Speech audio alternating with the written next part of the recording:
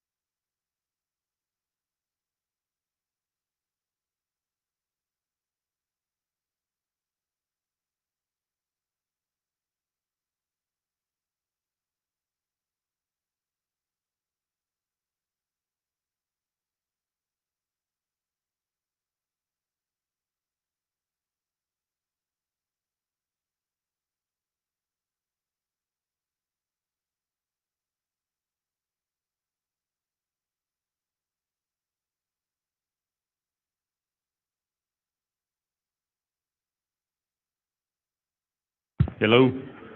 Good morning. If you would, please take your seats. We'll begin in just a moment. No, just put it right here. We'll talk about it a bit. No, just set them right here. Thank you. Is that copier nearby? Is that copier close by?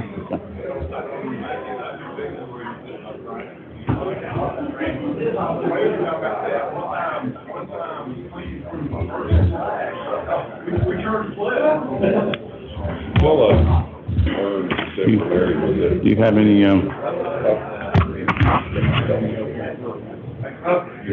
Yes. Clear? Hey, Bernsey. He's on the. How you doing, sir? Good to see you. Welcome home. Good to be seen. Welcome. Were you in this?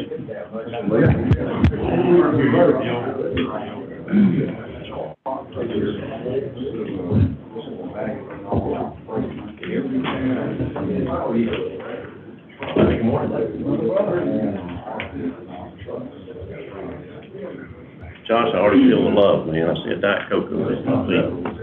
Thank you. I'm literally taking down a number from Sparrow while I'm putting on for you. So if anyone ever says I'm not full service. Doing okay today? You want to talk about it? All right, good morning. Would like to call the meeting to order. Welcome all of you here. Committee members, welcome back. We had a good visit in Fort Valley and learned quite a bit about the industry that we're discussing. And today we're going to finish up our presentations, which will conclude our 5th meeting. And then we have a pretty aggressive schedule to adopt a final report, which we'll talk about in a little bit. First, I'd like to recognize our Commissioner of the DOT, Russell McMurray, who is our host today. Commissioner, thank you for opening your offices here in your boardroom. It's like coming home for some of us. I was on this board about 12 years ago, and I think Leader Burns was on the DOT board at one time as well. So we appreciate your leadership and the great things you've done for the state of Georgia and keeping all of us safe on our roadways. Would you like to make a few comments? Well, welcome to One Georgia Center, and we're glad everybody is here. Important things is the men's bathroom is right out the door. Women's are on the other side. So walk through the elevator lobby and just on the opposite side. So first things first when you need that. But thanks for being here and look forward to a robust discussion today. Thank you. All right. Thank you. Co-Chairman Jaspers, would you like to open this up? Well, thank you there, Co-Chairman Gooch. We appreciate everybody being here. Thank you for letting me skip the last meeting and attend my uncle's funeral. CM Woodby up in Johnson City, Tennessee. It was a 2 Starbucks cup drive up there and back in one day. But, you know, it's fun to watch how serious everyone was at that last meeting and knows what a serious issue this is and how it impacts Georgia and transportation. And I just appreciate everybody's phone calls over the last few days to make sure we get their voice heard, Chairman. Great. All right. Just a reminder, everyone, be careful what you say here today. These mics are hot and they're online, and we are streaming out onto the internet. Good video and good audio in this room. So make sure what you say you want everybody in the world to hear. Make sure they can turn them on and off. Do need to push to talk. I think you have to mash a little button that says push. And there's a sound gentleman behind you, behind this glass back here. He's taking care of all of us today. So with that, we're going to jump into the first presenter. And if you'll notice, committee members, there's a clock on that podium, and I hope the presenters will be sensitive to that as well. We have a pretty aggressive agenda today. We will break for lunch, possibly around 11:45, and we'll come back at 1, and then we'll finish up the day here. And then move forward. So our first presenter will be a virtual presenter. It's Trish Hendren with the Eastern Coalition. Is Trish online? I am. Welcome, and thank you for sharing your information with us today. You're welcome. Let me go ahead and share my screen and we'll get going. And I will put a timer on to make sure that we all stay on schedule. All right. I'm going to let's see. All right. Can I get some indication that that's working for you all in the room? Yes, it looks good. Okay, great. Well, first, thank you for inviting me to participate in this joint study committee meeting today. And as the title of the committee is electrification of our transportation. And what I wanted to talk about today is what that change in our field means for transportation funding and what states are doing about that around the country. So first, why are we talking about funding? Well, I always want to start with how important our roads are. And nothing showed that more clearly than during the tough months of the pandemic with the trucking industry really keeping our economy going. We all got a lot more grateful for those supplies in the grocery store and those packages on our front doorstep and medicines in the hospitals. So I think we all realize just the importance of the transportation system that we have out there. However, the challenge is that the transportation system is reliant on the fuel tax, and the amount of fuel tax that we're collecting for the miles driven by our customers out there is declining. So that's not so great for our system that needs that revenue. Pretty good for our personal wallets because we can drive farther on a tank of gas, but it's a challenge for us in the transportation field. And as this committee is focused on, the fleet is actually changing. We have some vehicles that are driving down our roads, not using any fuel at all. And I actually got to see my first electric Mustang when I was trick-or-treating with my girls on Monday, and I really appreciated the owner had used that extra space and where the bigger engine used to be, and put some beer and ice there for us parents. So, but I saw my first electric Mustang. So long story short, our field is changing. What states are looking at is what that means for transportation revenue. And I'll take Virginia. In 2019, the numbers of miles driven by the residents there increased, but the fuel tax collected decreased for the first time. So Virginia said, what are we going to do about that? What does this really mean? So they did this projection. And what I think is really important about this graph here is the circle there on the right, that the declining in revenue that was projected out in 2040 was really due to that efficiency of vehicles. So not necessarily the adoption of EVs in the fleet, which is responsible for about 3% of this decline they're projecting, but it really kind of brought to the Virginia legislature that it was the fuel efficiency of vehicles out there today that is really a problem we need to focus on. I always bring up the people who we serve, which is the people using our roads and bridges, and their understanding of what we do is there's a little bit of a gap there. It's great. These are some numbers from a statewide survey in Pennsylvania that people think roads are pretty good. I have a feeling in Georgia, not to be mean to Pennsylvania, numbers are likely higher in in Georgia.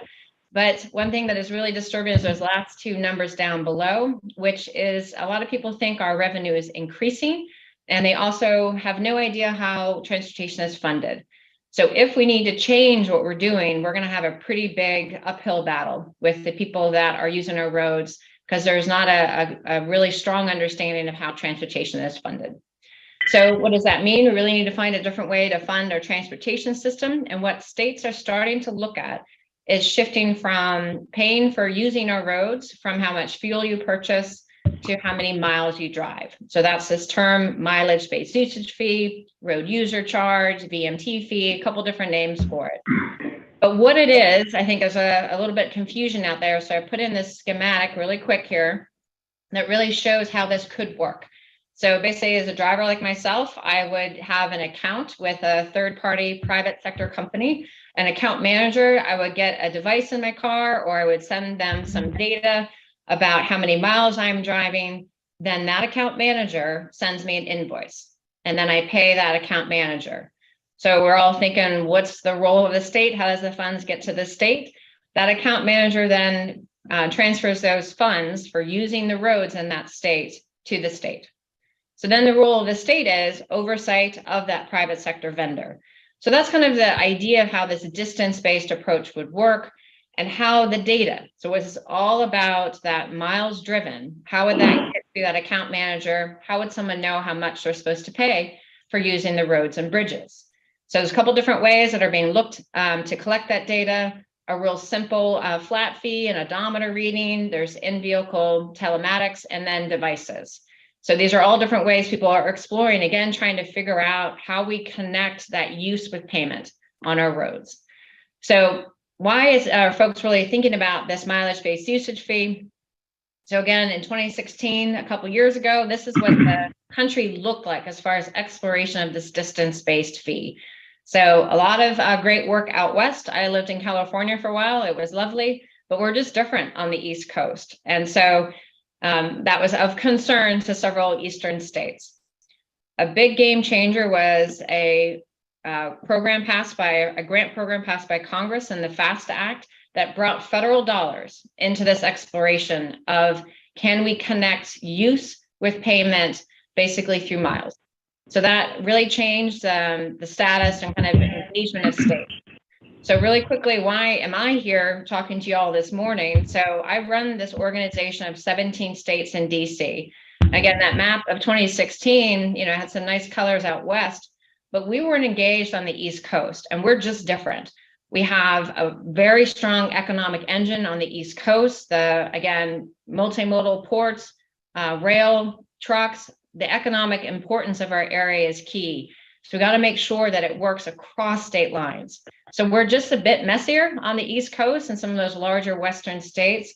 So an organization like that I run, so we've been around for 27 years. Commissioner McMurray is one of our vice chairs on our board. We're really about how do we work together to find solutions that make sure that that Eastern perspective is brought into that national exploration of how we pay for transportation. But to be clear, we're not a funding organization. What we do is a lot of operational work, a lot of incident management, hurricane evacuations, data exchange, freight movement. So this was a new thing for us to do, but we felt it was really important given that there was not a strong voice on the East Coast. So we went after grants, and we've won 5 grants out of the 5 we submitted, so a pretty good track record. And why we did this again, out-of-state travel. People move across state lines in our area. How would we handle that? How do we handle tolling? There's a lot of toll facilities on the eastern side of the country. Lots of great lessons learned about interoperability. How do we move forward in a distance-based approach, really leveraging that expertise of tolling? Public acceptance, again, that gap. This is not a very attractive idea to look at how you use our roads and connect that to payment, because right now it's invisible with the fuel tax. So what do we do about that? And then the trucking industry, we did not see them at the table, and we thought that was a problem because they're a heavy user and payer of our system.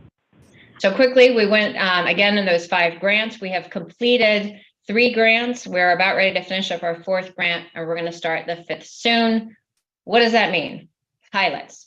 Getting people to experience what a mileage-based usage fee could mean for them personally. Key stakeholder pilots, public opinion surveys, focus groups, data analysis about what would this mean for different parts of a state like Georgia, for your more rural communities versus your more urban communities. So really trying to get as much information as we can to, quite frankly, bring to you all, to bring to the decision makers and say, okay, here's what we're learning and what some options are.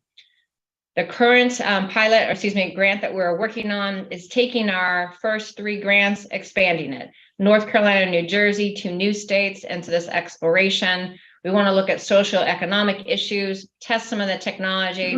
A lot on this slide, but the bottom line is we're using these federal dollars to make sure we get some answers for the eastern states. Again, why do we care on the east side of the country? Why should we bother with this? One big reason is volunteer programs are growing around the country. Oregon has the longest standing existing volunteer mileage-based usage program. So collecting dollars, people are signing up and doing this instead of a registration fee. So that's been around since 2015. Utah passed another volunteer program and went live in 2020 of January 2020, if I can say that right. So again, there's more programs. Virginia is the most recent program. So we're up to 3 live programs around the country. Again, from 0 to 3 pretty quick here. And in Virginia, what they did, I think was very important, is they went back to that analysis and said, okay, our real problem right now is that efficiency of vehicles.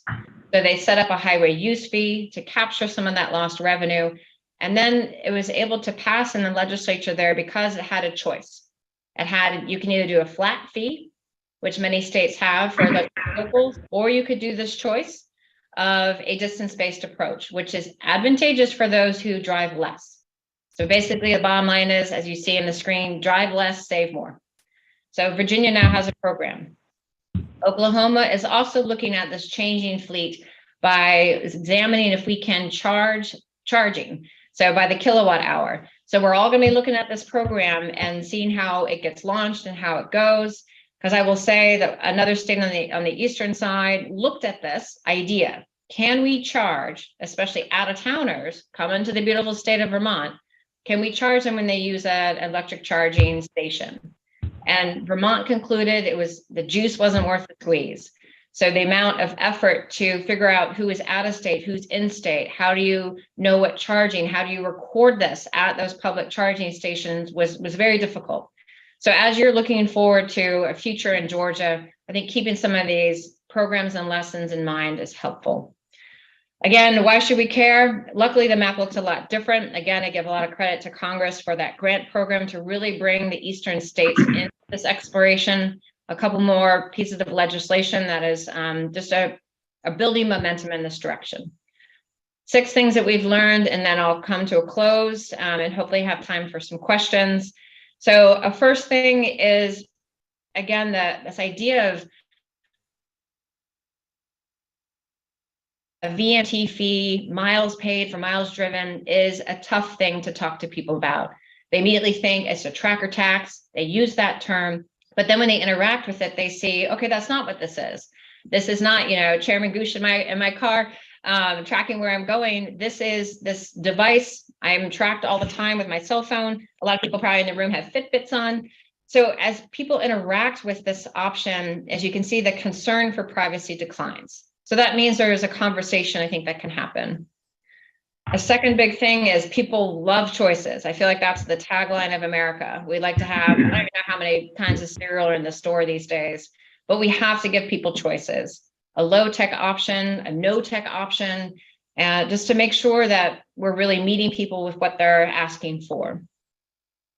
This finding, I think, is surprising I know when I met with some North Carolina legislators, this was a surprising result, which is if we switch from a fuel tax approach to a distance-based approach, rural communities will pay less. So it doesn't make any sense, right? You're thinking rural communities drive more, but it really comes down to the types of vehicles that are more common in rural communities that may be larger and more fuel inefficient. So I think that's an important place for us, again, having a conversation about what we're talking about is linking use and payment. And right now that link using the fuel tax is it's not working, and quite frankly, it's not very fair. So EV owners, that's another, I would say, barrier that comes up when we talk about this is, why do you want to hurt people who are making this choice to purchase an EV? So what we're seeing in the volunteer programs is EV owners are overwhelmingly volunteering, and you're thinking, why would they do that? It really is this idea that they're willing to pay for the roads they're using. The motivation for purchasing an electric vehicle is not to save on the fuel tax. So I have to confess that I'm a data person, so I had to throw at least one of these in here.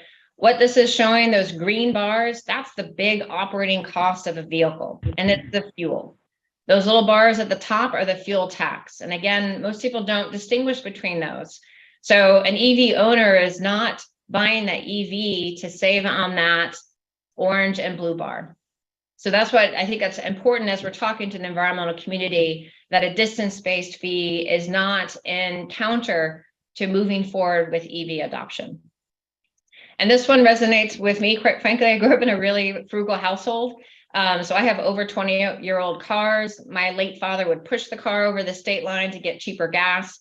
So as a result, I'm paying a lot more for every mile I drive than somebody who has purchased a newer vehicle. We can have a discussion about how fair that is, but I think it's just important for us to realize that right now people are paying for the road differently just because of the type of car they drive. So we, as policymakers, thinking that through, I think, is a challenge. Finally, the need to really have a multi-state regional approach for this is really important on the East Coast. I got to keep saying that we're different in those larger Western states. a lot of out-of-state miles. And the technology that is being explored for this solution is viable. This is not a technology problem. So we can handle the complex movement of people. All right, so last two slides, where does this leave us? We do have this fuel tax that is looking like it's teetering on the edge here. And so as an organization, your organization, that is my job, Georgia is one of my members, is to say, okay, how do we think this through for Georgia? What would make sense for your state? How do we make sure your voice and your neighboring states is heard in this national discussion? So quite frankly, let's start exploring this.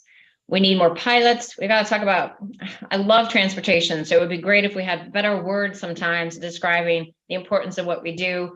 So that's kind of that middle little image there. And then we eventually are going to need legislation. So for phase 5, that's the 5th grant we have. Georgia is going to enter into this exploration with us, with the DOT as a partner. So what that means is I'm going to reach out to all y'all to participate in a pilot. We want to get feedback about what you think about this option. We want to look at some analysis about what it means for households in Georgia. We want to get a trucking company in Georgia to get involved and really get to that education outreach material. So what words make sense to use in Georgia if we want to have a conversation about, is this possible? And quite frankly, we don't know if it is, but I do want to make sure we find out for Georgia, what are some of your unique concerns about it? Let's do more testing about what words to use. We did this message testing in Virginia for the launch of their program. The good news on this slide is that a lot resonates with people. People want to save money. People are kind of into new tech things. And some people actually care about running over a pothole with their new fancy EV. So we have a way to really talk to people about the benefit of having a viable transportation system. On the legislation front, a lot to consider. There's a lot of good lessons learned that I'm happy to dive into more. But it really, what vehicles would we want to include and potential legislation? It's a pretty busy slide here, but really wanted to just leave you with that thought that there's a lot of puzzle pieces that go into legislation. We have some good examples around the country, and a lot of good information to share. So that's the end of my slides. I'm happy to take some questions and discussion. Okay, thank you very much. Very thorough information. I want to throw a couple questions out at you first, and then we'll go around the table. With the concern of losing motor fuel tax locally, statewide, and also at the federal level, do you see any discussion or hear of any discussion in Washington on what the feds will do to replace their lost motor fuel? Because you're looking at, 18 cents a gallon for federal fuel tax, and they're going to lose that revenue as well. Are they talking about some kind of nationwide policy, like a road usage fee at the national level? They are, and part of the latest legislation, infrastructure legislation, has a national pilot in there. So to your point, Congress created that grant program because they're very concerned about the Highway Trust Fund. They too want to make sure that they have a viable source, a sustainable source for funding. So I am appreciative that they gave, the laboratory of our country is on the state levels. I really like it that the states are leading some of this effort. And I think that's where the leadership will come from, is states like Georgia. But there is this national pilot. I think in that national pilot effort, we need to make sure they're building on the lessons learned from the states. So we don't create additional burden and additional parallel system. So a long-winded way of saying the feds are very, and Congress is very concerned about the Highway Trust Fund. They're going to do a national pilot, but as states, we need to make sure that they're taking some of our considerations into account. So if Georgia were to take the lead with other states like Oklahoma and Oregon and whatever and set up their own systems, is it not possible that the feds would come back a year or two later and have their own, and there would be that duplication, and then you'd spend all that money and it'd be pretty much thrown out at that point? I think it would be a parallel system. So what is happening in the existing systems, the feds, regardless of what choices they make, they will not mess with that state source. So I think part of your question, which I appreciate, is if the feds come up with a national system, would it make more sense for Georgia just to kind of slot into that system versus coming up with your own? And I think that is a consideration. I am hesitant to think that the feds are going to go first and they won't go for a while. So I think we'll know a little bit more with the national pilot, but in this interim period, let's say the next 5 to 7 years, there's an option for Georgia to go down the path like Utah and Virginia and say, okay, if we have a distance-based approach as a choice, how do we design that so when the national direction of the feds come, that you can come to them and say, Georgia will not appreciate this type of mandatory data collection, for example. Okay. Switching gears a little bit, Georgia's looking at freight and logistics legislation going forward. How do we move goods faster through our roadways and our ports and our rail? Looking for funding to help maintain and expand our systems. Would heavier trucks need to pay a heavier mileage-based fee based on their weight? How are you seeing that in other states being addressed? So a big reason the coalition got into this exploration is majority of the focus of a distance-based fee was on passenger vehicles. So it took quite a while to get the trucking industry to the table. I will be frank, they do not like this idea of a distance-based fee. And the motivation for that dislike is they're currently a very heavily regulated industry. They pay a lot of fees. So their concern is yet another fee, them being the kind of the health of our transportation system on their shoulders. So we kept saying to them, we hear you, come to the table and tell us if a distance-based fee was to happen in our country, what would you want it to look like? So they're at the table. We have a motor carrier working group. We have done a multi-state truck pilot, a national pilot, and right now we're doing an international truck pilot. I'm going into all this because from that work, we have looked at different ways of setting per mile rates for the trucking industry. And we did one rate for every truck. That is not a good idea. There's just too much diversity in the types of companies, types of vehicles, and types of, quite frankly, where they move and what they haul. So then we did an MPG approach. That wasn't so great. But what we're waiting for is for the trucking industry to talk about weight, which is a 4-letter word many times in the trucking world. But there's recognition that there is a difference of the use of transportation based on weight. So there's an opening to have a discussion, but I think if this moves forward, if this being the distance-based fee, what we're hearing is what's going to be taken away. What other current reporting or fee can be merged? How do we reduce reporting burden on the trucking industry? I think is a good place to start the conversation, to have the revenue that you're highlighting that you need. There is very much a willingness to pay for the roads that truckers use. That's their office, that's their lifeline. But I think there's very much a concern to not put it solely on the trucking shoulders, because I'll personally say I agree with that. It is hard to say that it's just their responsibility to keep those roads going. So hopefully I answered your question there. You did. Follow up on that. So looking at the current IFTA program, you're familiar with it. I've heard you talk about it before. Do you think this could replace the IFTA requirements if we had some kind of technology that would track their distance through different states?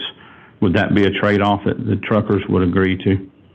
It could, and I think, we're working with IFTA right now and IRP to, look at those two requirements. Is there a way to leverage existing IFTA system for that to become a distance-based approach for an MBUF, or could IRP do that? So I think we have very good multi-state clearinghouse frameworks in place right now. So how could we either use one, leverage it, repurpose it a bit? And yes, I think that would be appealing to the trucking industry. They want simplicity, lower burden, and making sure that those funds are used for their days.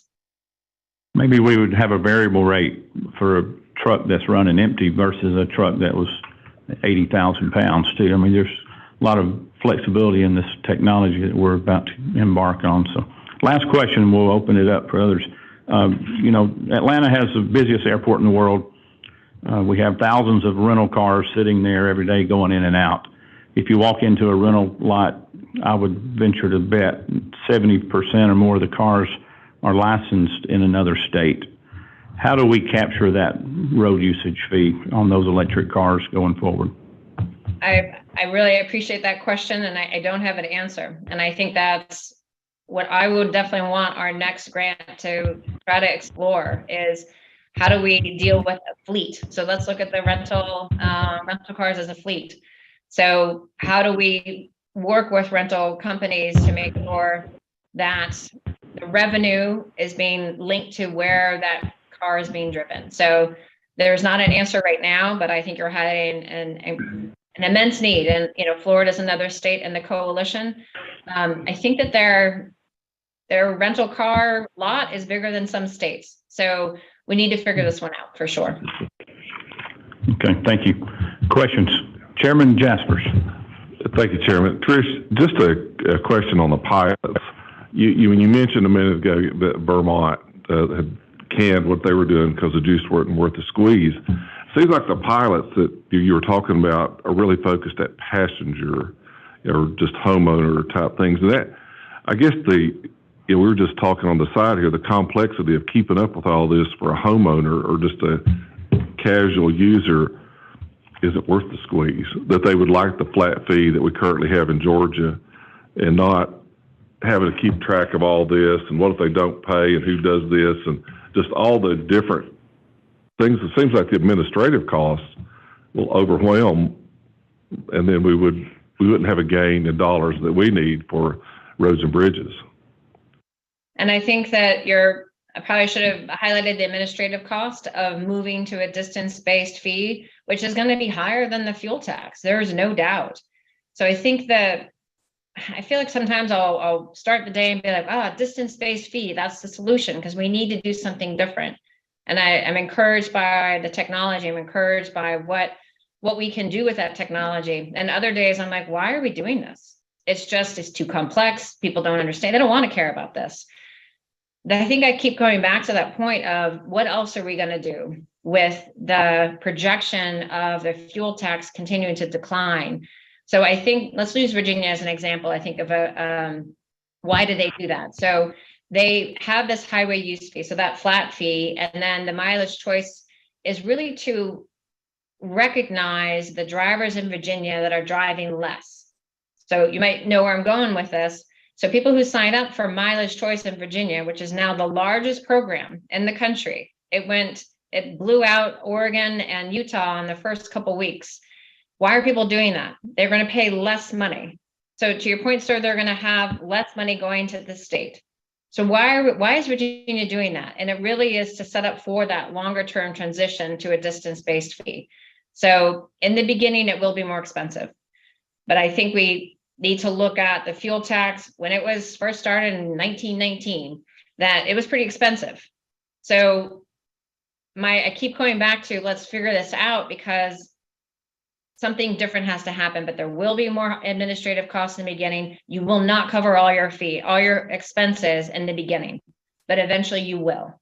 So as more and more cars get more efficient and more vehicles don't use any fuel tax or don't pay any fuel tax at all. So that was a long-winded way of saying you're 100% right, but I'm struggling with what other options that we have.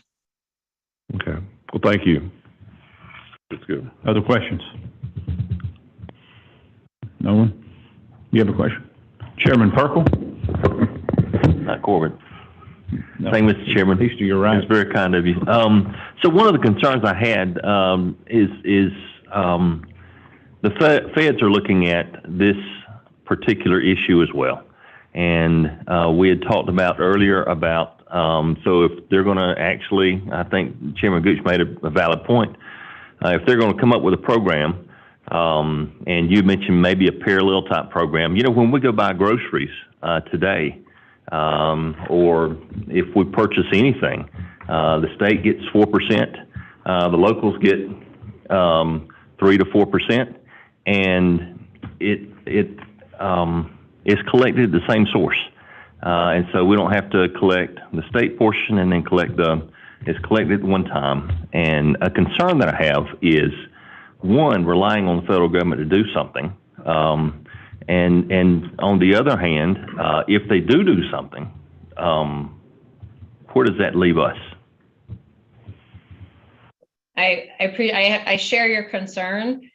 I think there is a discomfort across the state to rely on the federal government to collect your state distance-based fee. If there's one national approach for the feds to collect their federal portion, there's hesitancy to have the federal government also collect it for Georgia and then give it back. So I think that is a common concern. And I think vice versa. I would say I don't think the feds are very comfortable with Georgia collecting those federal dollars. I'm hoping that maybe there's a way that we can not have parallel systems to reduce that administrative cost. But I'm a more state-based person at times, just because I feel that's where a lot of things happen. So I'm a little bit biased there, but I think having the state design what this should look like and then offer those ideas to the feds, I think is where this is going right now. Can I have a follow-up, Mr. Yes, Chairman? sir. Go ahead, Mr. Purple. So on a slightly different note, but tangentially related,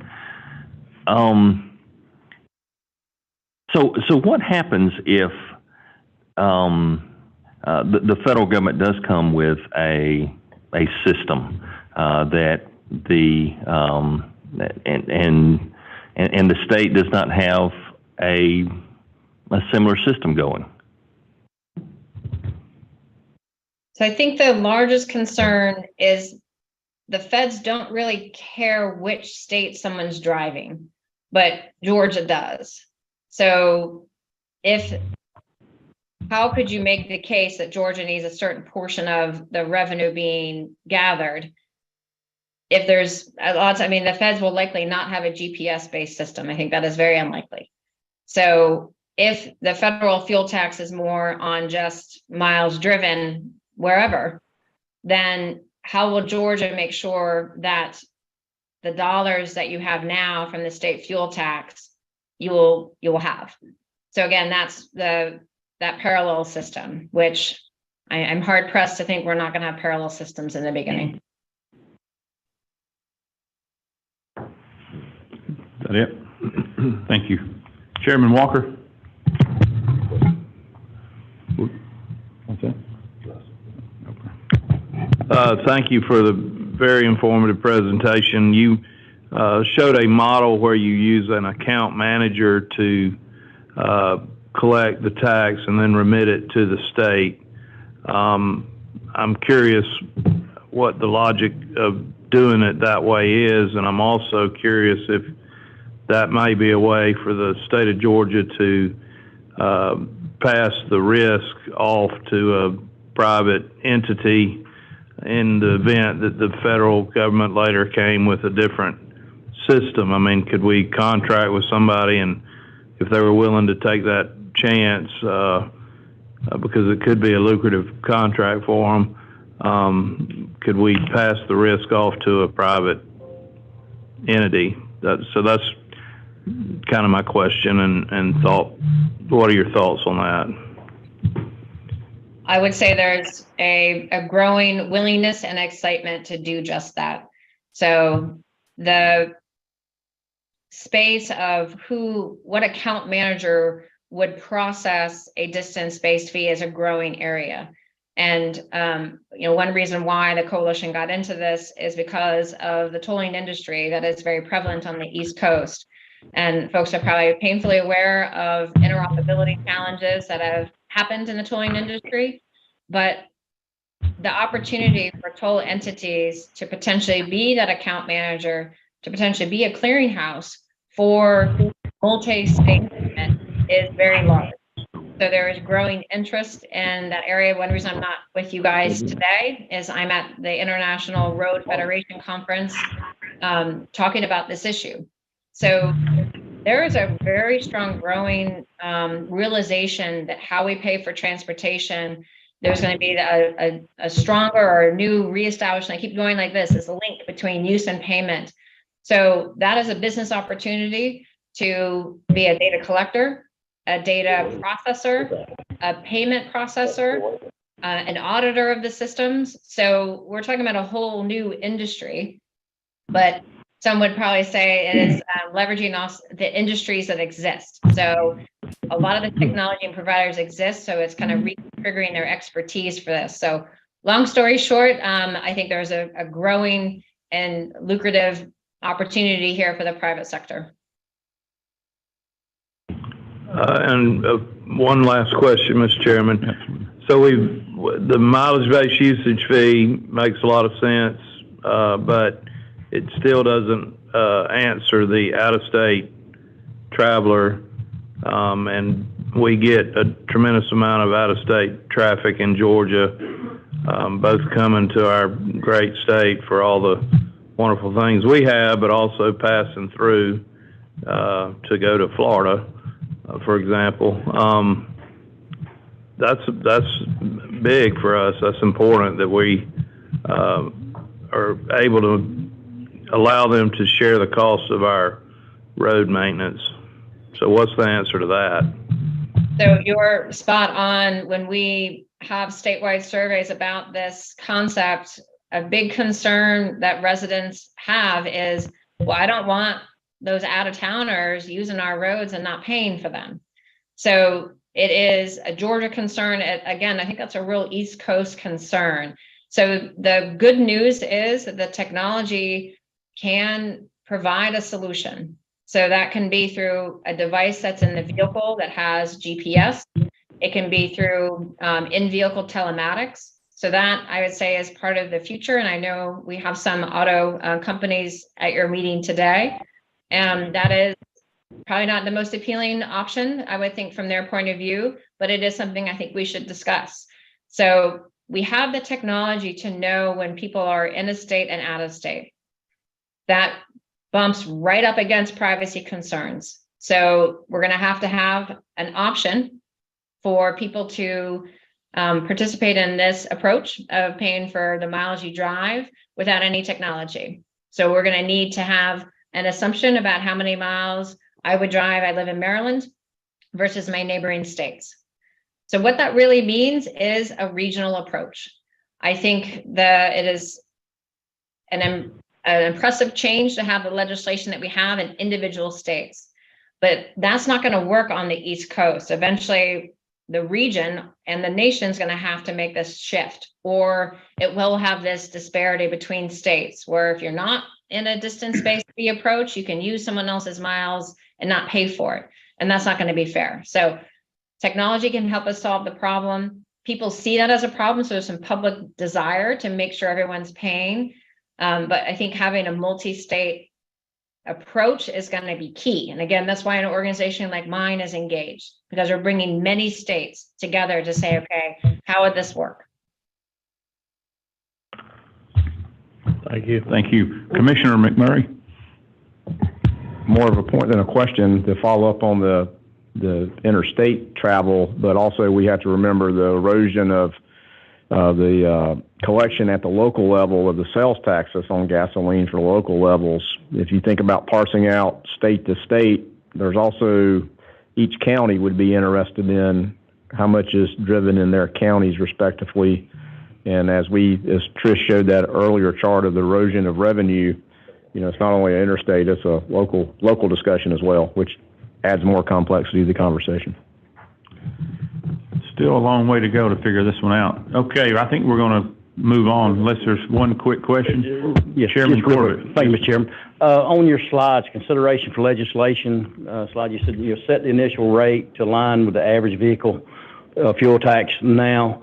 With the modeling and the pilots that you've done, do you have an estimate where that number should start at? With what you've seen so far? So it does vary by state. So we get this question a lot. So we put a calculator on our MBUF website. So if you go there, you can enter in your car registered in Georgia, and it'll churn out an estimate of what you would pay today in the fuel tax versus the distance-based approach. So because every state's going to have a slightly different per mile rate based on their state fuel tax. So I do not have the number on the top of my head because I rely on that chart or that interactive tool. So I encourage everyone to go there and play around with it. We did that on purpose because everyone wants to know what it means for them and their personal wallet. So they can get there from the website, I think, that I had in the presentation. Okay. Thank you very much, Ms. Hendren. We appreciate your testimony and all your information, and we'll be back in touch with you, I'm sure, in the future as we move forward. Our next presenter is going to be Carolyn Simmons. She will be coming to us virtually as well. I see Carolyn Kramer on the screen. So is it Kramer or Simmons? Carolyn Kramer Simons. Unfortunately, Okay. I scattered things around a little bit during that transition. All right. And tell us about ARPA real quick so everyone in the room will know what ARPA is. Yeah, of course. So the American Road and Transportation Builders Association, we have chapters throughout the country, including the Georgia Highway Contract Association in Georgia with Dave. And we, as an organization as a whole, just seek to move forward the transportation construction industry. And so my role within ARPA, I am the Senior Director of State Funding Policy, and I run our Transportation Investment Advocacy Center. And that is our department that focuses on these state and local issues and why I'm here today. So you have all the answers to our questions that we just presented. I'm really pleased that Trish started things off and gave such a great overview because I'm about to throw a whole bunch of numbers at you guys. All right. So if it's okay with you, I'm going to go ahead and share my screen. And I'd also just like to take a moment. I mentioned Dave and his excellent team with Georgia Highway Contractors. I'd also like to thank Seth and his team with the Georgia Transportation Alliance. And of course, also Commissioner McMurray, who I work with ARPA's Transportation Officials Division as well. We just love working with you guys in Georgia, apparently. So I'm really grateful to be here today. And thank you so much for giving me the opportunity to share all of our information. And like I said, I'm about to throw a whole bunch of numbers at you. We have a lot of the details of all the various different ways that states are, like you, looking to tackle the question of how to address the revenue lost by electric and fuel efficient vehicles. And so just to start things off, that is our website, transportationinvestment.org. And everything that I'm going to be talking about today, you can find on our website. Okay, so to start things off, I'm going to do a little bit of a dive into electric vehicle registration fees, a topic that Georgia is very familiar with, as you can see on this map. We currently have 31 states that have implemented an electric vehicle registration fee. So what does that mean? So for most states, that is an annual registration fee that vehicles pay. It's supplemental to what they pay for their other state registration fees when they renew their license of registration. We do have one state, South Carolina, that does have a biennial fee. So it's not every state does every year, but it's pretty much in line. I like to always highlight when I started, I've been with ARPA for over 10 years now, and TIAC has existed for about 9 of those years. And when we first started looking into this topic, by 2017, we only had 10 states that had an electric vehicle registration fee. And then in the course of a year, that number doubled. And now, like I said, we're up to 31. Louisiana is our most recent state to pass an electric vehicle registration fee. That was this year. In a year that there was very little recurring revenue approved, they approved their $110 electric vehicle registration fee. And then 6 states do have a structure in place, like Georgia, where that fee grows over time, indexed to various different factors to ensure that that fee continues to have the same buying power in the future. So that's something that's becoming increasingly more common over time. And there are some states that have an alternative formula for their electric vehicle registration fee. Trish did talk a little bit about Virginia earlier. That's where I'm in Virginia. And I like to always flag Virginia's electric vehicle or alternative fuel vehicle registration fee or fuel efficient vehicle registration fee whatever way you want to call it, because that is a new fee and a little bit of a different approach. So as I mentioned, 6 states have indexed their fee. Most of these are flat fees. Most of these are annual fees. Virginia took a slightly different approach based off that research that came out in 2019 and the legislation that was approved in 2020 to try to figure out a way to make sure that fuel efficient vehicles were contributing to that wear and tear that we're seeing. So they implemented what they call their highway use fee. It is an annual registration fee. It is not a set number. It is a formula based on what drivers that drive about 25 miles per gallon or greater, what they would have paid in their state gas tax compared to a vehicle with 23.7 miles per gallon. And then they set that annual fee at 85%. And that they base that based off of the average miles driven within the state, which is 11,600 when it was last computed. So their findings for 2022 was that an electric vehicle will be paying $116.49 for their registration fee, their highway use fee. And then that is scaled down and based off of how fuel efficient your vehicle is. My household, we have a Toyota hybrid Prius. And my husband goes to renew our registration, comes to me and he says, I don't know what this fee is, but I'm pretty sure that you had something to do with it. And we did. And I think for us, I think it was $90. And it was a very straightforward, they have a great website that explains how they get to that amount. So that is one of the options that Virginia provides for electric vehicles and fuel efficient vehicles. But as I said, as you can see from this chart, most states do have that flat fee. And then to talk about the road usage charge programs that Trish went into such great detail on. We currently have 3 states that have an actual road usage charge program in place. All of these states currently have voluntary participation. Oregon, of course, is our oldest at 2015. Virginia is our newest as of July 1st of this year. So I'm going to go into some of the details of these programs and what they offer just to compare the various different states. And I do like to jump into a little quickly the reasons why these states have pursued these programs, or in states that are considering pilots as well, because it does come up quite often. So reasons for drivers to join, as mentioned earlier, they drive fewer miles and want to save money. I have friends in Virginia that just drive just for work, and now they're hybrid. And so opting into this program, they are projected to save quite a bit of money, so they're happy to do it. They want to spread road usage payments gradually throughout the year. Most of these programs offer various different ways to pay, monthly or ongoing, versus that one annual payment. They want to test out a new program or technology, which I think it definitely appeals to a big segment of the population that likes the idea of trying something new and being one of the first people to try this new program. And they want access to trip tracking and driving reports, which some of these programs do provide.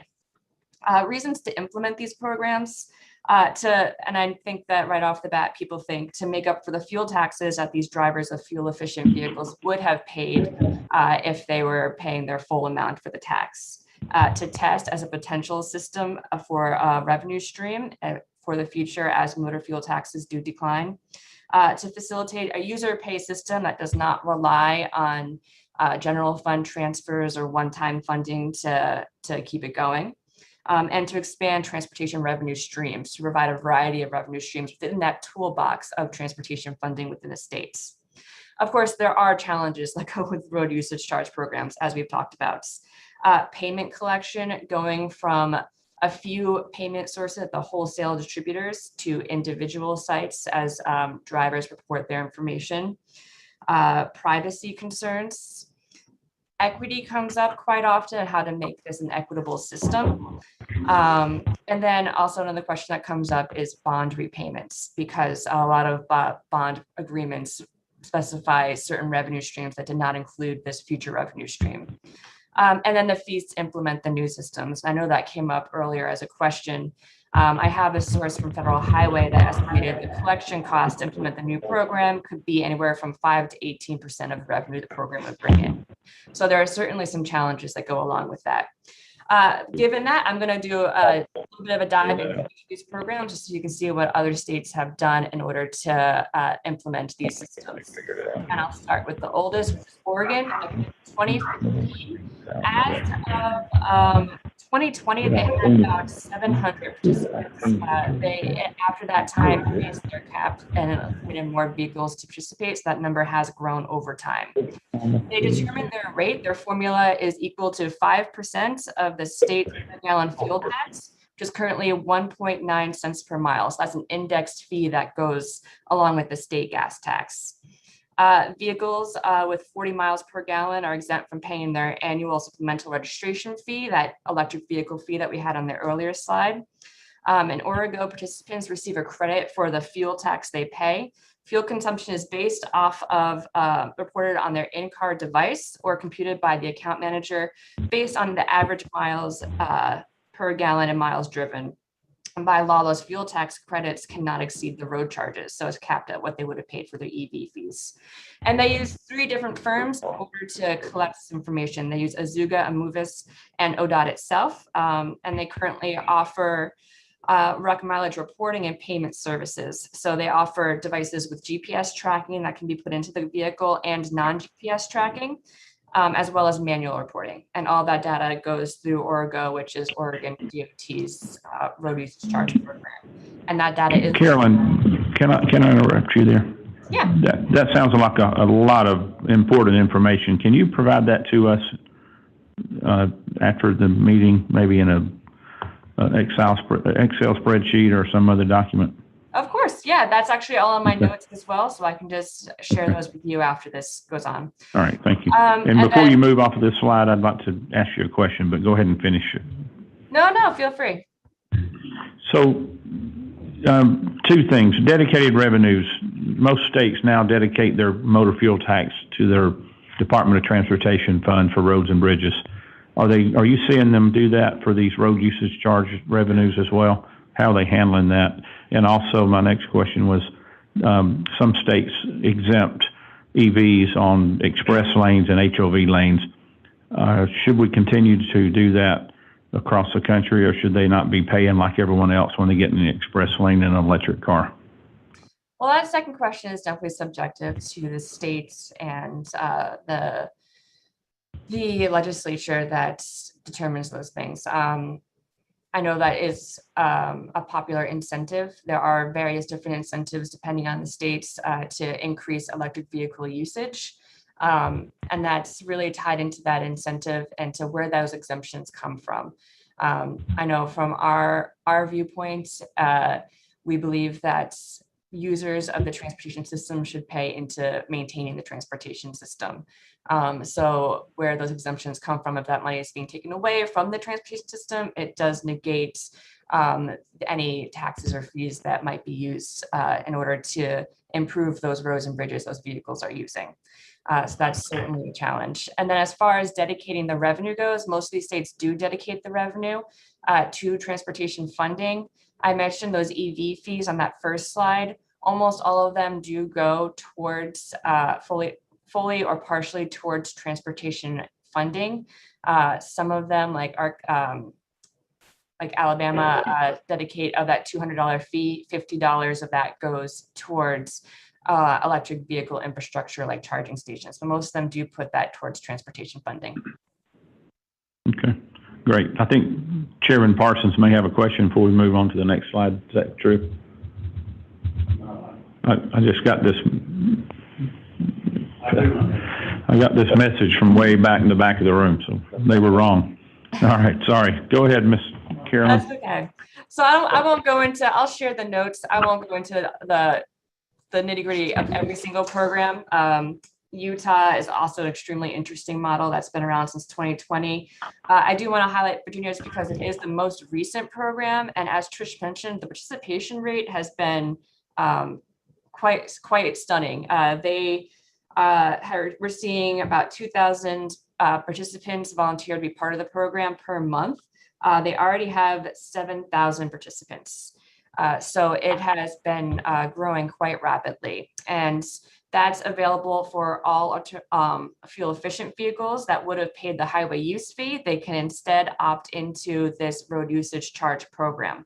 And then that revenue is capped at what they would have paid for their highway use fee. So they can pay less on this program, but they'll never pay more than if they just paid their highway use fee registration fee. So that, and again, that's based off of that amount that is variable based off of how many the average miles driven in the state and what that vehicle would have paid if they had been paying the average state gas tax. And just to quickly talk about per kilowatt hour fees as well, because that did come up earlier. We currently have 4 states that do have legislation that either has a current per kilowatt hour fee or a future per kilowatt hour fee. There's a lot of benefits that come with that. Capturing that out-of-state revenue, that's the question that comes up a lot. So when vehicles do drive through your state, you can get that revenue when they charge up at public charging stations.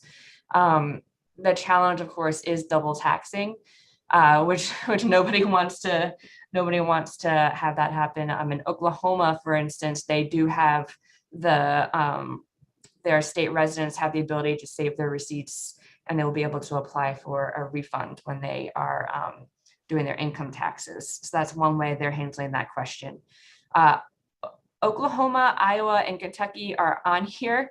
They do not have a current per kilowatt hour fee. They have passed legislation to implement a future fee.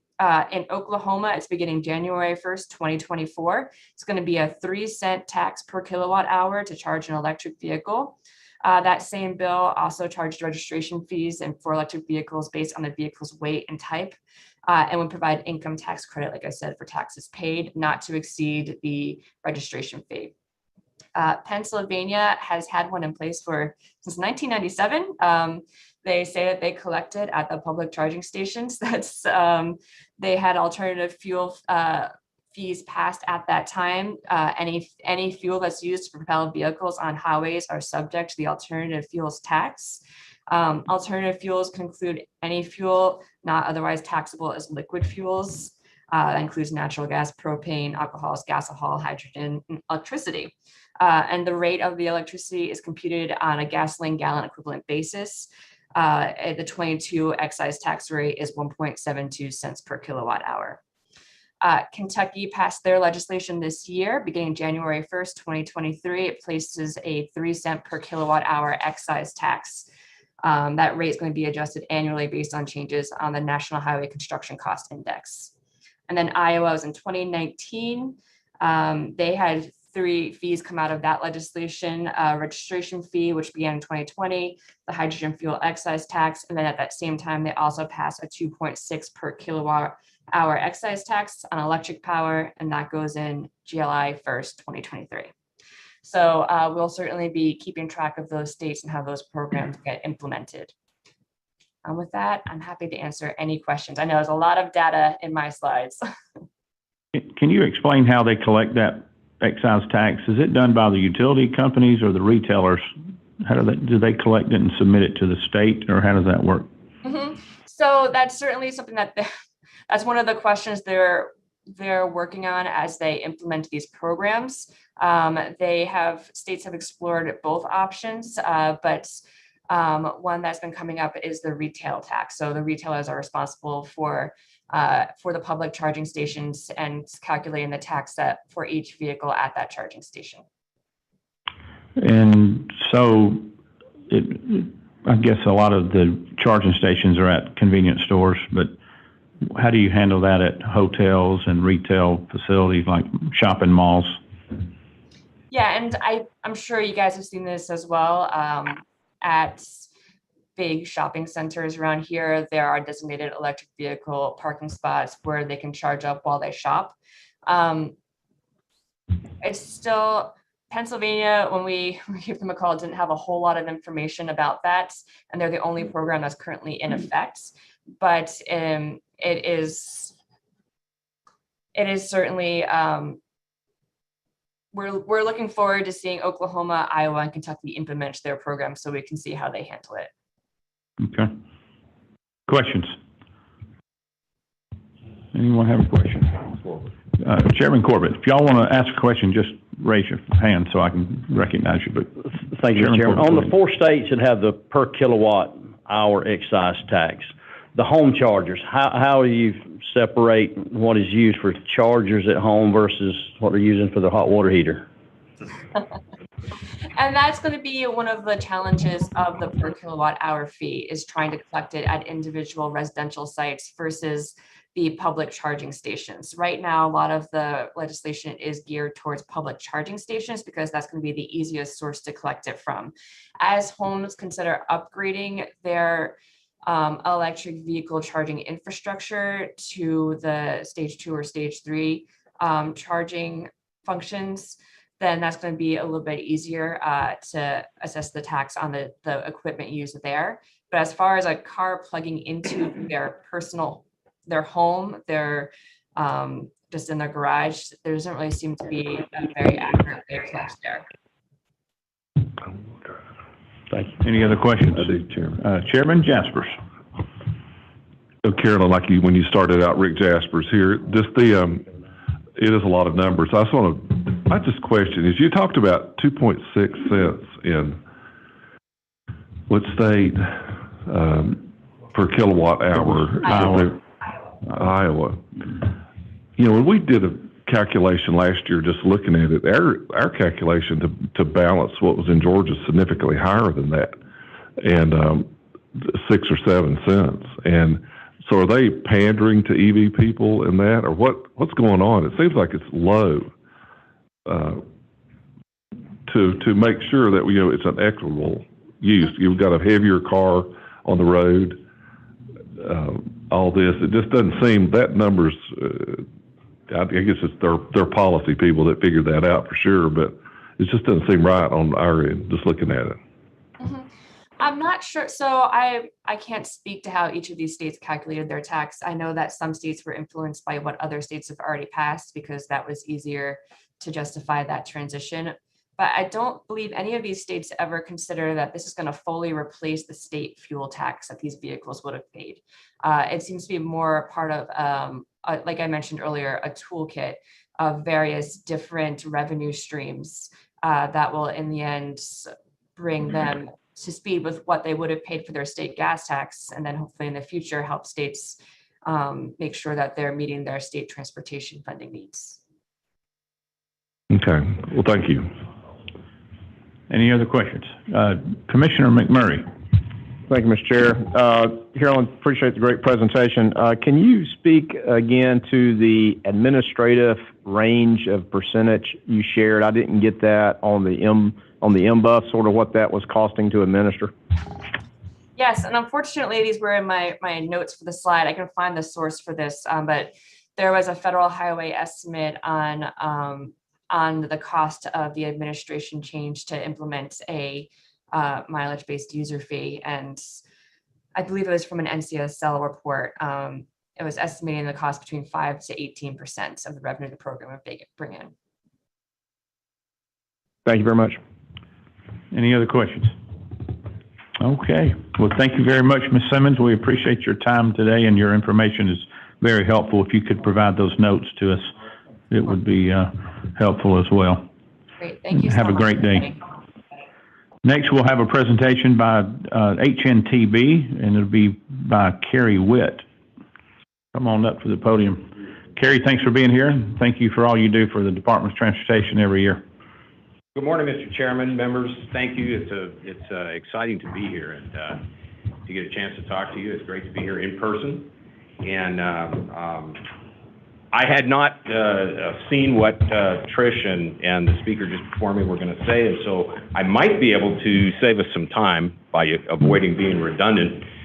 You're going to see a couple figures in my presentation that you saw there, but I really want to bring you the perspective of someone who's kind of in the trenches, helping states explore and get ready to perhaps implement a road user charge, some of the practical application. I'm currently working with the state of Oklahoma looking at the possibility of road user charge in Oklahoma, and I'm also working with the state of Oregon. Oregon's interesting in that they're just new to tolling. They're just starting up a tolling program, and they want to integrate a new tolling program into an existing road user charge program, and they want to integrate those two so that there's one invoice that a driver gets at the end of the month. In Oklahoma, we're doing kind of the opposite. Oklahoma has a very well-established toll program, the Oklahoma Turnpike, and they've made a significant investment in a back office to process their toll transactions. And so we're helping them explore whether it is reasonable to think that a toll agency could become the back office for a road user charge. I'll talk a little bit about that. Let's see, I guess I have a clicker here. Let's see if I can get it going in the right direction. So I don't have a bunch of numbers in my presentation. I do think it's important to just keep thinking, why are we having this conversation in the first place? And I don't think it's important to look at numbers, but I do think it's important to look at just the direction. Every curve that you're going to see today that talks about the motor fuel tax goes down. And, this is no exception. This is some reports from the U.S. Energy Information Administration. And basically what this says is if you had no change in fuel economy from today on, and accounting for the indexing that's going on in some states, 31 states, I think I just heard this morning, and some increase in vehicle miles traveled, you'd be on that orange curve. But then, depending on, that's not a real situation. The real situation is one of the lower curves, and it depends on who you want to listen to about the adoption rate for electric vehicles, et cetera. But all of them show that the motor fuel tax is just not sustainable in the long term. So it's important to be having these conversations. The other thing that's important is that, many states have indexed their motor fuel taxes, Georgia being one of them. And what we're finding is that's not enough. That's not enough if you're simply selling less gallons of fuel, if that's what you're taxing. And so we really need to look beyond resetting our motor fuel taxes and indexing. And I think we probably could all agree that we are in trouble if we're waiting for the feds to come and bail us out and help us. So the states are taking the matter into their own hands. So as you heard from the previous two speakers, I don't want to confuse anybody. I'm going to use the terminology road user charge or RUC because that's what I use in the projects that I'm working on. But there are 4 terms now that we're using quite a bit: MBUF, RUC, VMT, and now pay per mile. They all mean the same thing. They're interchangeable, at least for purposes of this conversation. I will note that pay per mile is one that seems to be favored in the work we're doing in terms of public engagement. The public likes pay per mile because it's self-explanatory. The others, you have to spend significant time telling them what you mean when you say road user charge. You say pay per mile, people instantly understand what you're talking about.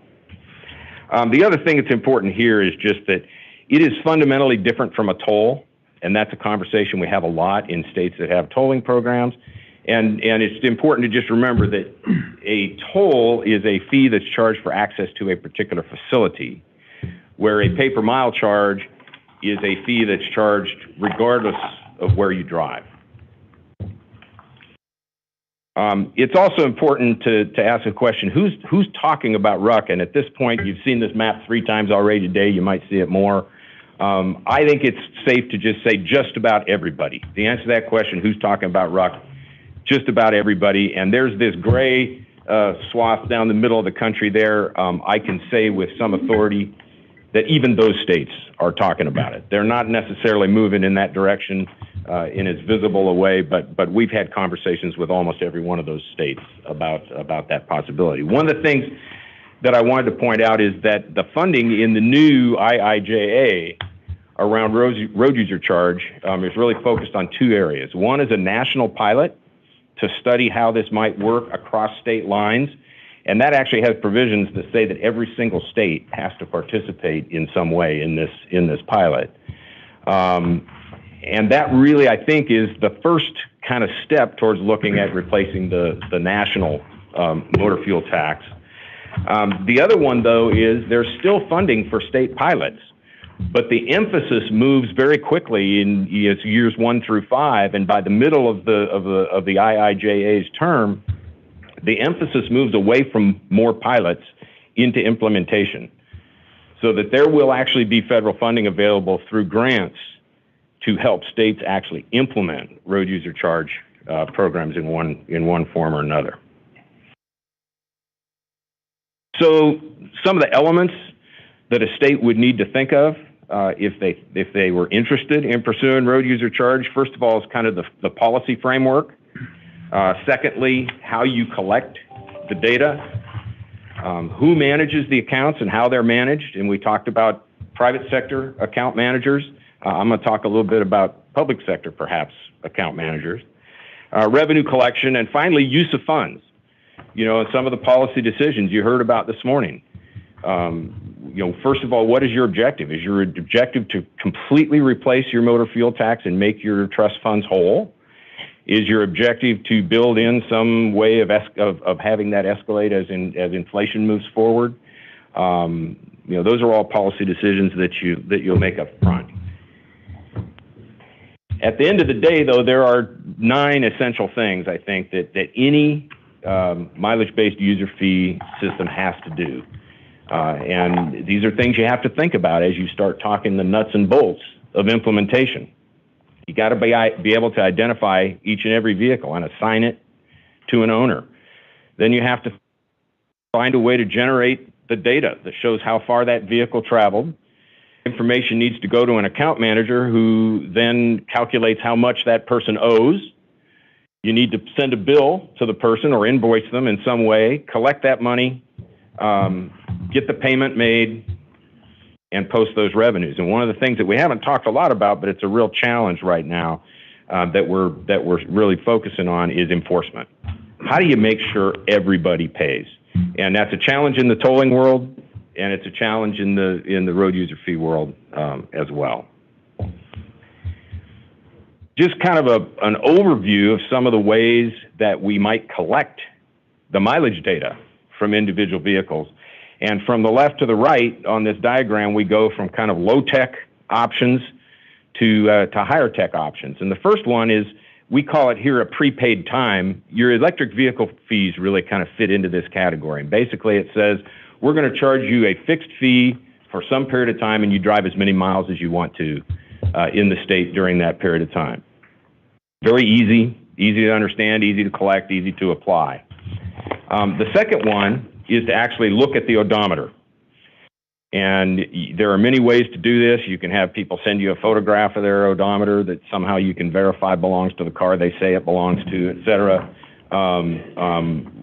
Hawaii is basing their road user charge system on this kind of thing. Every year, every vehicle in the state has to go through a mandatory state inspection, and the odometer gets read as part of that. The nice thing about Hawaii is you can be fairly certain that that vehicle has not been driving in any other states. So it works there. Found something out interesting in Oklahoma. In our focus grouping, we asked people, you know, would you rather have an automated mileage reporting system, or would you rather do it yourself and report your mileage every month? Overwhelmingly, people said they would prefer it to be automated because they didn't trust their neighbor, to be honest. So I thought that was kind of interesting. The tax return. You heard a little bit this morning about pay at the pump or pay at the charging station, and that's something that's been tried. Oregon tried a pilot very early on where every time you filled up with gas, a signal actually transmitted to a receiver on the nozzle that told how many miles you had driven since the last fill up. You know, that eliminates having a device plugged into your car. It's just an automatic communication that takes place. Commercial fleets use those kinds of systems quite a bit. They hadn't been tried on a public basis. Then we move on into kind of the higher tech areas. One is, and this is how most road user charge is being done today, and that is with an onboard unit that plugs into the OBD port on your car. And it has the capability of collecting a lot of data. You can limit what data it's actually collecting and using.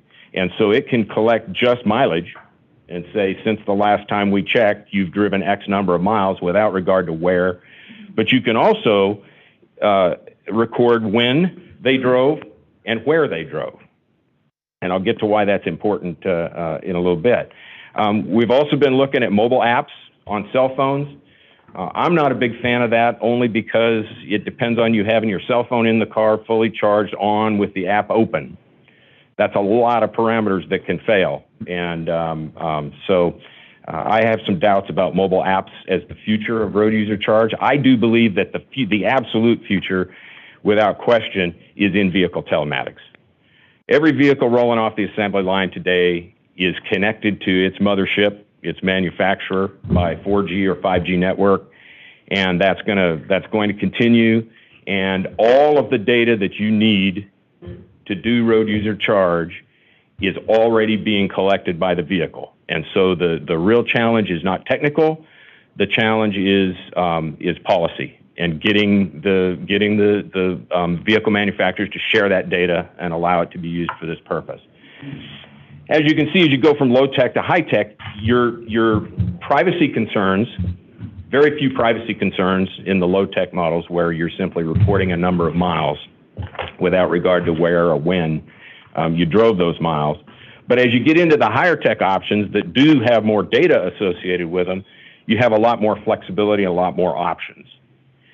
And, you know, just looking at some of the ways that that works is how you would want to, how you'd want to approach pricing. The simplest approach is to have a flat fee, 1.7, 1.8 cents a mile for every mile you drove without regard to when or where. You also have the ability to have a different flat fee for different classes of vehicles, different fuel efficiencies of vehicles, fuel sources, et cetera, if you wanted to. As you add location and time data to the information that you're collected from the vehicles, you can start thinking about charging different amounts in different areas of the state, or different amounts for travel on different types of roads. You may not want to value driving on a nice interstate highway the same way you value driving on a gravel road out in the country.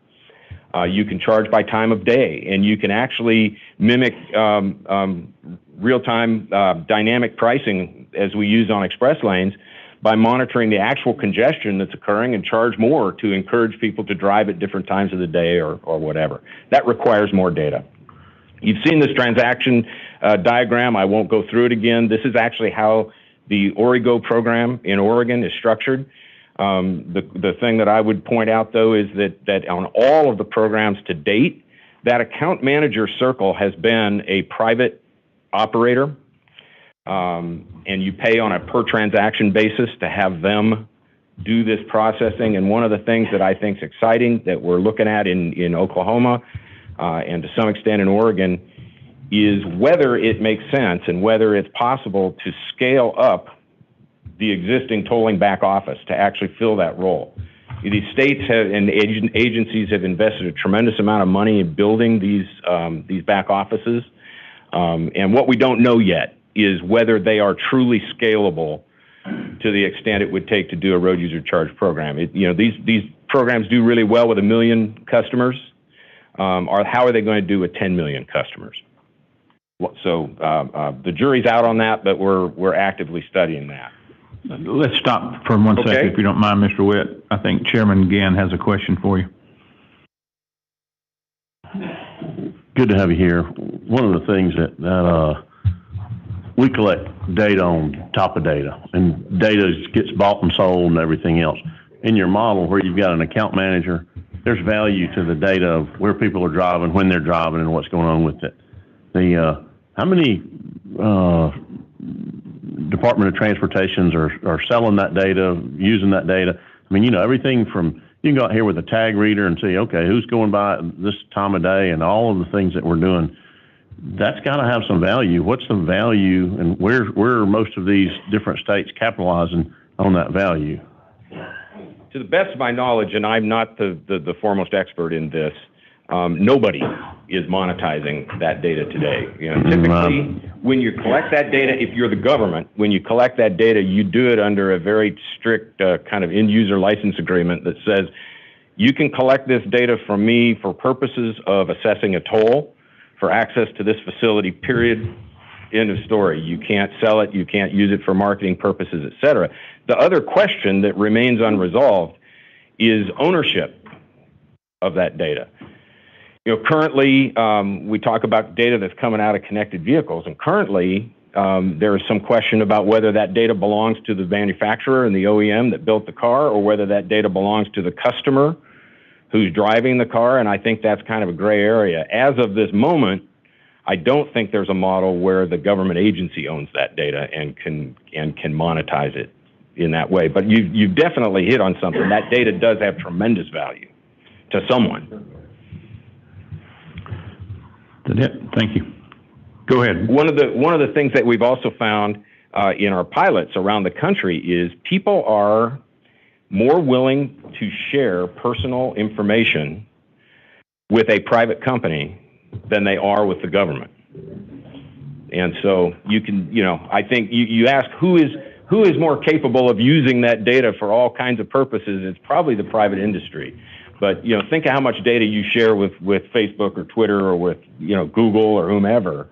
And people are willing to do that, especially if they see some value in doing it. So, you know, for a state, some of the advantages of looking at, or at least considering, a mileage-based user fee program are that it's stable, it's predictable, and it really truly does charge based, you know, regardless of the fuel type. So as electric vehicles or alternative fuel vehicles, in some states now there's a big push to look at hydrogen. And, you know, it doesn't matter what the fuel source is, everyone pays their fair share. And that gets us to our second point. It's viewed as fair. Drive more, pay more. Drive less, pay less. And everyone pays their fair share regardless of the type of vehicle they're driving. It's also simple, easy to understand, at least in its purest forms. It's pretty easy for people to understand. I'm going to drive a mile, I'm going to pay for that mile. But it's also flexible. In states that want to do this, you can explore all kinds of other ways to structure the pricing to influence behavior or things like that. But there's also a lot of things to be concerned about when it comes to road user charge. Certainly we hear everywhere we go, privacy is a big concern. Nobody likes the idea that they're being tracked, although every one of us is. Nobody likes that idea, and we have to spend tremendous effort making sure that data is collected and used only for the purposes that it's supposed to be used, and people have to believe that, and that's sometimes a bit of an uphill battle. You heard this morning about cost to collect. I don't see any model where it's going to be less expensive or even on par to collect a road user fee compared to the motor fuel tax. Motor fuel tax is 1 or 2% to collect.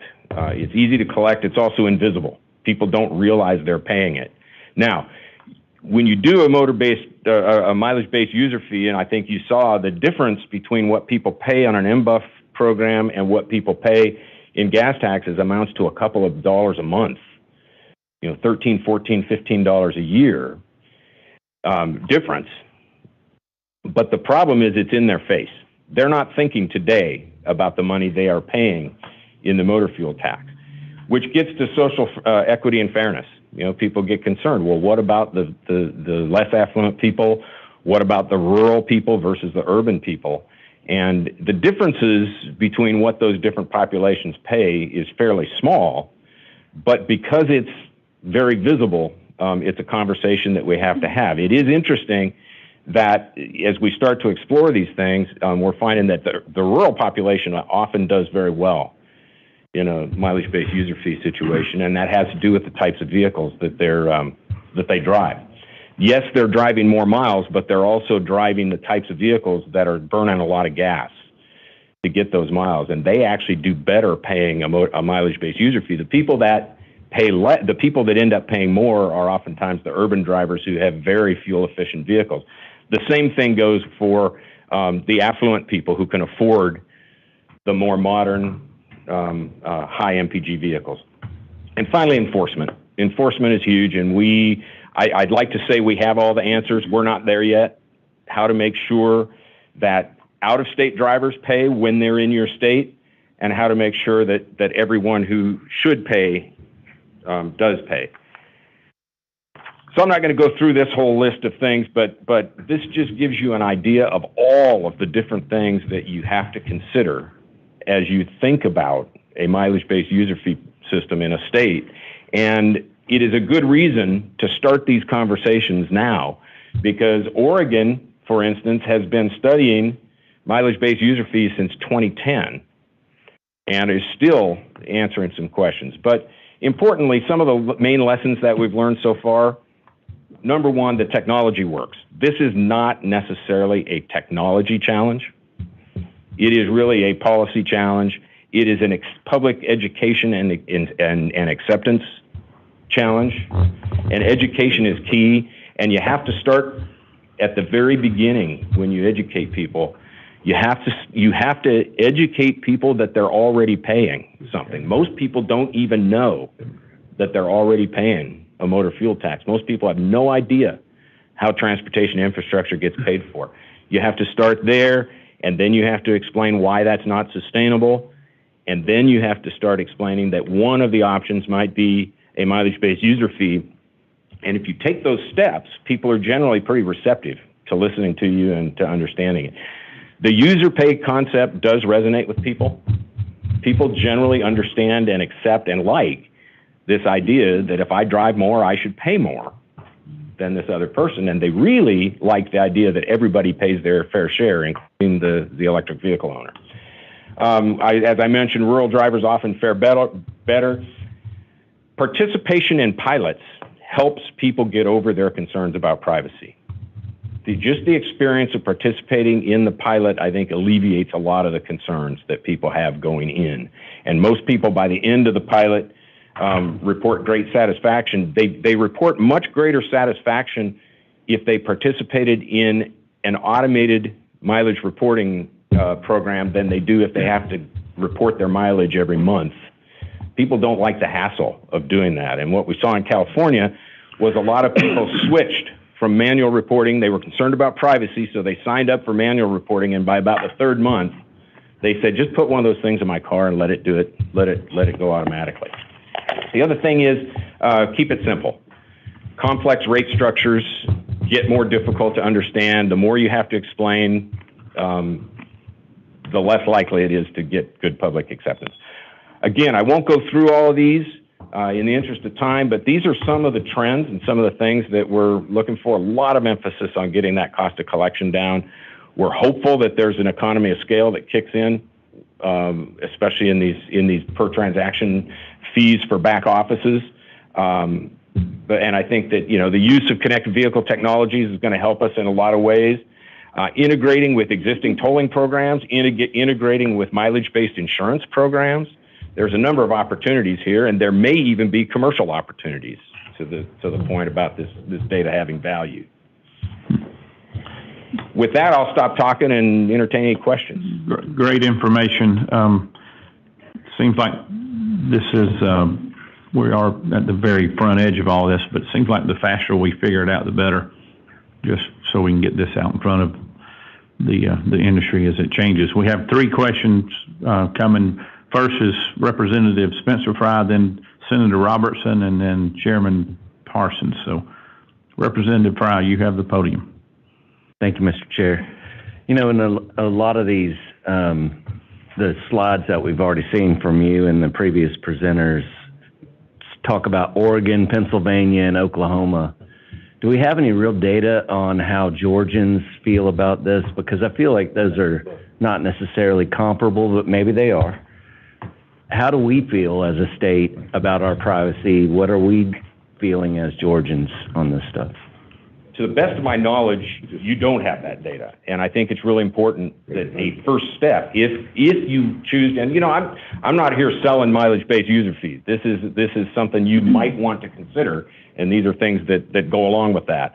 But if you did want to go down that path even a little bit, I think one of the first things I would recommend is that kind of outreach. Because if you've seen one mileage-based user fee program, you've seen one mileage-based user fee program. Every one is different, and it has to correspond to the values of the people in your state. And there is a gigantic difference between Oklahoma and Oregon and California, the areas that I work. And so I highly recommend that you engage in that and find out what people think. My caution would be that you have to start with a little education. You have to go out to your public and don't just drop mileage-based user fee on them. You have to go out and say, why are we having this conversation? And then once you've put them in the right context to have that conversation, you will find out some things that will make your program different from any other that's been done in any other state. Is that true? Is that it? Thank you. I think we're going to skip Senator Robertson. He got the answer that he was looking for from Representative Jaspers. Is that correct? Most of my answers from Representative Jaspers. Chairman Parsons, your question. Thank you. I think so now. You had mentioned earlier in your presentation, you had said that the vehicle manufacturers receive a lot of this information from the vehicles now, and you'd mentioned if they were willing to divulge some of it. But isn't it true that probably every vehicle that's manufactured, I'm sure in the last 10, 15 years, probably the last 30 years, that the mileage is actually, a sensor actually gets that mileage either off the transmission or the drive shaft. That sensor gives that information to the computer. The computer, in fact, what you see on your odometer actually, your speedometer actually comes out from the computer. That's where the information goes. It's actually stored in the computer. And those of us in Metro Atlanta, when I get my car inspected, the emissions, a guy doesn't read the mileage. I mean, it comes out on the computer on it. It's there. I mean, I don't have any concern. I mean, I've never really thought about, I don't care if he knows it or if it's in the database, a state database someplace. I mean, I don't care.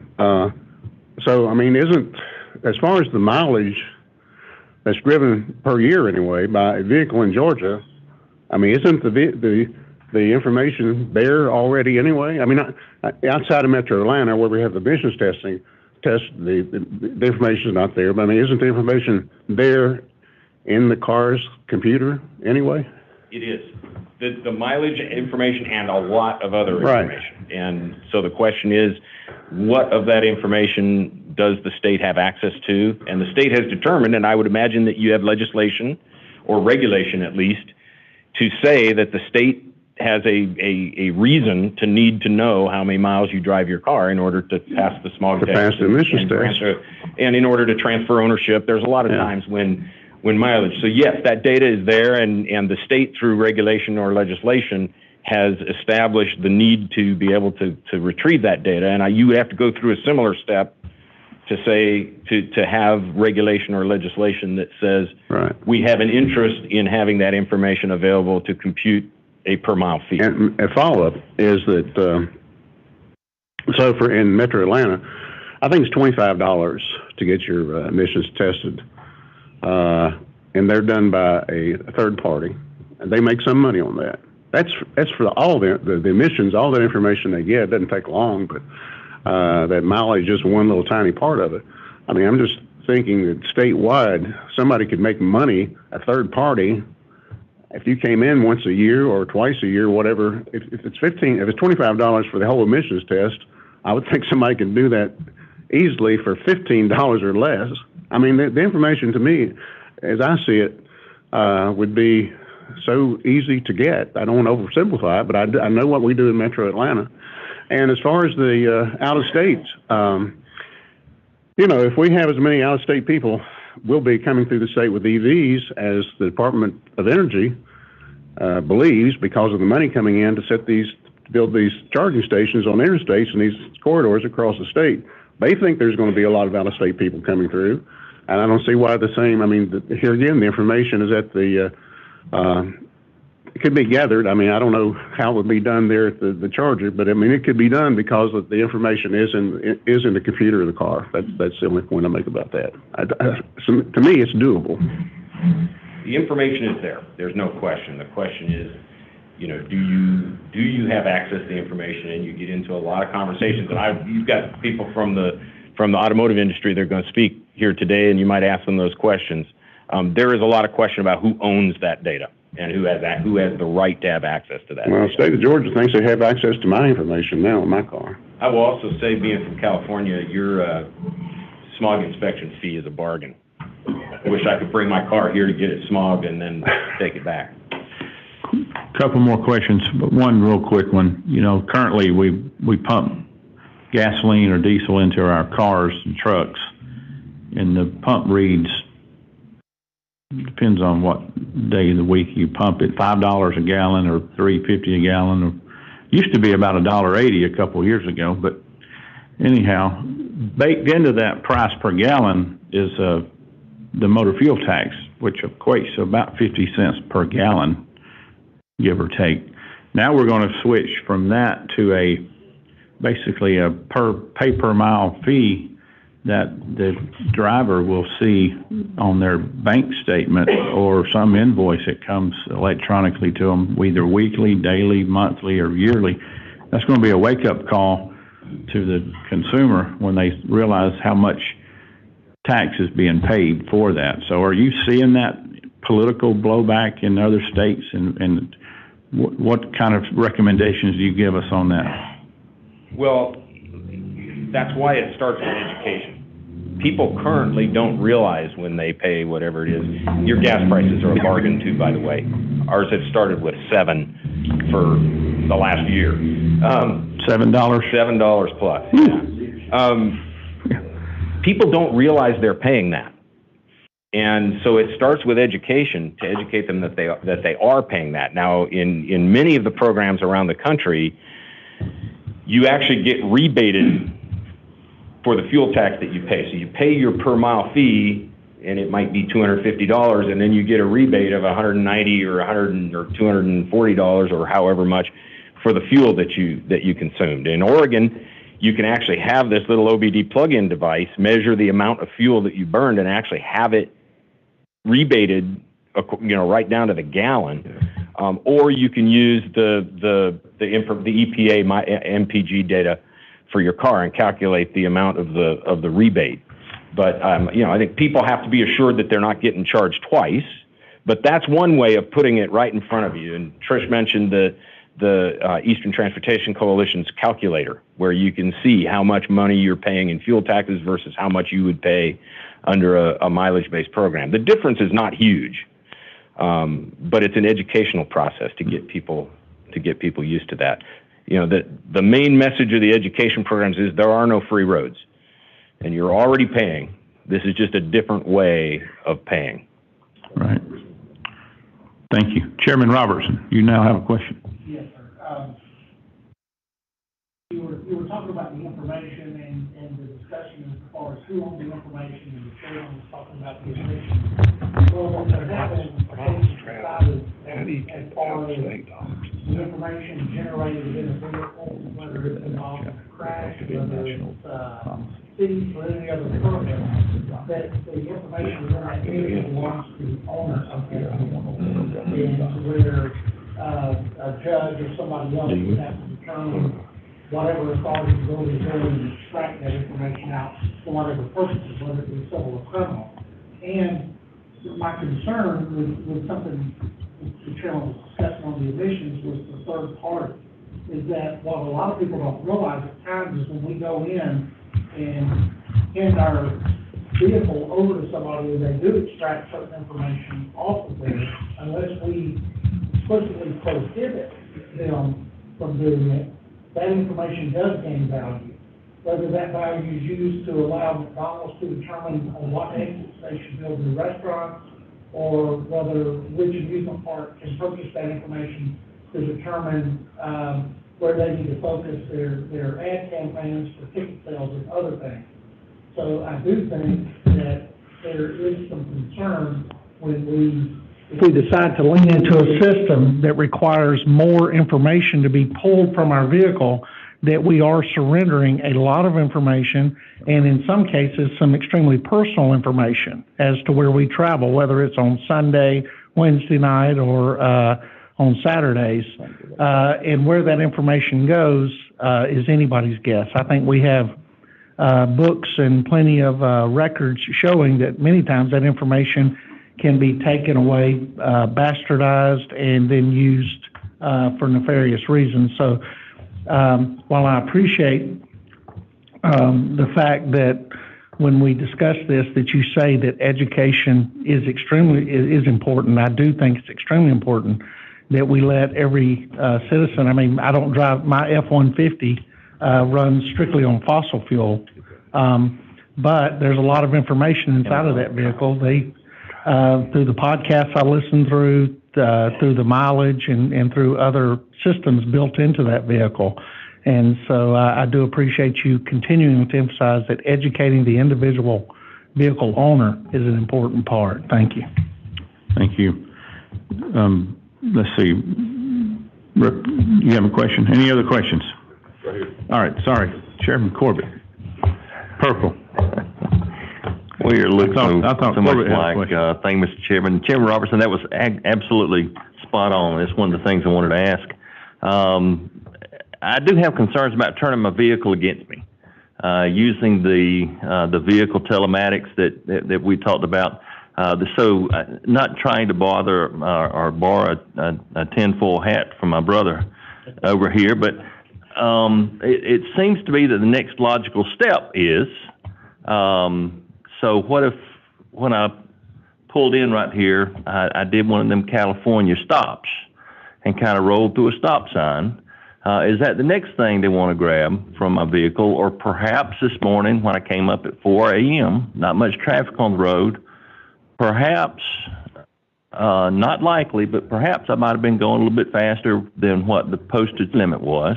Is that the next step that we look at? Because now if we open the door to using my vehicle against me, how far does that go? And secondly, we've heard estimates this morning of administrative cost of doing something like this of 5 to 18%. Assume we collected $2 billion in motor fuel taxes. That's between $100 and $360 million a year. So the private company that helps to facilitate the gathering of the data and the accumulation of the fines or the monies, we'll say revenue, facilitating the collection of the revenue.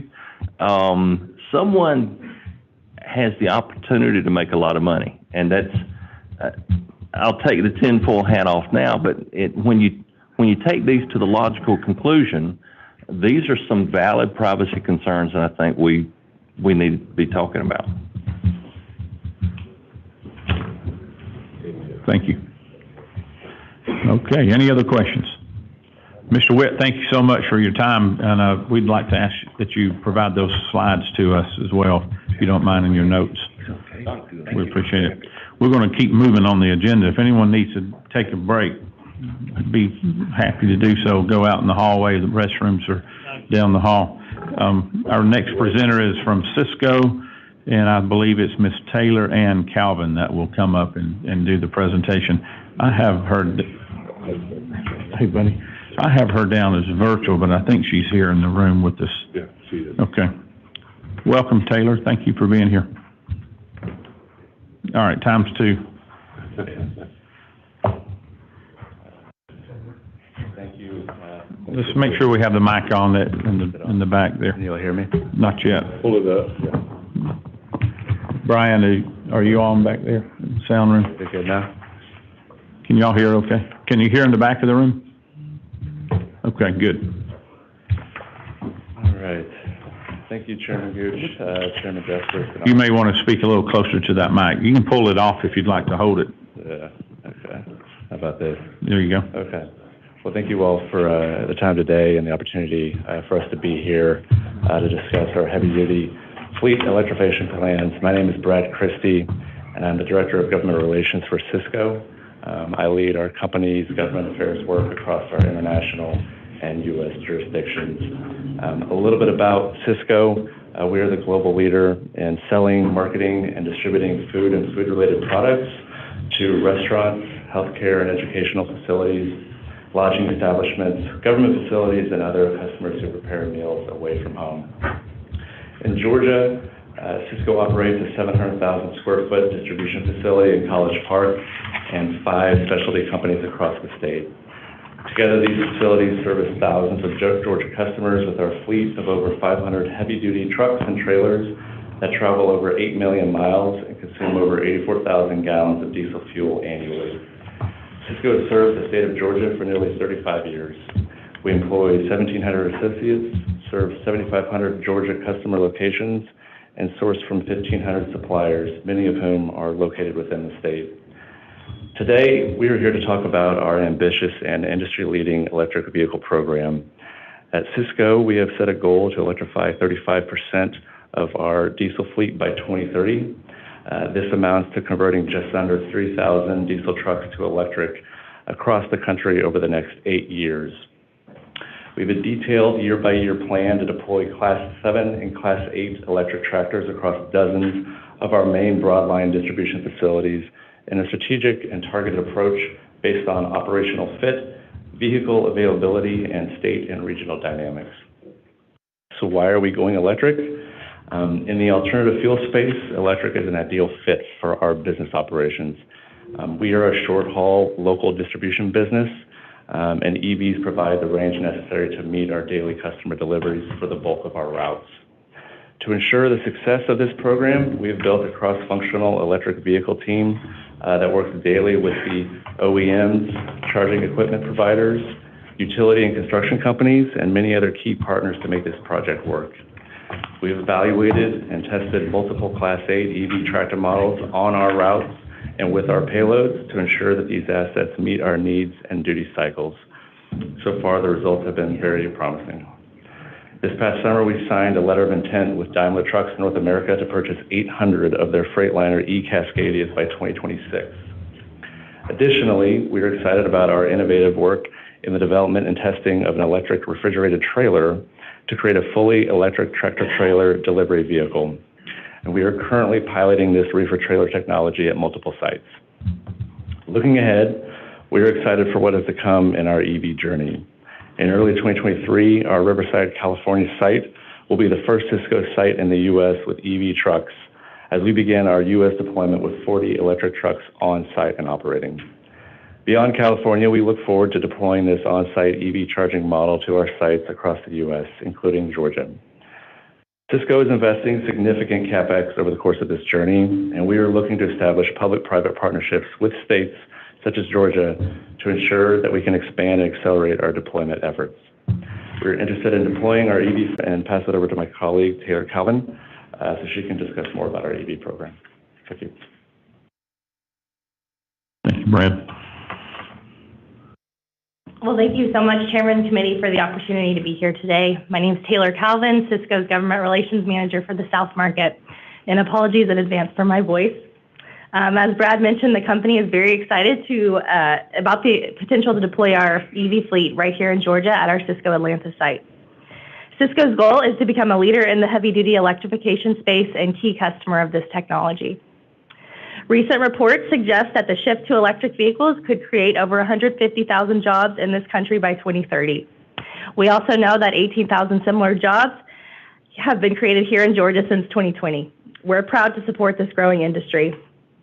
Cisco also believes that Georgia is well positioned to take advantage of several programs included in the Bipartisan Infrastructure Law and the Inflation Reduction Act. One such program I'd like to mention is the $500 million infusion into the state energy program at the Department of Energy. This program is a formula grant that aims to accelerate the use of alternative transportation fuels and vehicle electrification. Recipients of this funding are the individual states, and one of the eligible uses is the electrification of privately owned heavy-duty vehicles. There's also no cost match required. This is just one avenue for Georgia to consider in creating a statewide incentive program for EV deployment. With a robust statewide incentive program in place for transportation electrification, Georgia will establish an in-state customer base for the increasing number of EV manufacturers and suppliers that are relocating here. As the committee is aware, the cost of just one Class 8 electric truck is about 300 to 400% more than a similar Class 8 diesel truck. And the associated on-site charging infrastructure we'll be installing adds approximately 20% to that final price tag. A well-designed incentive program of this kind requires private companies to put their own dollars forward while relying on public incentive dollars to help defray the upfront costs and risk associated with adopting this new technology. We are already in discussions with a handful of states across the country to bring our EV fleet to their respective jurisdictions, including Maryland, Texas, Oregon, Illinois, and California. We look forward to holding similar conversations in Georgia soon. I'd like to applaud the committee for studying this emerging technology and welcome the opportunity to be a resource to you all as these trucks start coming off the production line in the future. Thanks very much, and we're happy to answer any questions you might have. Questions? Representative Fry and then Chairman Parsons. Thank you, Mr. Chair. So when you say that you're going to implement an electric fleet in Georgia, those trucks, they cross state lines, correct? So as I mentioned, we're largely local delivery. So we do have a long-haul subsidiary business that services our chain customers, but mostly they stay within state lines for the most part. So like our College Park facility will service customers largely within the Atlanta metro and beyond. But yes, there are some routes that do traverse state lines, correct. So how do you guys feel about a mileage fee with regards to your delivery vehicles being, crossing state lines? Do you have any thoughts about that? Yeah, so we are largely agnostic about how different states implement the recuperation of lost gas tax fees with EVs. We've not taken out a public position on that, but we certainly want to be a resource to give you all feedback on how that would impact us and our thoughts on that. But we do agree and believe that there needs to be, commensurate payment of the roads and highways and bridge fundings from funds like us that go electric. And follow up real quick, just so you haven't really thought about how you could address my truck is only driven X amount of miles within a state, and then Y amount of miles in the next state. So why am I getting charged for all my miles because I didn't drive them on the state roads? That's kind of what I'm trying to probe to see. Have y'all thought about that? How to address that? Is that going to be? Yeah, so the early years of this conversion will be our local delivery business. So take Riverside. Those deliveries are going to occur completely within Riverside. Our typical range in daily route is going to be 90, 100 miles. Go up from the depot to local customers within that range and come back to the depot. So okay. There's not really cross-state traffic going on in our route for this initial EV year program. But your gas vehicles will go across state lines a lot, right? Some do for our shuttle business. Okay. Correct. All right. Thank you. Chairman Parsons. Thank you, Chairman. I want to ask, last week we were down to Fort Valley and we heard from the corporation bus, and I may have misunderstood on this. And I guess I kind of relate school buses, the size and everything, to a big truck. But I think that he was saying that the weight is considerably, with the electric bus, and I would think with the electric truck, the weight would be considerably higher. And I'm just related to how I'm thinking about how much is paid for as a tax for the use of the road and the bridges. I mean, is it enough? I mean, would the weight be enough to actually be a consideration? I mean, is there a big enough weight difference that there would have to be a higher percentage paid for the use of those trucks on the roads and bridges in Georgia than currently? I mean, with the weight difference between the electric and what the diesels that are currently being used. Sure. So electric trucks are heavier. They are about 3,000 to 6,000 more pounds, depending on configuration. But we're pretty unique in that we cube out before we weigh out. So the federal limit on roads is 80,000 pounds for diesel and 82,000 pounds for electric. We will not hit that max at all. So if there is concern, we will decrease our payload to accommodate that. If I may, Mr. Chairman, one more, and that is, you had mentioned this funding coming from the federal government, U.S. taxpayer money, really. I hate to say money from the federal government, but and that's all. I mean, that can only buy so many trucks. I mean, it's only going. And with the difference in price that you were talking about, 300, 400% higher, I mean, at some point, that's going to impact the supply chain, I would think. I mean, isn't that going to make prices go up for what you all transport considerably? I mean, much higher than what's being paid out for the use of diesel vehicles now? I mean, it would seem like if you have to, once that money is spent, you can only buy so many trucks. I mean, there's only so much money that's going to come out from that. And then at some point, you got to start spending your own or your investor money for them. And that has to be passed down. I mean, isn't that a consideration?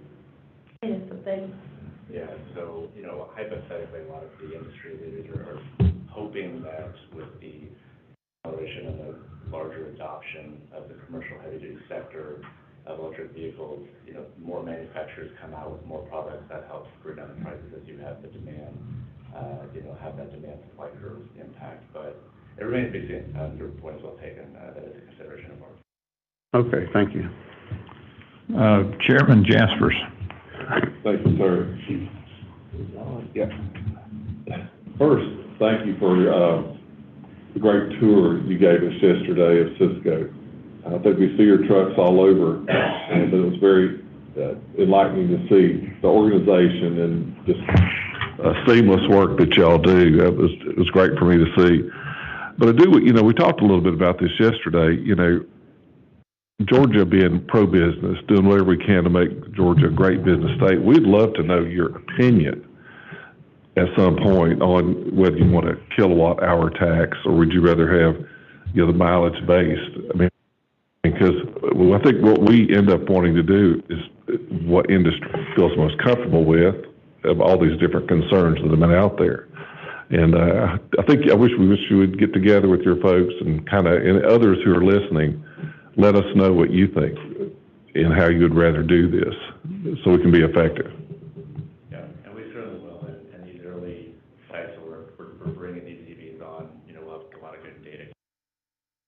How much, energy demand we're using. But inform our opinion.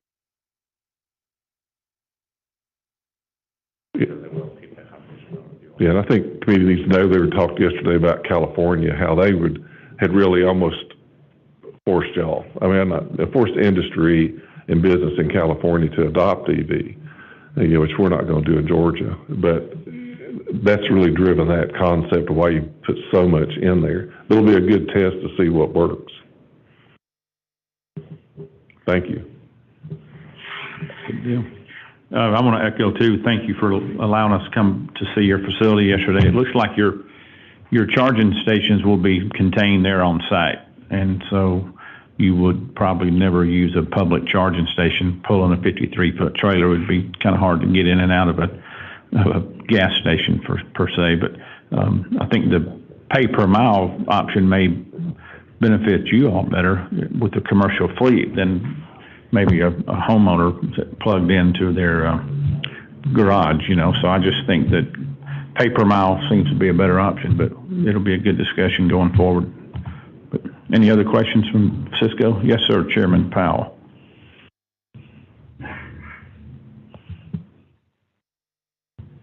Thank you, Mr. Chairman. I want to thank y'all for your presentation and thanks to Cisco for, I guess, their decision to try to clean up the environment, jumping on board with this.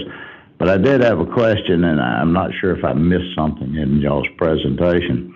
Last week when we were down at Fort Valley, and the guy that was making a presentation from Bluebird was fairly excited to the idea that under this $1 trillion spending package that the federal government did, they were coming out with some funding for their industry. And I asked a question about, was this money that was going to be given under the federal funds, was this for R&D development, or was this some subsidy? And we never did get the gist, except it must be a subsidy. So could you tell me, are y'all getting any federal funds, or are y'all participating in federal funds as a government? Are they baiting the trap we y'all, as I had said last week, with any federal funds to get y'all to? Yeah, so the EPA has what they call their DERA program, DERA, that is a clean technology program that many commercial entities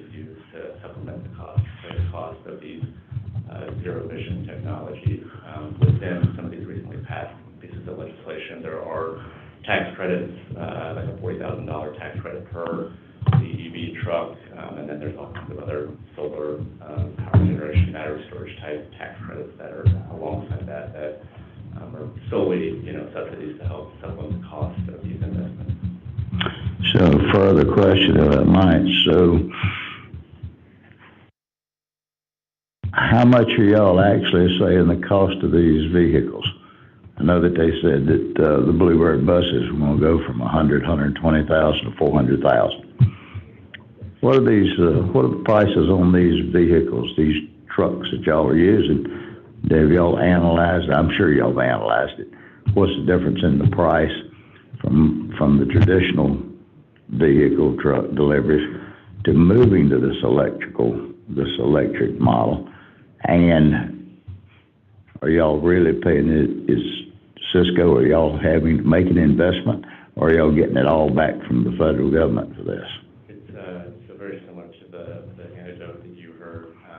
Diesel trucks, Class A trucks, typically in the $110,000, $120,000 range. The POs we're looking at for our EV Class 8 are in the $400,000 range.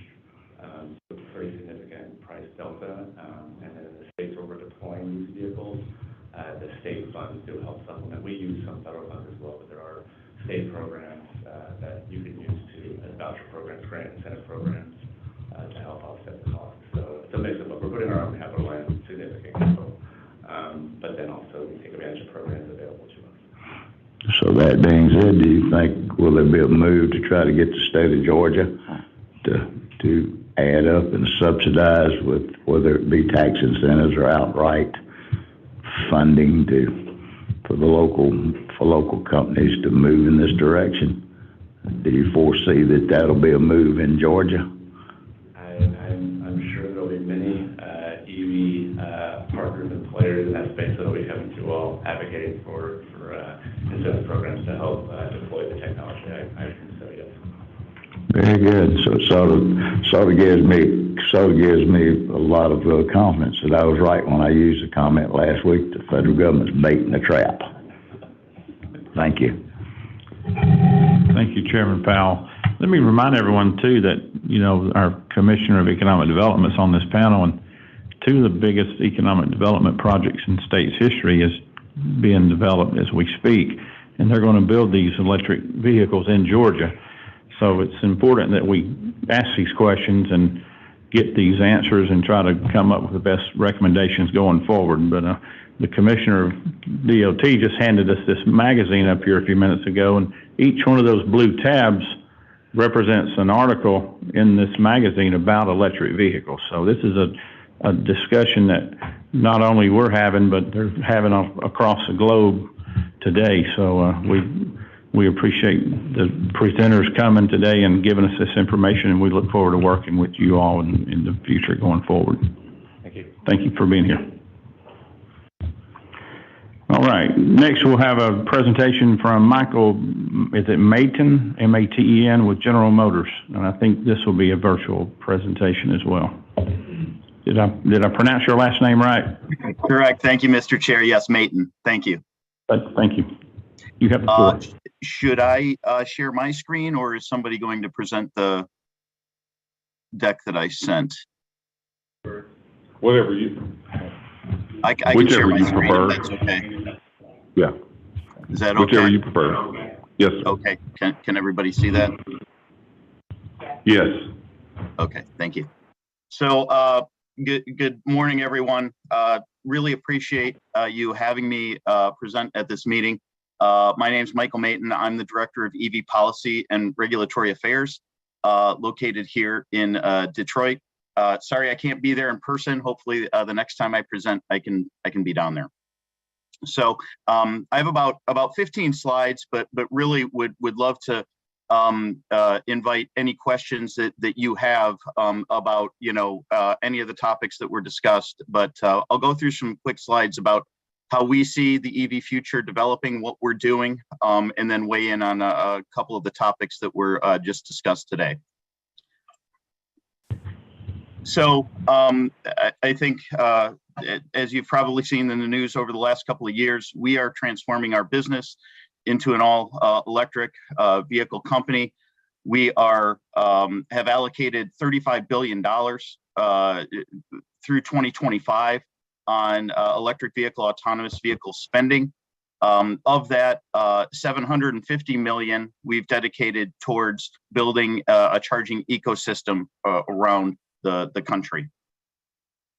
So we have a really exciting lineup of vehicles today with the Bolt and the Bolt EUV, some of the lowest priced EVs, long-range EVs on the market, as well as the Hummer EV and the Cadillac Lyriq, two kind of stunning technology showcases that really show what EVs can do. Next year, we really kick it into high gear, so to speak, with our high volume launches with the Chevrolet Blazer, the Chevrolet Equinox, the Chevrolet Silverado EV, and another version of the Hummer. So really getting EVs into high volume segments at attractive price points. We plan on having 1 million units of EV capacity here in North America by 2025. So significant investment. These products are coming to market. We just had our best quarter ever with the Chevy Bolt and Bolt EUV in terms of EV sales. So we're really on an upward trajectory and have a lot of really great products coming for Georgians and for people around the country. So besides the vehicles, though, what are we doing? So we know the vehicles aren't enough, right? Just putting them out there. We have to educate and engage consumers, and we have to build charging solutions and charging infrastructure. We have to be part of that solution. So the next couple slides will show you what we're doing kind of across all of those dimensions. First, in terms of educating customers, I'd encourage everybody to go to evlive.gm.com. This is something we developed and launched this summer. This is actually a virtual experience where you'll have real people walk you through any of your questions around EVs, talk to you about anything you want to know, from how do I charge an EV, how do I get a charger installed, which EV is right for me, how much money can I save, how much maintenance can I avoid with an EV. And this is really geared towards retail customers, towards dealers, towards fleets. I didn't even mention the Bright Drop e-delivery vans that we have coming out. So really trying to do our part to educate consumers about EVs, not only through our dealers, of course, we have about 100 dealers throughout Georgia, but also for people on their own time to experience this virtually. And then, like I said, we're spending $750 million through 2025 on charging. And I want to really touch on frankly, all of these aspects of charging because they're all necessary, right? Home and workplace is where people have long dwell times. We think 80 to 90% of charging is going to be done at home, but we know that people need to see that public charging network out there. They need to feel confident they can get that charge, whether they're on a road trip or far away from home. So we have kind of work streams kind of all across these places. Oh, sorry.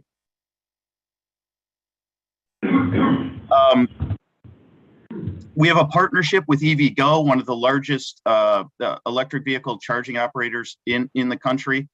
We are building 3,250 DCFC, so those are the high power chargers in 52 markets. We're live in 18 states today, 25 metro areas.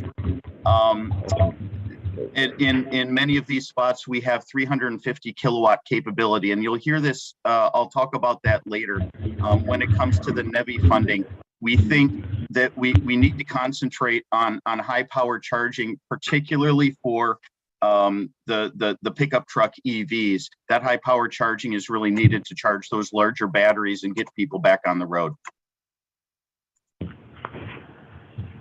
We also announced, you might have seen a couple months ago, a relationship with Pilot Company at the Pilot Flying J travel centers across the country. So we're going to build a coast-to-coast fast charging network with them, installing up to 2,000 EV charging stalls at 500 Pilot Flying J centers. That program is really just getting started. Of course, the NEVI funding will hopefully help accelerate that deployment. And again, we're looking at high power charging. We think this is a really great kind of collaboration between EVgo, between GM and Pilot Flying J. This is the kind of thing that customers need to see around the country in order to give them that confidence that they can take that road trip. Finally, to address, kind of some of the other concerns around charging, we're partnering with our dealers. So 90% of U.S. U.S. drivers live within 10 miles of a GM dealership. So we're going to use one of our biggest assets, which is our GM dealers, to help us deploy up to 40,000 destination chargers. And what we do here is we provide each dealer with up to 10 level 2 chargers to install wherever they want in their community. They'll find a local charge station operator. Again, we will provide the hardware, but dealers know best about where these things are needed in their community. So leveraging our dealer network, we think this is a really powerful relationship. Again, just another kind of effort to get out, maybe not where the interstates are, maybe to get to these dealers in some of the rural areas, that again, people can see these very visible charging stations and feel comfortable with an electric vehicle. These are our home charging units that we're just starting to roll out.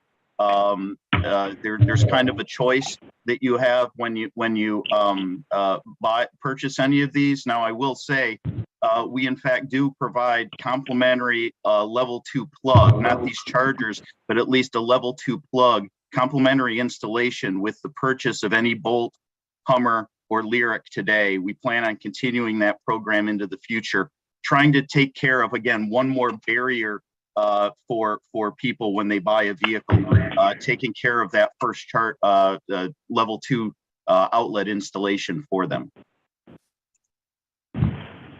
Again, just a quick note on NEVI. We are following all the state plans very closely. We're glad that they all got approved, and they will begin solicitations. I'm not quite sure where exactly Georgia is in that process, but we're excited to work with the state. Again, I think our main concerns are making sure that there is consideration for 350 kilowatt charging. Maybe not every fast charger needs to be 350 kilowatts, but customers really need to see that out there, particularly for pickup trucks with batteries that are going to be, anywhere from 100 to 200 kilowatt hour batteries in those pickup trucks. This is just a little bit of detail on that $35 billion commitment. We're not only looking to make the electric vehicles here in the U.S., obviously, we're also going to start making our own battery cells through our relationship with LG, our joint venture with LG Energy Solutions. So we have 3 battery facilities that have already been announced that will each make somewhere around 40 or 50 gigawatt hours of energy storage capacity per year. And of course, as you followed the stipulations of the IRA with the federal tax credit, you understand that this is an important step for us to get these battery cells built, as well as move a lot of the battery supply chain, the EV battery supply chain, those critical minerals here to the U.S. So that's kind of on the supply chain. I know this is more of a transportation focused section, but I just wanted to maybe highlight all of the pieces that are coming together as we transform the company. And we're in the supply chain. We're looking to move it here in a secure way, in a sustainable way, in a scalable way, and also keep it cost competitive.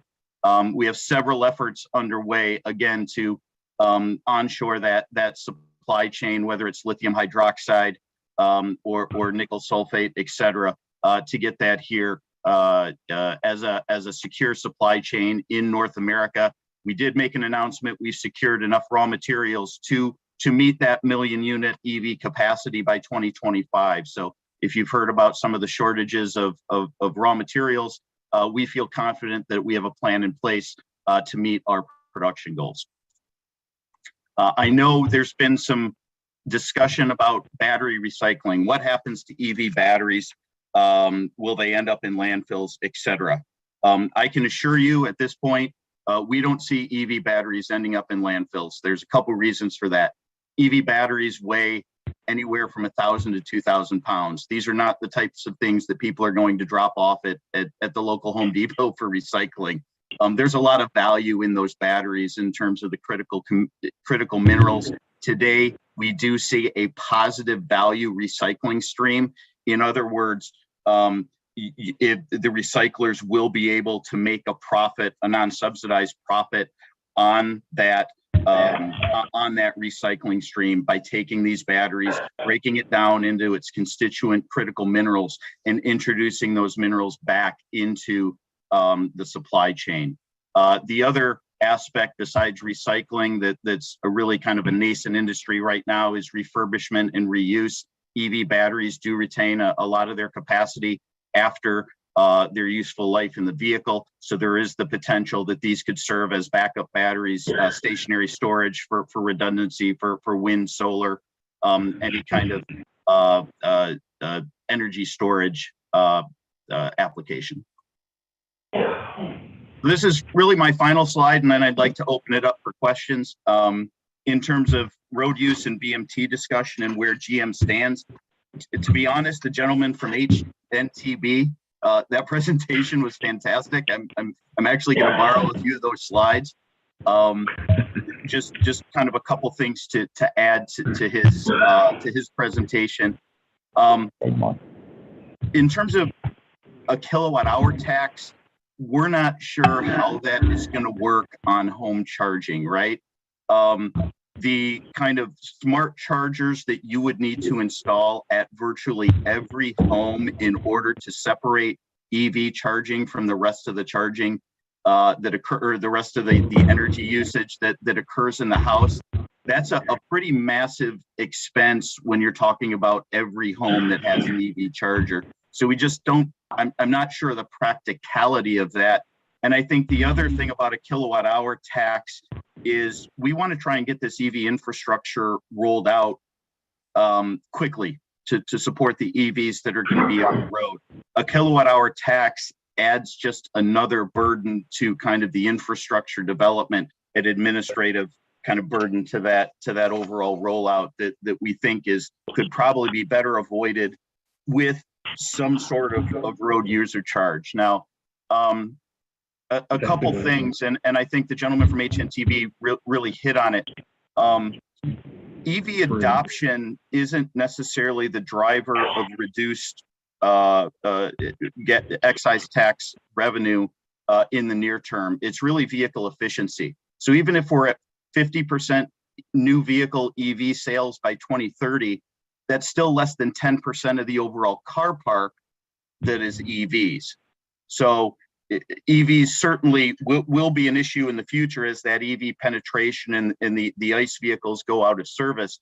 But in this near term, the larger challenge to the revenue situation is actually ICE vehicle efficiency going up and not necessarily EV adoption. That's not to say in the long term, obviously EV adoption is more of the issue. Again, I would. The only other thing I wanted to say on this, the gentleman said, OEMs have the telematics data and we just need to access it. I would just caution, we don't treat mileage data as our data at GM. That is clearly customer data and not ours. So I think, getting into all the privacy concerns that have already been brought up, I think we GM, we want to be part of the conversation around road user charge and potential use of telematics. But we have some of the same concerns as you all do in terms of making sure that customers are comfortable, making sure any of the privacy concerns are addressed. And again, I guess the only other final thing I would say that I didn't hear in the gentleman from HNTB is the timing of the switch from an excise tax to a road user charge. Is that something I think you need to consider? Is that something you do all at once where you completely remove the excise tax and you just switch all at once to a road user charge? Or is that something that you would introduce with electric vehicles or maybe highly efficient ICE vehicles? I just think there's some considerations in terms of how you switch from one tax regime to the other. And then just one final point, I think from an OEM perspective, and just we sell on a nationwide basis. We'd love to see consistency across states. Right now, there's consistency across states in how the gasoline excise tax is collected. Certainly all states have different values that they collect, but it's really kind of transparent to consumers, as was said. Whether they're, in terms of how they're paying it, they're basically paying at the pump. I think what we want to avoid is a scheme in one state and a completely different scheme in a neighboring state. So with that, I'm happy to answer any questions you might have, and I really thank you for the time and the opportunity to present. Well, thank you, Michael. Chairman Ginn, our Transportation Chairman, has a question. Michael, I appreciate your presentation. One of the things I want to go back to your chargers, your Ultium charge for the home. Right. When I look at those, one of the things I'm actually interested in is trying to get more chargers deployed in Georgia so that people can charge them. You're not going to get vehicles accepted unless you get those chargers out there. And I'm considering legislation that for every new electric vehicle that's sold in Georgia for at least the next 3, 4, 5 years, something along those lines, put a sunset on it, but that for every vehicle sold, there's a Type 2 charger that's included with the purchase of that vehicle. And I think you've got a relationship with the manufacturers and to be able to provide those the cheapest way possible for the consumer. And for somebody like me that doesn't drive an electric vehicle right now, by selling off-peak kilowatt hours, we all win in that regard. And so my question is would y'all support the legislation that would put a sunset on, hey, every electric vehicle you're selling in Georgia, we want a Type 2 charger going with it? They're going to get more deployment and better usage around the state. Yeah, I think so. I think there are a couple of things, and just a nuance between a Type 2 charger and then just a NEMA plug at 240 volts. I think we'd support we'd look at supporting anyway something that would require you to install a level 2 plug in the home. A charger, a piece of hardware, that's another level of cost of equipment that I'm not sure we'd be comfortable supporting. But at least the plug allows you to charge at a level above at a 240 volt. It just won't have all the smarts to maybe manage that charging. So a Type 2 charger, explain to me what you're thinking your difference is in the.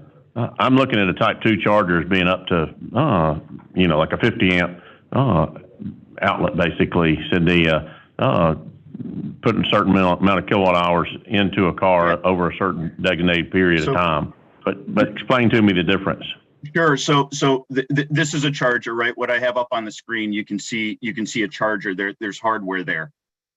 What we're actually doing complementary right now for both EV owners is literally putting a 240 volt, just an outlet, literally like a washer dryer outlet in the wall that allows you to charge at that level. It just doesn't have the management capability of the charger. Right, but it is a Type 2 charger, is it not? Yes. This is a Type 2 charger, but I'm not caring. Right now, I don't really care how smart it is, okay. But I want to make sure that the charger is going out there with the sale of the vehicle. Mm-hmm.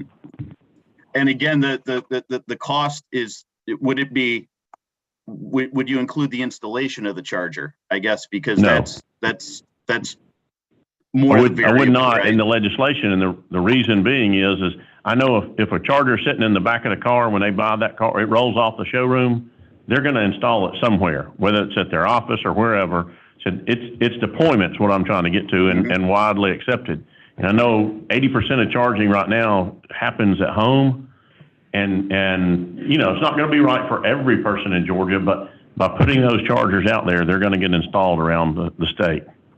Yeah, I think we'd be glad to help you look at that, but that's something that we absolutely see as a, I mean, again, the fact that we're actually, doing the complimentary installation right now, that shows we know that's a barrier that we want to help customers take care of. So yeah, we'd be glad. And that's even better. I just don't know that I'd force that issue in the legislation. Yeah. Thank you. Thank you, Chairman Ginn. Representative Brad Thomas. Thank you. So I've got some good news and bad news. I have owned 12 General Motors vehicles, so I can tell you I am brand loyal. The good news or the bad news? Oh, the bad news is coming. The bad news is the last two I've had to replace an engine and a transmission. So, Mr. Batt, that means you get all my tough questions today. Okay. You can sell me an electric car because of the maintenance.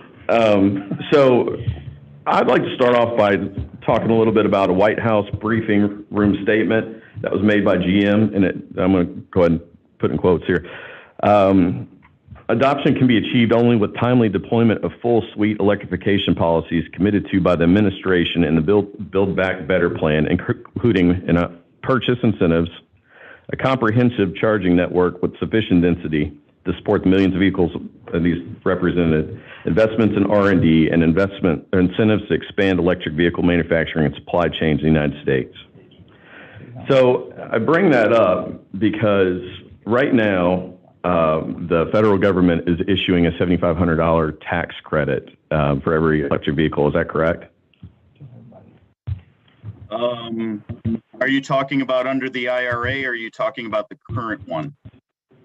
Whatever is currently happening. So currently, manufacturers that have not met the 200,000 unit cap, which is basically all manufacturers except for General Motors and Tesla, are able to offer $7,500 to their customers. The rules of the game changed January 1st, 2023. Under the IRA, where in order to get that $7,500, you'll have to meet requirements on critical minerals and supply chains, as well as MSRP caps and Made in America requirements. So in the second meeting, we had a presentation provided by the Energy Information Administration, and specifically their annual energy outlook for 2022. And in that, on page 21, if anybody ever decides to go back and take a look at it, it talks a lot about the price of an electric vehicle versus, and we call it like a parity conversation, meaning, how does an electric vehicle price-wise compete with a gasoline vehicle with a parity consideration?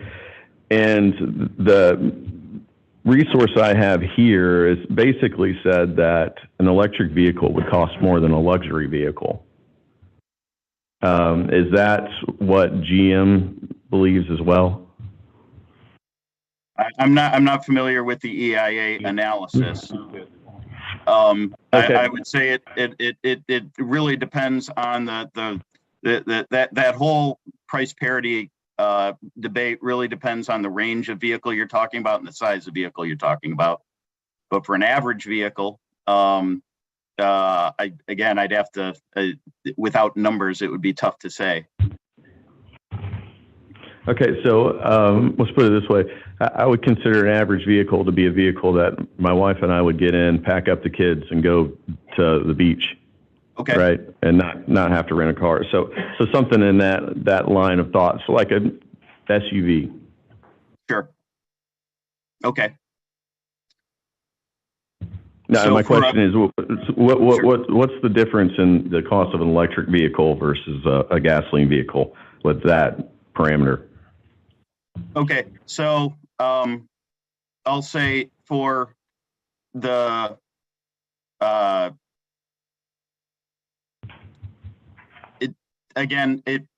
if you don't have it, that's okay. If you can, we can reach out and you give it to me later. I think I can. It's a longer conversation depending on which of the vehicles and which of the parameters. But I can certainly would love to follow up with a more in-depth conversation on that, because I do have some some data we can show. Okay. It all depends on the price per And the reason why I kilowatt-hour asked the battery. question is mostly because of all the slides that you've mentioned in here, I don't see a whole lot about you guys referencing how to reduce cost, right? Which is obviously economies of scale, I assume. So yeah, the whole supply chain aspect, building our own cells, onshoring, nearshoring the supply chain, building secure, sustainable supply chains of battery minerals. The largest component of the battery is the critical mineral piece, the largest cost component.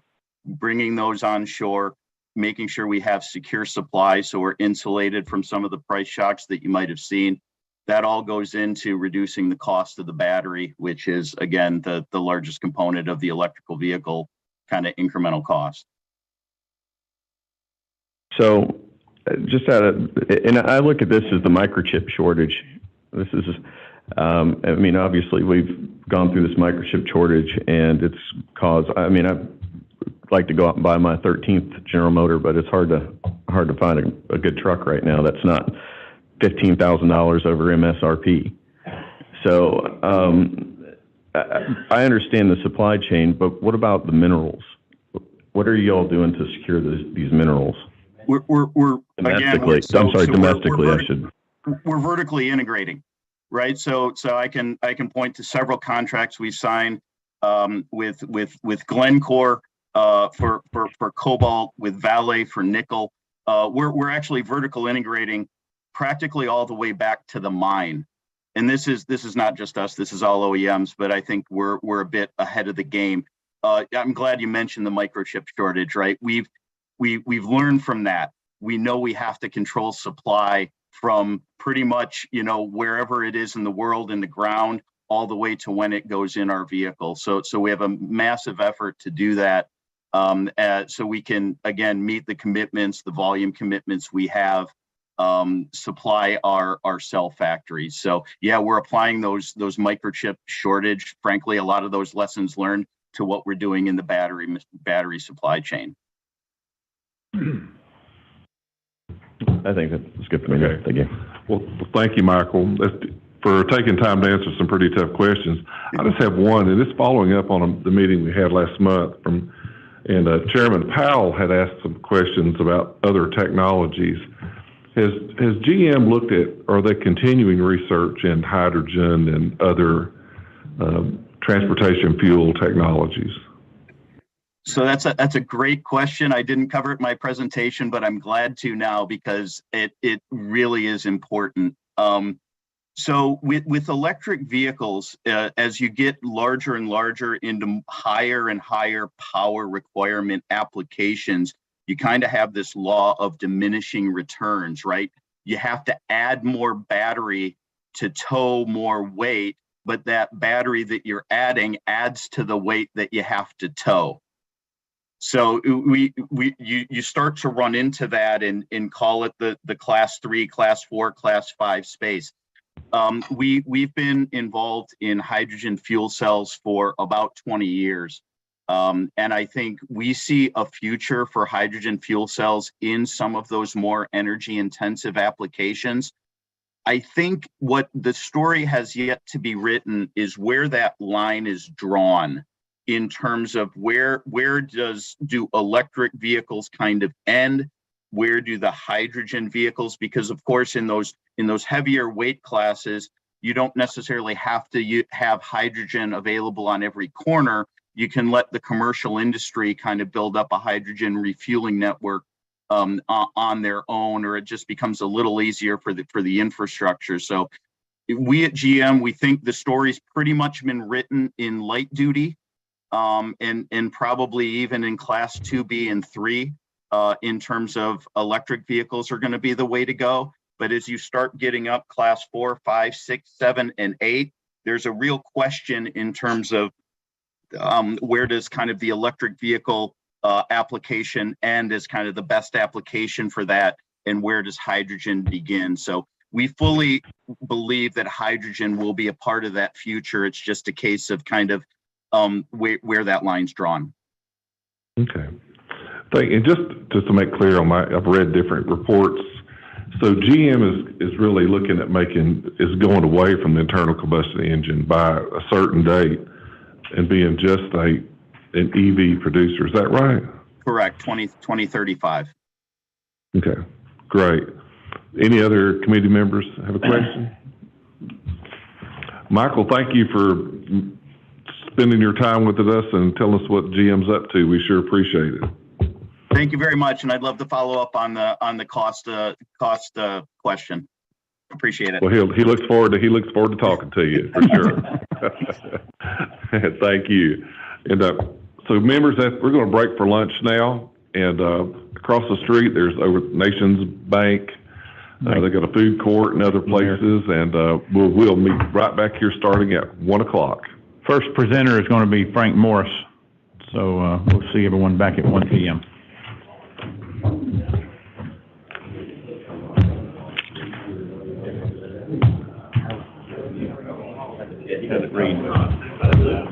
I wasn't going to press them much harder. You have to replace your engine, right? Yeah.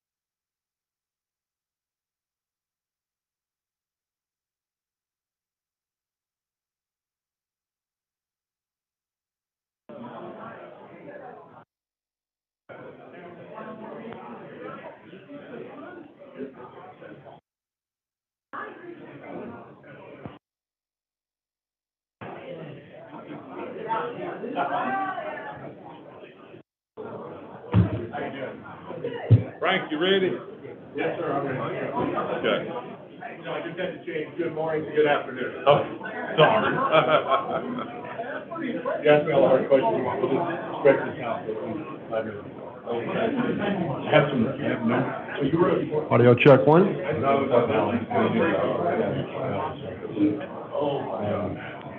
So I have some numbers on this board. I can't.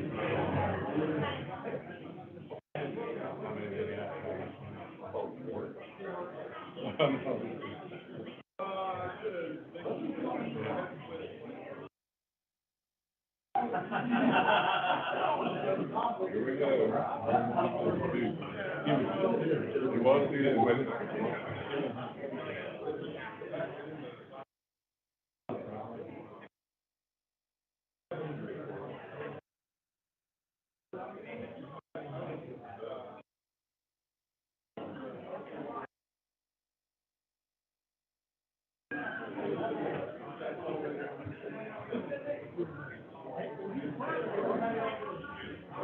Ready? We don't have anybody here, but we're gonna start. We're here. Can you hear me now? Can you hear me now? Testing, 1, 2, 3. All right, everyone, this is your 2-minute warning to take your seats, please. Thank you, Mr. Chairman. Look at there. Take charge. Go. Ladies and gentlemen, Trip Martin is in the room.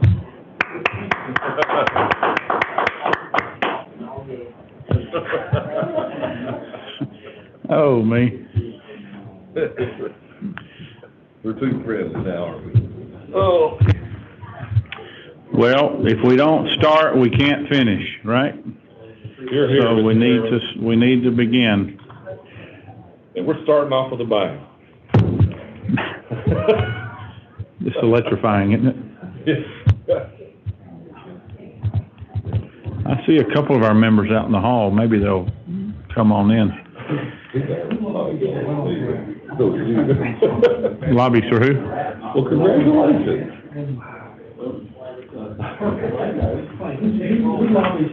Hello, Abby. Hi, how are you? Good.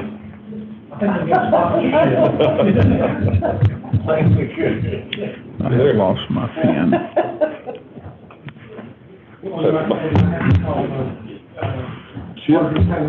No, ex-House Senator Chip Pearson was usually the older of the. I replaced the Josh McClain. Hey, what that? Did you replace the Chip Pearson? The Reynolds rat. 29. Oh.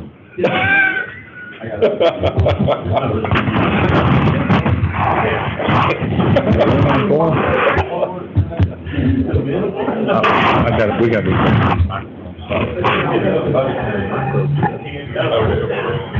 He was more right than I. Maybe. I don't remember all that. We're all ready. Frank, thank you for being here, and we're going to begin. You're here to represent Clean Cities of Georgia? I am. I'm actually the executive director of Clean Cities, Georgia. Well, great. Thank you for being here. You have the floor. Thank you, Mr. Chairman, and thank you for everyone who returned back from lunch on time, and all of my friends that are behind me who I can't see right now asking me to go quickly. So, as I said, I'm the executive director for Clean Cities, Georgia. I've been in that role since 2020. Clean Cities, Georgia is a nonprofit. We are funded by the Department of Energy to do outreach and education for the use and adoption of alternative fuels in transportation. And we are fuel agnostic. And some of our members, represented by some of the folks in this room as well, we've got Georgia Power, Southern Company Gas, the Propane Association of Georgia, EPD, Gas South, Municipal Gas Authority, fleets that we have as members, Cox Automotive, UPS, counties, Cobb County, DeKalb, City of Atlanta, MARTA. We have dealers that sell the heavy equipment, Peach State Trucks. They're a Ford and Freightliner dealer, and we've got MHC Kenworth, just to name a few. They sell Kenworth and Volvo trucks. So those are some of our members. Frank, just a quick question. So is yours an annual grant that funds yours, or is it? It is annual appropriations from the Congress. Yes, sir. Okay. And it's a small amount of money that we get to do outreach and education. We do webinars, workshops.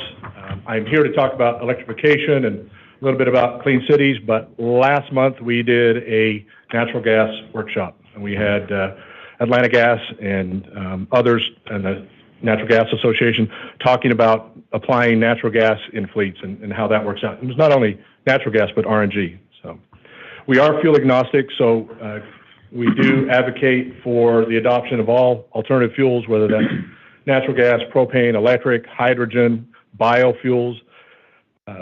Congress started the Clean Cities program back in the early 90s. And if you can think about what was going on in the 80s, when fuel scarcity or insecurity, and we were buying a lot of petroleum from overseas,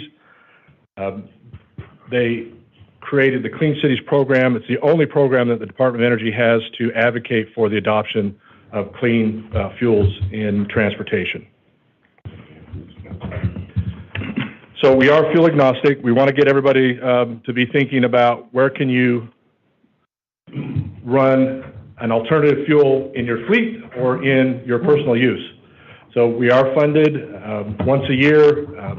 We are this coordinator of information gathering. We have folks come to us and say, look, we've got this great technology. How can you help us share it? We want to come to Georgia and talk about what we can do to help alternative fuel adoption in the state. We do represent the entire state. There are some Clean Cities coalitions that just represent particular counties in different states. We partner with different municipalities to be able to do the work that we're doing. Right now, we're working with Savannah, Macon. We've done some work with Peachtree Corners, of course, working with the city of Atlanta and also in Dawsonville. We do manage grants, and some of the grants that we're managing right now, one of them is called Drive Electric Georgia. It's part of a Drive Electric USA grant, which is to specifically focus on the adoption of electric vehicles in personal and fleet use.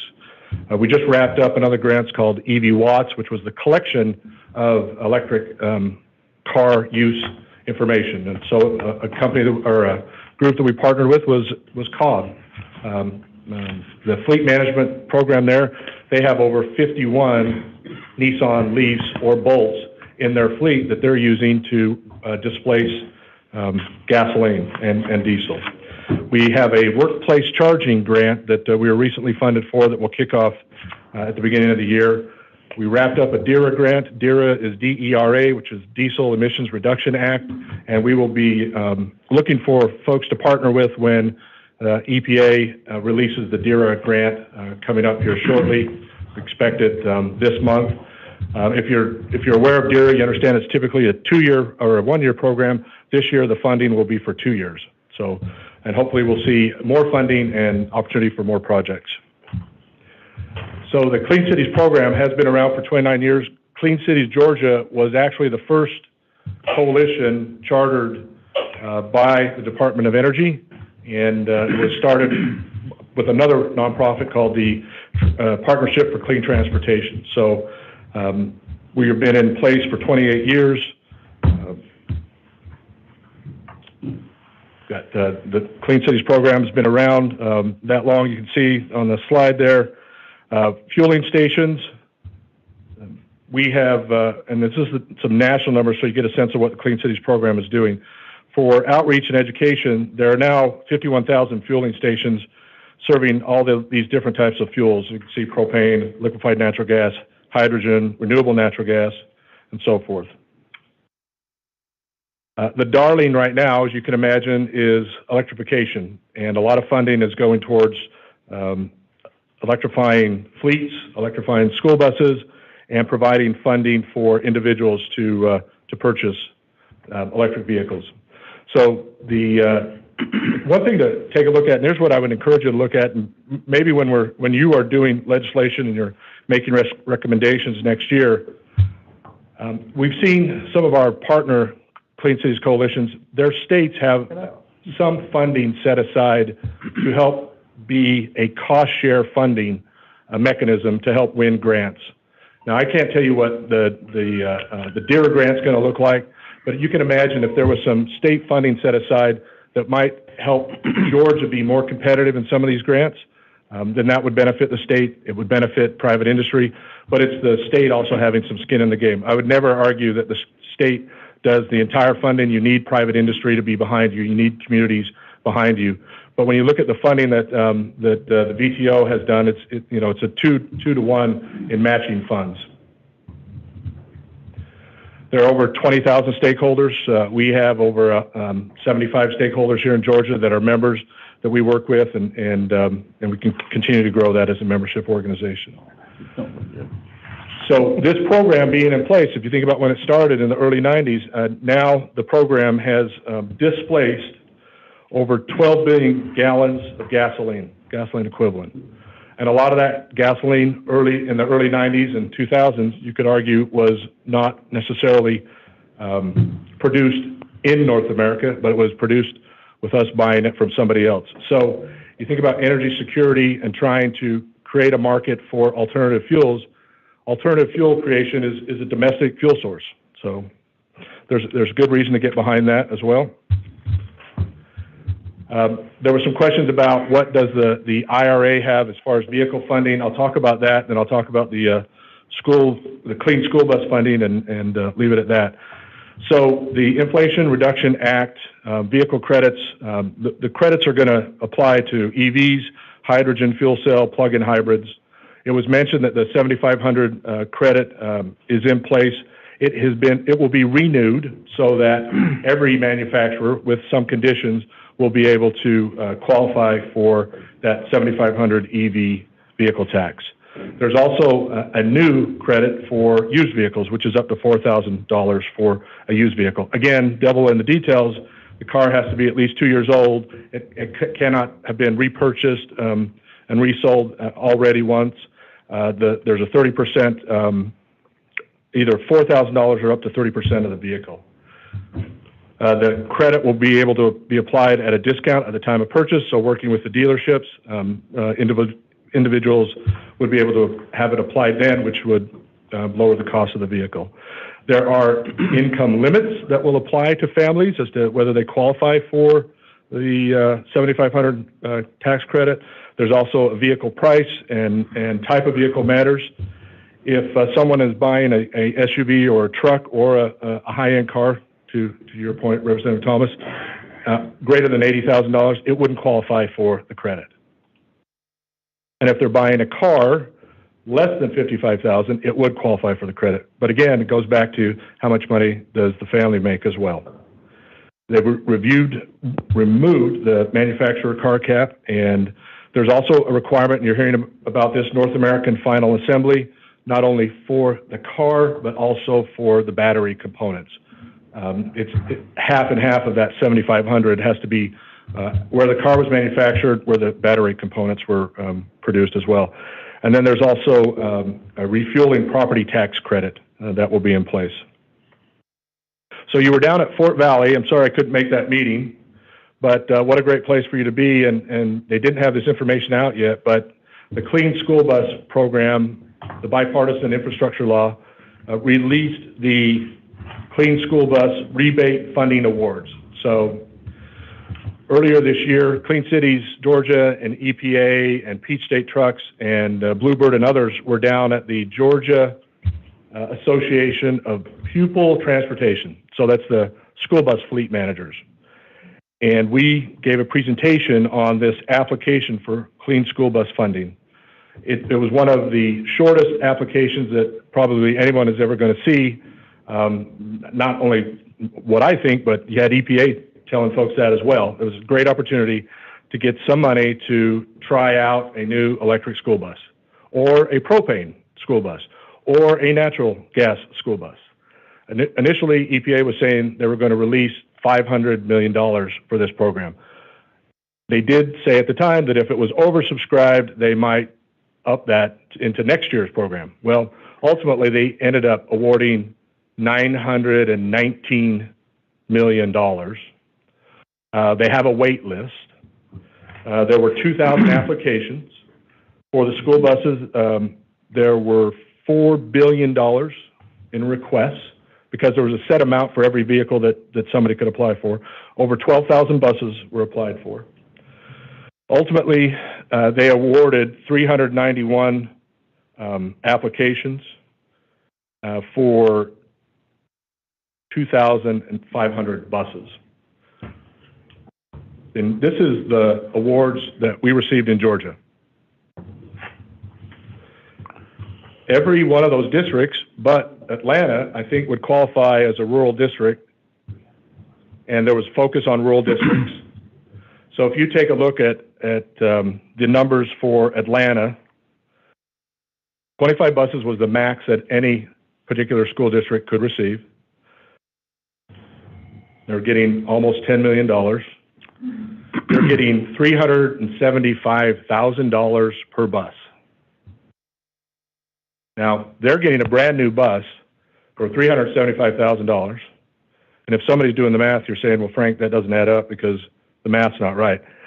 They're getting an additional $20,000 per bus that will be applied towards charging infrastructure for that bus. So Atlanta, getting the most Atlanta school district, and so is Clayton, and so is Savannah-Chatham. Those three districts are all getting $500,000 for charging infrastructure for their buses. Georgia is getting 149 buses. Now, it was the Clean School Bus Program, but the vast majority of awards were what? They were for electric school buses. And I think, doing my math right, every district applied for the most expensive bus. There were other buses they could have applied for. So the federal government has set up this program, and the people took advantage of it. And it is to encourage the adoption of electric school buses as an option to displace diesel. There are other options as well to displace diesel, propane and natural gas. We did, in Georgia, have 22 propane buses were awarded as a part of that program. Take a look at Clark County. 10 buses, $300,000. How'd you do that? That's a bargain bus. That's a bargain bus. That's a surplus. So the program awarded 100% of a electric school bus. The program awarded $30,000 if you were going to get a propane bus. Wow. Which is more than maybe slightly more than the differential. So let's stop there for 1 second. We got a question from Chairman Robertson. Appreciate the presentation. Hold on 1 second. Let's get your sound going. If we can get the sound running. Thank you. In one difference is, and correct me if I'm wrong, I implemented propane patrol cars, about 6 or 8 of them, about 15 years ago in Muskogee County. The $1,000, that's because propane buses already exist and the infrastructure is already there, that the bus drivers can go and put propane in their bus or other vehicles that are in the community that are run off propane, whether it's primarily propane or whether it's a hybrid of gasoline and propane. So what Clark County and Wilkes County, who received 12 propane buses, what they did is they went with and I don't remember your exact verbiage on how you described it, was whether it was low end or inexpensive or whatever. But if those buses arrived today, they'd be able to put children on those buses and take them back and forth to school today. And what we have in Atlanta Public Schools, which, pardon me if I'm not shocked that Atlanta asked for the max, is that they've got 25 buses at the cost that you laid out with an infrastructure that has yet to be developed.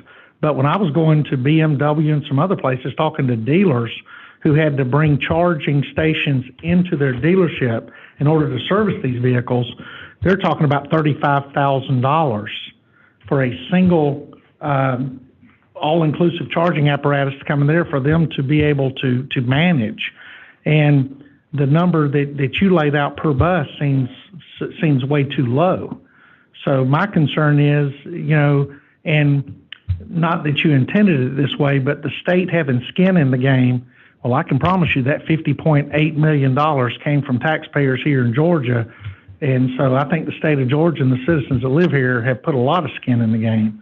My concern with what we've been hearing today and with this is basically what we're looking to do is develop an electric vehicle program paid entirely by the taxpayers, whether it's through grants, whether it's through subsidies, whether it's through tax credits. So while this looks really good, and it does impact one of my counties, which is a very poor county and very rural county, I can tell you right now, Meriwether County, they barely have broadband, much less any type of infrastructure that would support 8 electric buses. So are these checks being written today out of the $1 trillion plan that came out of Washington? I think that they might be, because this is one program where you're going to get the money first, and then you can go out and submit the purchase orders, and you'll have the money first. So it is a unique program. So if I could just address a couple things you said about the fueling. So, and I don't know if Clark County already has natural gas fueling infrastructure in place, but if they don't, you could argue there might be money for that. I'm not asking. Let's be clear. I said propane now. Yeah, propane. Yeah, okay. Propane. Yeah. So they're very easy to stand up a propane charging fueling station, as we know. The $20,000, and this is, I think, how some of the schools looked at it. Collectively, Atlanta has $500,000 to set up a charging system. They don't necessarily need 25 ports to charge. They need to work with Georgia Power or the EMCs, all of these 15 districts, to set up that charging infrastructure. So it's not necessarily one port per bus, because you've got time management. Different, buses, they're out in the morning, they're back in the afternoon, they're out late afternoon, they're parked all night long. You can charge multiple buses overnight from 2 or 3 ports. No, and I agree with that. And I can tell you, in Meriwether County, a lot of the bus drivers, at the end of the day, they take the bus home and they park it near. And what this is going to entail, building the infrastructure that you're describing, is they're going to take them back to the bus barn where their personal vehicle is parked, and they're going to get in a personal vehicle that's probably a gas fuel vehicle and drive it home at a time when, of course, we're struggling for bus drivers as it is. So we're going to kind of take away a benefit. But we're not going to do that for a long time, because I can't see standing up an infrastructure fast enough to really, for it to be any concern of ours for 24, 36, possibly 48 months out when we start getting into some of these rural areas. And as always, I'm not shocked that the federal government is paying the plumber before the pipes are fixed. So I appreciate you. I just want to make sure that we walk into this world that we're being pushed into with our eyes wide open. And I do appreciate your testimony. Thank you, Senator. Go ahead. Well, that's the last slide, actually, other than if you need to get in touch with me, if you need any more information about Clean Cities, Georgia, we're available. We have some more questions, Frank. Okay. You're not getting out that easy. you did that years ago in the Capitol. You can't do any more. Ms. Pridemore, you have a question. Thank you, Mr. Chairman. Hi, Frank. So, talk to me, I hope you'll share with this committee about the importance of being fuel agnostic. It's something that we work on as regulators constantly, that balance between all of the different generation means that we have for electricity, and then, of course, on our pipeline side of the house. So talk to us about the importance of being fuel agnostic. Thank you for the question. So many of you know that I work for a company that was heavily involved in alternative fuels, and it was a rolling laboratory of different fuels, different applications. I grew up learning that there's not one right fuel for every application. And you can apply that to school buses, you can apply that to service vehicles, you can apply that to emergency response vehicles. It's important to be fuel agnostic from our perspective, because we're advocating for all the fuels, because it's up to the fleets to decide what fuel works right for them or the individual. An electric car might not work for a particular family. It works for me. I've driven an electric car since 2013. And it's your fault that I'm driving an electric car, because the legislature had in place many years ago, before the electric car craze was on, when it came with the Nissan Leaf and others, and that credit, but that encouraged me to try that technology, and I did, and I've stuck with that technology. The right fuel, the right application for a fleet is going to depend on, we heard the Cisco folks talk about their delivery vehicles. They're a hub, they're a out and back proposition. They can charge on property like I charge at home. They can go out and do their deliveries and come back and charge back on property. That makes sense. That technology is going to work today. It's expensive technology, but they're willing to enter into that agreement. Natural gas is a great fuel for over-the-road trucking. It makes sense. And whether that's CNG or LNG, and really now we should be looking at RNG, renewable natural gas. And renewable natural gas, we should all be pushing forward those types of projects, because guess what? Everything we do creates some type of waste that ultimately can turn into methane, and fuel can be captured. And at our natural gas summit or workshop last month, we had a presentation on a renewable natural gas project with digesters that are going to take the manure from 4,000 dairy cows and create methane that ultimately is going to go back into the pipeline to be used in transportation. We have a great example of that here with DeKalb County. They pick up their waste haulers, pick up the trash, they take it to the landfill, they collect the methane, they put the methane, they clean it up, they put it back in the pipeline, they put it back in the trash trucks, and they go and collect more trash. So it's the trash to gas to cash program. It's a closed circuit for them. And because DeKalb has taken that approach, they have actually displaced more diesel and now run more natural gas than they do diesel. So the right fuel for the right application. DeKalb also runs electric vehicles. They park the F-150s that were running on gas or diesel, and they put their some of their service techs in Chevy Bolts. And they order them now with the back seat out of the Bolt, and they put a headache rack in there so that they can put parts in there, or they even take out the passenger seat. Again, it's a different application. So being fuel agnostic and us arguing for that. Hydrogen, people are saying hydrogen fuel cells are the next great fuel. Well, we don't have a full hydrogen system built out yet, but again, the federal government is going to fund this hydrogen fuel project, and they'll be offering up an RFP here in the next month or two, where states are going to compete with having one of those awards to start up a hydrogen program. One last question. Go back a couple slides where it shows all the different alternative fuels. Where was that?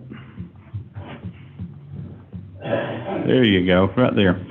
So without going through each one individually, tell us in general, how are you paying your equivalents of motor fuel tax when you have one of these fuels in your cars or trucks today? So we worked on this legislation back in 2012, I think, right. And it was for some credits for fleets to convert to natural gas and propane and electric and hydrogen. Well, there was no hydrogen at the time. There wasn't any electric trucks at the time. But one of the things that we worked on, and this is with Seth Milliken and the Chamber and other businesses, we put in the gas gallon equivalent tax and the diesel gallon equivalent tax for propane and natural gas. Then in 2015, when we did the transportation bill, some might say it was on the back of a napkin, but we came up with a fee for electric vehicles as well. And that's the fee that I pay today and anybody else that's driving an electric car today. So those are all paying road tax. Right. So when you pull up to a compressed natural gas pump, let's say the school system has their own pumping fueling stations for CNG buses, how are they paying that to the Department of Revenue? I can't answer that. Not sure. Okay. That might be collected on the fuel provider side when they're taking and filling up the tank. Yeah, that's a good question. All right, any other questions? Moving on. Thank you so much, Frank. Thank you. As always, we appreciate you. Next presenter will be Patrick King and Stan Cross with Southern Alliance for Clean Energy, going virtual. This is Stan Cross here. Can you hear me? Yes, sir. Loud and clear. Excellent, excellent. Well, my colleague Patrick King will not be joining today, so I will be giving our presentation. But thank you, Mr. Chairman, and thank you to committee members for hosting this meeting today and allowing me to come and present. My name is Stan Cross, and I'm the Electric Transportation Policy Director for the Southern Alliance for Clean Energy. Center Alliance for Clean Energy is a nonprofit that's been around for about 35 years, advocating for clean energy, energy efficiency, and clean transportation. Our clean transportation work now is focused on a program we call Electrify the South, and we are working with policymakers and regulators, industry folks, local government, state agencies, and consumers across the Southeast to help support the acceleration of a transition to electric transportation. So we just heard from Frank about all the alternative fuels that are out there to support transportation. I'm just going to hone in today on EVs, which we've been talking a lot about, and specifically what's happening right now in Georgia. One of the things that Center Alliance for Clean Energy does is we track the EV market across the Southeast and state by state. And every 6 months, we publish a series of market indicators that are tracking where the market's going, so we can be sort of, have that information when we're trying to make policy or regulatory decisions. So you can go to the next slide. So just to start things off, I want to acknowledge that in the latest Consumer Reports survey of over 8,000 consumers nationwide, 36% of surveyed respondents said that they were either definitely or seriously considering buying an electric car for their next vehicle, with 14% saying that they're definitely going to buy. So what we're seeing is, from a light duty perspective, a real interest from consumers to purchase EVs. And this is before any of the tax credits or other benefits that are becoming available from the federal legislation we've been discussing. This is even before that. So I think it's a good thing just to recognize that there is a building consumer desire that's growing every year. And we'll see that when we look at what's happening in the market here in Georgia. Go to the next slide. So when we're tracking indicators in Georgia, we're looking at 6 key pieces of data. We're looking at employment and investment in electric transportation across light, medium, and heavy-duty vehicles.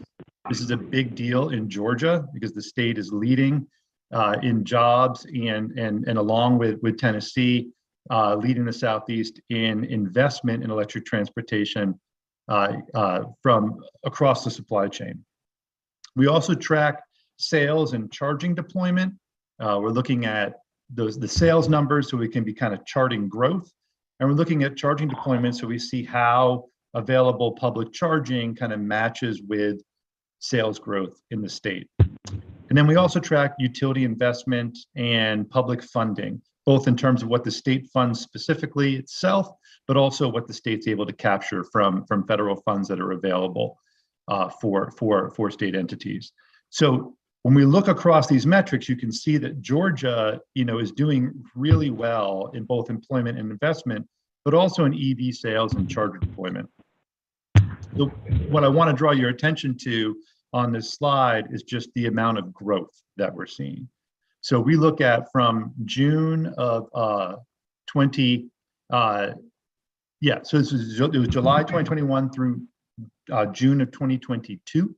Over that 12-month period, seeing 606% growth on employment, 446% growth in investment, 34% growth in sales, 22% growth in charger deployment, all pointing in sort of that positive direction for the market. If you go to the next slide. So this slide just kind of hones in on that employment and investment, and you can see just by the colors on the map, 2 things. One, the Southeast is a dominant region in electric transportation jobs and investments. So all the states in the region are poised to benefit from this transition, a transition which Georgia has been leading, especially with the latest announcements from Hyundai and Rivian, as well as the big investment from SK Innovations. Next slide. So honing in on sales, there's a couple of things that I want to draw your attention to in this chart, in this graph. The first is that market share has been growing steadily. That's the black line that's running across the bars. And Georgia just tipped the 5% market share threshold, which means 1 out of every 20 vehicles sold in the state right now are electric. And when you look at technology curves, new technology adoption curves. When a technology hits that 5% threshold, you start to see an accelerated rate of adoption by consumers. And so we're watching this really closely and anticipating that we're going to continue to see growth, and that growth is going to become exponential. The other thing I want to draw your attention to are the colors in the bars. You can see going back into 2019 that almost all the vehicles sold were Teslas. That's the blue in the bar. Tesla is still dominating the industry, but what you see as you come into 2022 is a lot more automakers in the game. And we've been hearing this from other folks who have been speaking with the committee. Right. And this is really important because by all other automakers getting in the game, there's more diversity of product in the market. There's brands that consumers trust that are now offering electric vehicles, and across those brands are offering a variety of makes and models. Next slide. Hey, just one moment. We had a question from a committee member just asking about Chairman Ginn. Thank you, Mr. Chairman. Yeah, go back one slide, please. And I'm looking across here, and the one thing that we did in Georgia was we promoted electric vehicles, and the Nissan Leaf was outselling everything in the marketplace. We were probably number one in the nation for Nissan Leaf sales, and I don't see a Nissan on here anywhere. Yeah, that's correct. So those early Nissan Leaf sales were really strong. You'll notice that this graph is just looking at the last 3 years, so we can really be watching kind of when the market has started to accelerate. But you're absolutely right. If you look back at 2013, 14, 15 in Georgia, that's when the state really became the hottest state in the country for EV sales. And that was, directly connected to the state's tax credit of $5,000 that was on top of the federal $7,500 tax credit. Now what we've seen is there's been a drop off in Nissan Leaf sales. So the numbers of Nissan Leaf sales just aren't enough for us to register it as a color on the bar. So that's why you're not seeing it on these graphs right now. Thank you. So in the next slide, we're looking at that market share number again. And I was saying how Georgia's, kind of just crossed that 5% threshold, which you can see in that purple line. Georgia and North Carolina are both kind of at that point. Florida is leading the region in market share, but you can see how the region as a whole still lags national average for market share, which has approached 7% here in 2022. And so, I think there's a lot of momentum happening in the Southeast, and what you're seeing are angles in the graph starting to indicate that certainly North Carolina, Georgia, and Florida are starting to move towards and beyond that national average in adoption. That's really important to think about as we think about, how we're going to be preparing the grid, how we're going to be dealing with charging infrastructure, all these other questions before the committee. I think if these graph lines were going down, then that would tell us maybe we got time to kind of work these things out. But with the direction of these graphs being the way they are, both in Georgia, but also in surrounding states where folks are coming to Georgia in their EVs, the questions that this committee is grappling with, I think, are very timely. Next slide, please.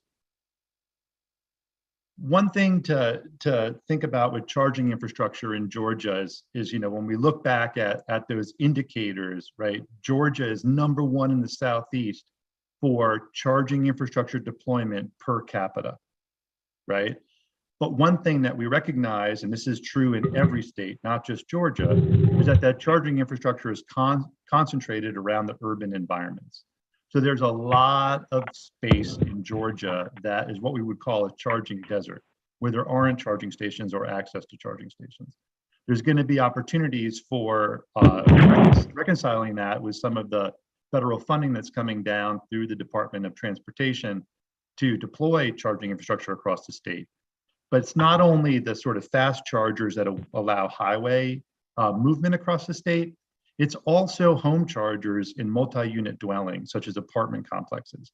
That's an area where charging infrastructure lacks. And if you don't have access to a charging station at home or a 240 volt outlet plug to plug your charger into, then it's going to be difficult for you to own an EV, because the cost savings of owning that EV really come from being able to charge at home where electricity costs are low and where charging is convenient.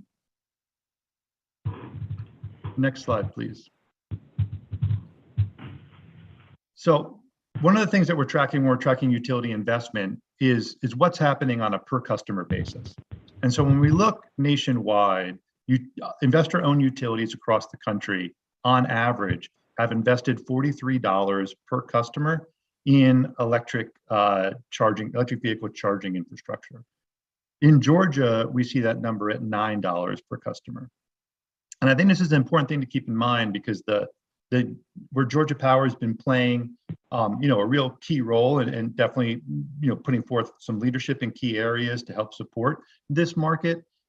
Georgia's not in a position where the utility is heavily investing in charging infrastructure. Certainly that investment is well below what we're seeing in Florida, and also well below that national average.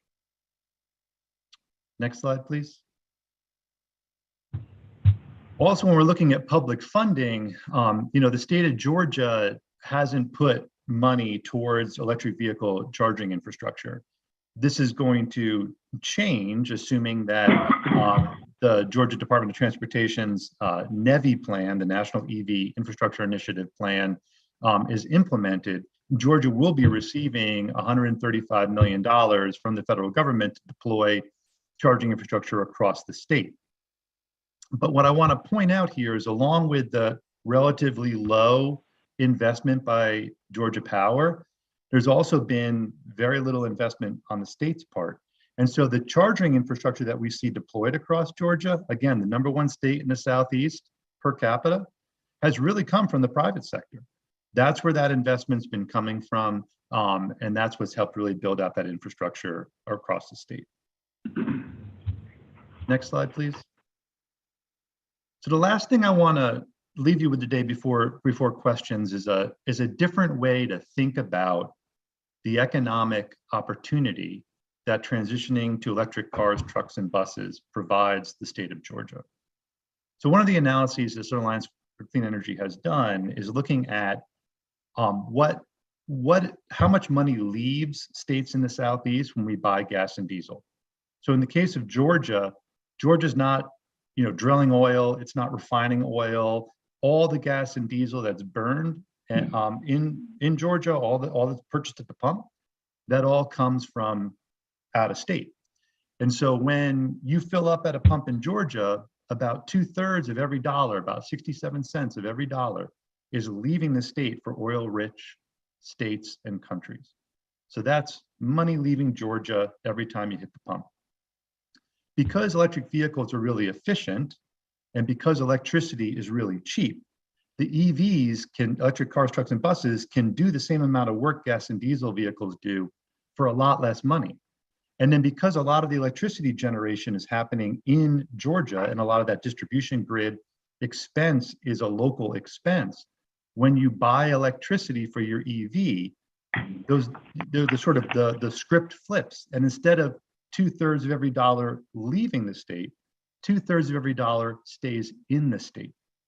That all adds up to this scenario where if every car, truck, and bus was electric today in Georgia, there'd be an extra $7.9 billion in the Georgia economy, in consumer and fleet operator pockets. So it's another way to think about this transition from a fuel that's imported to a new fuel type, electricity, that's primarily generated in state. Next slide, please.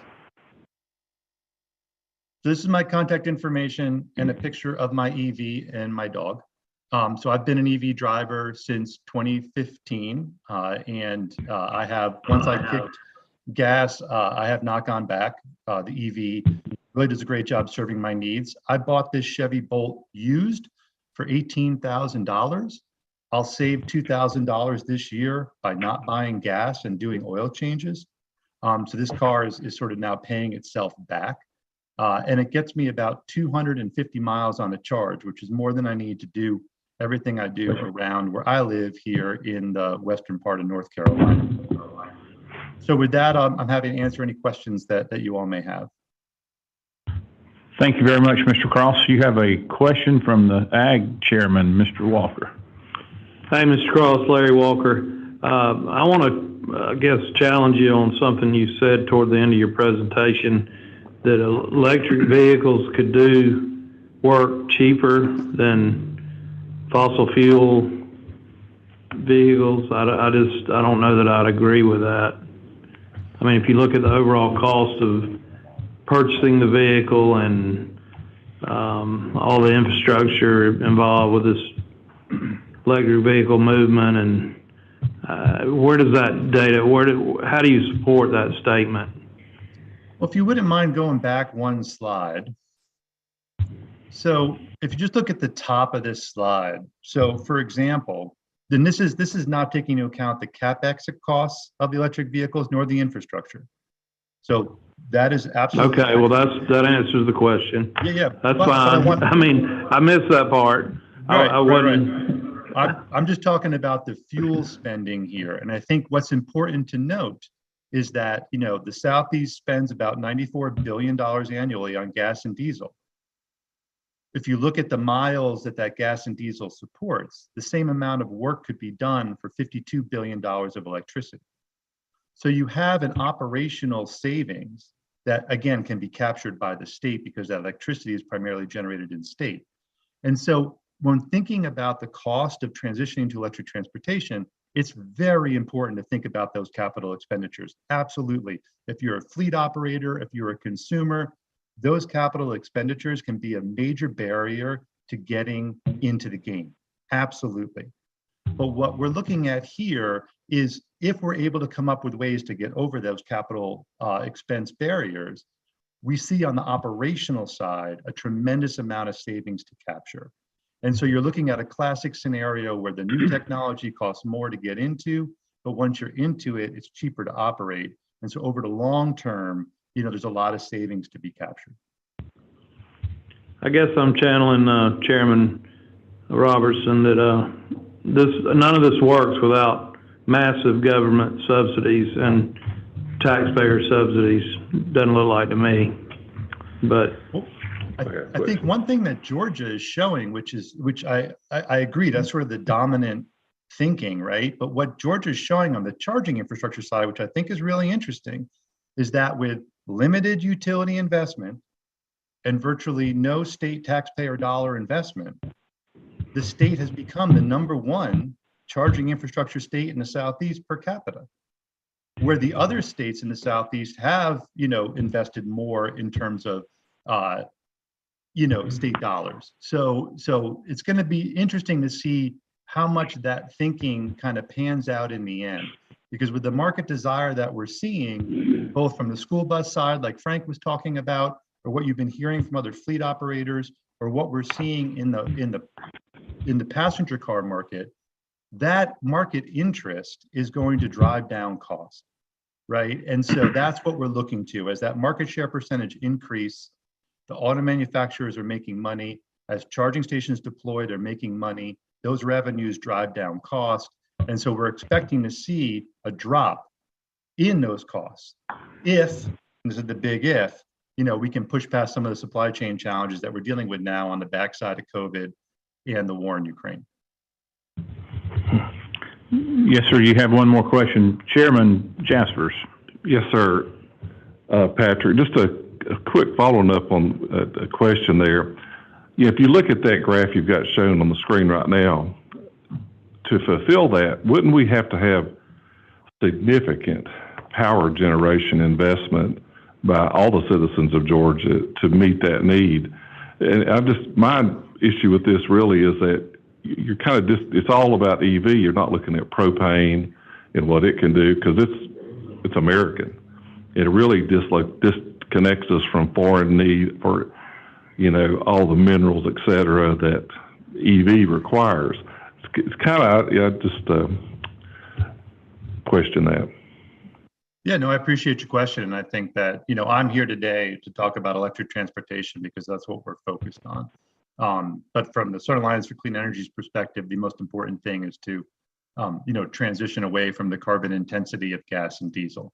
So we work with Clean Cities coalitions and other partners who are, using various alternative fuels. For now, I'm just talking about electric transportation. And I'll let my friends at Georgia Power kind of address the specifics of your question on generation. But I will say from what we're seeing from from research from utilities to date is that as we grow this electric vehicle market, there is enough generation capacity. It's a matter of making sure that the charging is managed appropriately so that, like, for example, when we have abundant electricity at night that no one's using when we're sleeping, that we're taking advantage of that and that we're managing in and around our peak load demands. And so as we make this transition, utilities are a key partner, but everything I've heard from all the utilities we work with around the Southeast is that they have the tools they need, the expertise they need, they're planning for it, and they're not seeing major increases in generation necessary. So we'll see how that pans out, but I encourage you to ask our friends at Georgia Power that follow-up question. Thank you. We got a question from the Commissioner of DOT, Russell McMurray. Thank you. Just a point of clarification on slide 8 of the investment made by each energy provider in Florida, Georgia, North Carolina, South Carolina, in the national average. Is that direct investment into EV charging, or is that what that investment number means? Correct. It is. It is. So Georgia Power has, their approved program for the $24 million that you're seeing there that they've been rolling out directly to support charging infrastructure. Thank you. Any other questions? All right. I think we're finished with this presenter, Mr. Cross. Thank you so much for your time and all your information. We look forward to working with you again in the future. My pleasure. Thank you all very much. Okay. All right. So here's an update. It's 10 till 2. We have 1, 2, 3, 4, 5, 6, 7 more presenters. And if you divide that out by 2 hours, that's 17 minutes per presenter.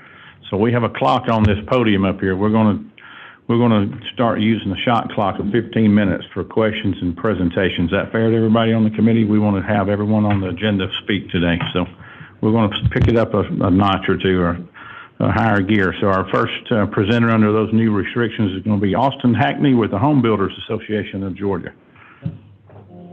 You notice I didn't ask for a motion on that, but. You have a head nod. All right, it's 1:51. We're going to document your time. Go ahead, Austin. Good to have you here. Thank you. I appreciate the opportunity. Thank you, co-chairs, and thank you, Commissioner, for hosting us. I thought the home builders had a pretty tight grip on acronyms and jargon, but when I get here, you guys are doing a great job with it too. So thanks for the chance to address you guys. I'm going to try the clicker. Here we go. Turn them on. Yeah, so the Home Builders Association of Georgia is probably not who you would typically expect to hear from at a hearing on electric vehicles. So I thank you for the opportunity. We are made up of 23 local home builder associations around the state. There is a local association in your district, and that comprises about 1,450 builder member companies, for a total of about 3,500 member companies across the state. I am the Executive Vice President. Our Director of Public Affairs is Cindy Morley, who's here with me. And our current president of our state association this year is a gentleman named Trevor Reddick. He owns Reddick Construction Company in Camden County, Georgia. And so we are truly all over the state.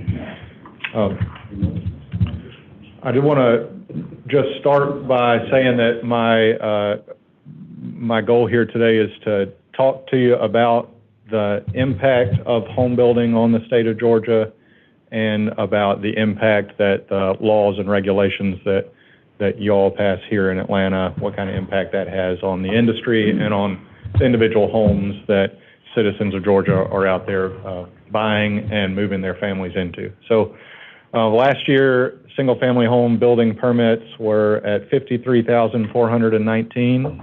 That's a pretty good number for statewide in Georgia. Just for context, in 2005, that number was about 93,000 building permits across the state. In 2011, it was closer to 13,000 building permits pulled across the state. So it's gone up every year since then, but this is where we are last year at 53,000. I've also got on this slide the impact of 100 homes on a local community.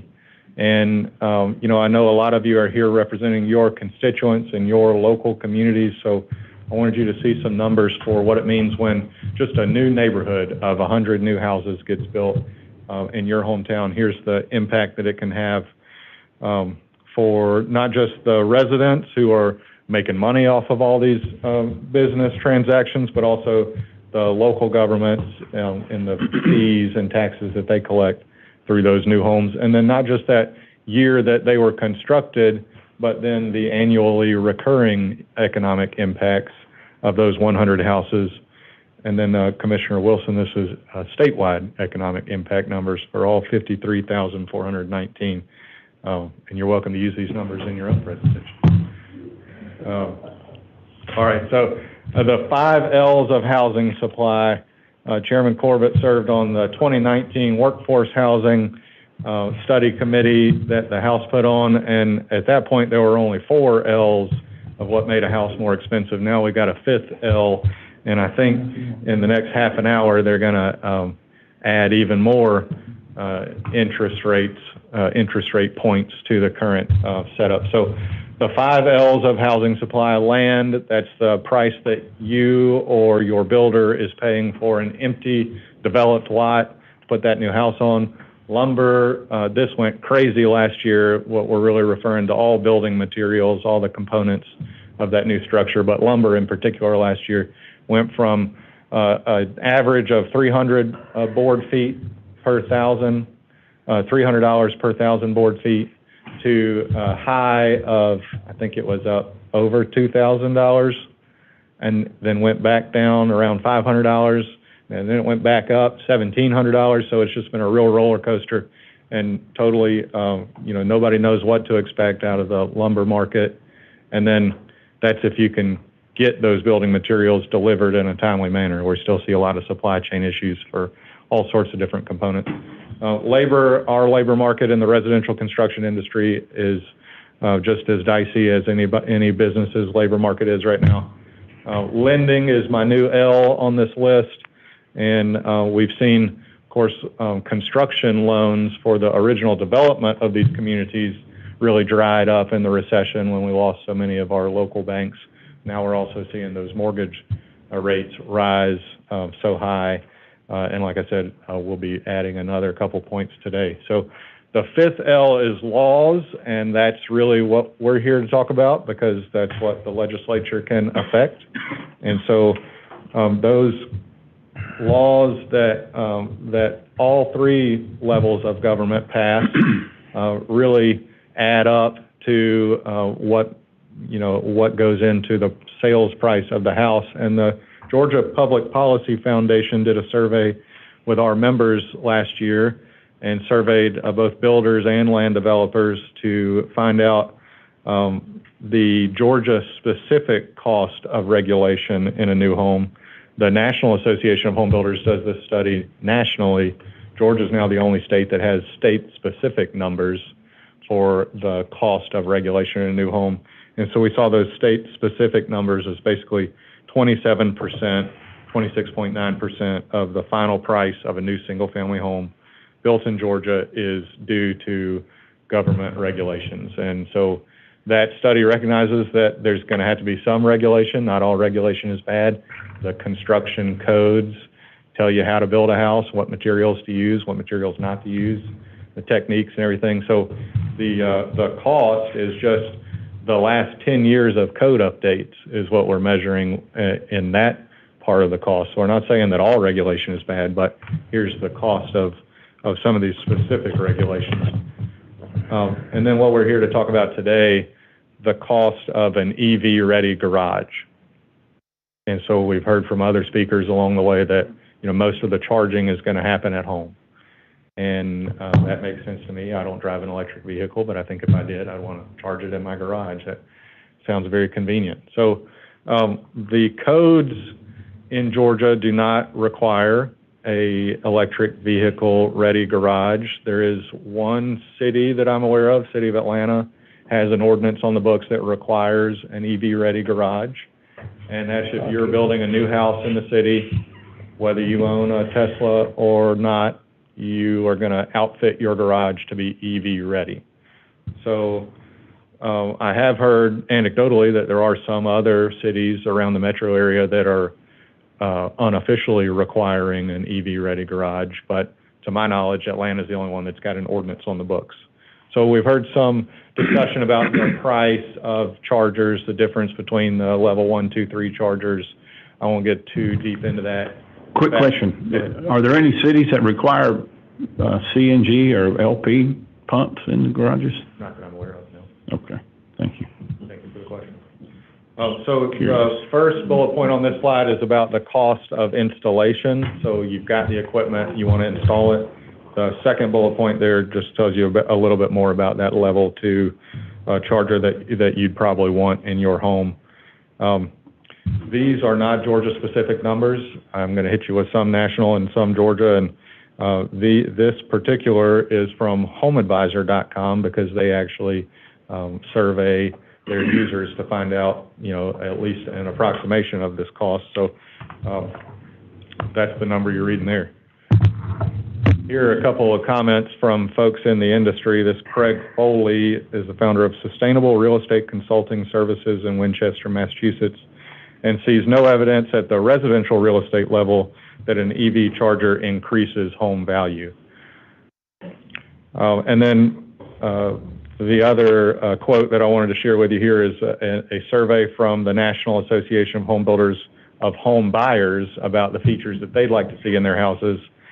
21 high-tech home features, and the EV car charger came in dead last of those 21, with only 38% saying they considered it either desirable or essential, and then by contrast, 77% wanted the smart thermostats. So that's a little bit of market research there. The construction code mandates. In Georgia, we have 9 mandatory construction codes. So if you're building a new home anywhere in the state of Georgia, you're going to follow these 9 mandatory codes. Now, that is a little bit of a misnomer.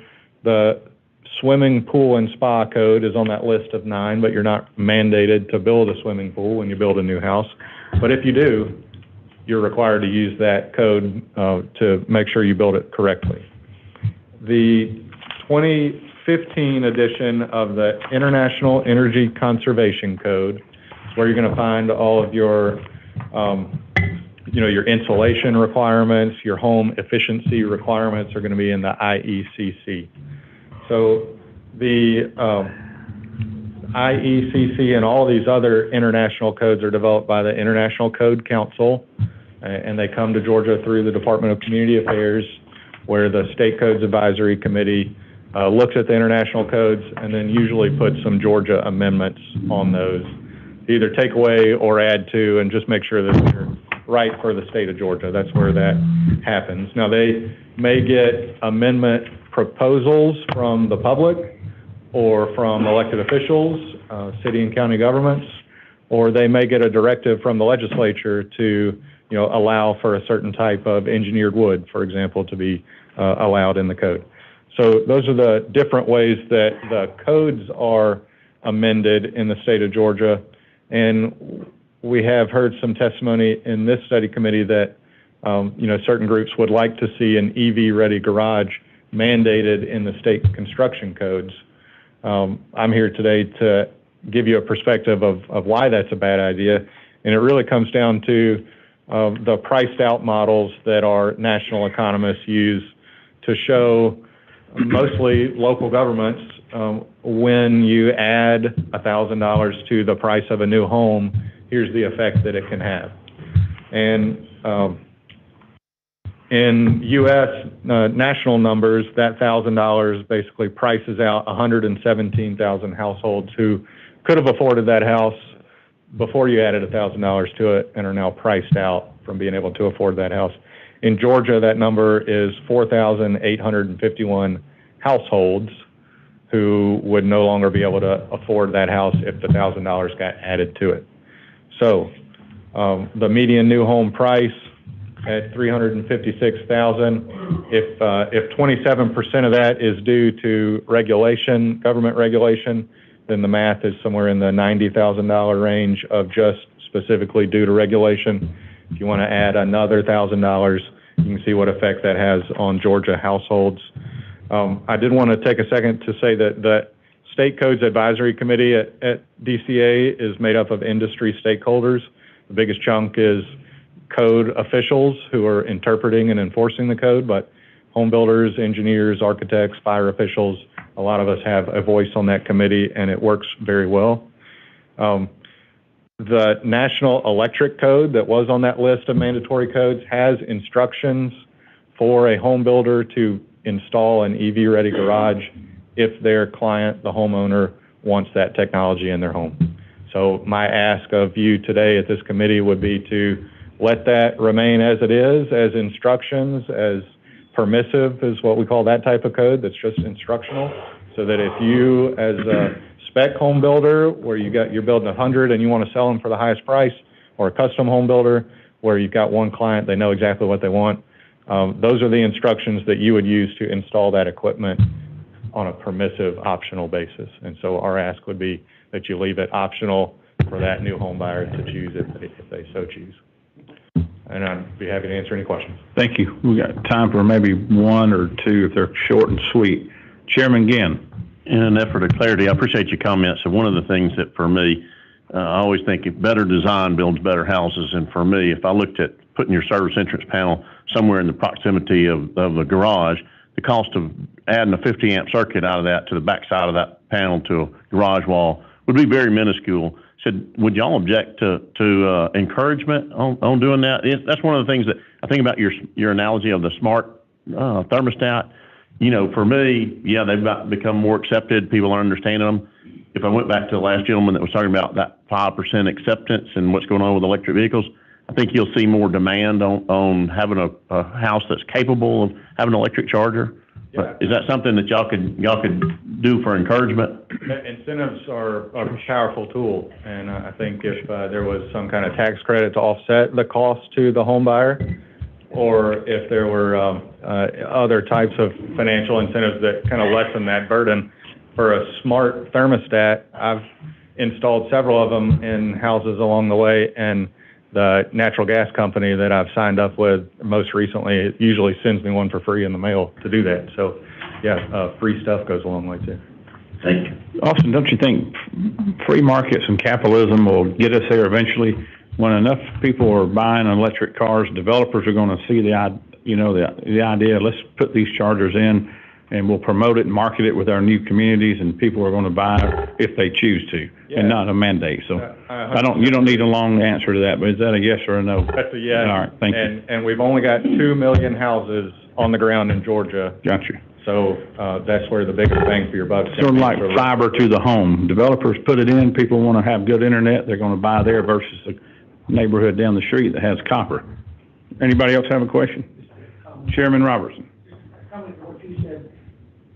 Just a comment to what you said, Mr. Chairman, and I think Austin hit it well when he said that, you know, if somebody comes to the builder and they want a house and they come pulling up in their Tesla or whatever else, that's an accessory that they can ask to be put there to begin with. It's their choice if they want it, right. But they shouldn't have to pay for something that's going to be in their garage that they may never use.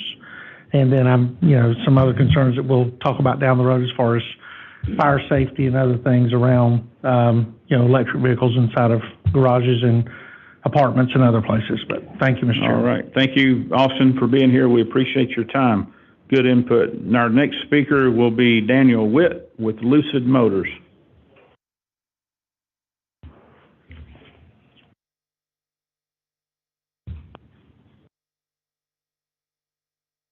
Good afternoon, everyone. Thank you for taking the time over these several sessions to discuss the myriad of issues that are coming to light as we're seeing the larger adoption of this technology.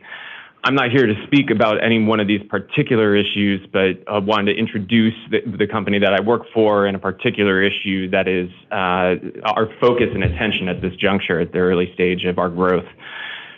So again, my name is Daniel Witt. I'm the Director of State and Local Public Policy for Lucid Motors. We are an American company. We do all our manufacturing in Arizona, focused on bringing the next generation of EV technology to the masses. Our claim to fame is that we have the longest range vehicle on the market today, 520 miles of range, with the same size battery pack as the previous leading range vehicle of 400 miles. How do we do that?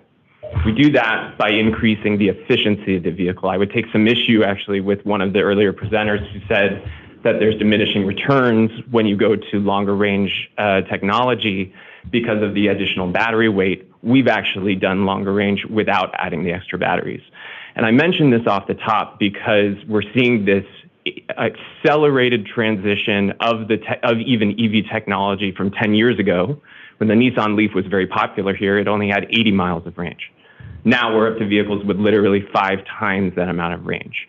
And that distinction over that 10-year period is what you all are trying to grasp with as we talk about this transition over a 10, 20, 30-year period in terms of trying to figure out exactly what the profile of the drivers, what the profile of this technology is going to be. I do want to commend this group on covering the panoply of different subject matters around this technology. I think it is this type of comprehensive discussion that is required, because at the root of this, I'll use the technology example of we're going from a technology for the last 100 years that was predominantly focused around an internal combustion engine, which has about 500 parts in the engine. The pistons, the transmission motor, everything that goes into the propulsion system, to a propulsion system in an electric vehicle that has exactly one moving part. And that transition right there, I think, really does encapsulate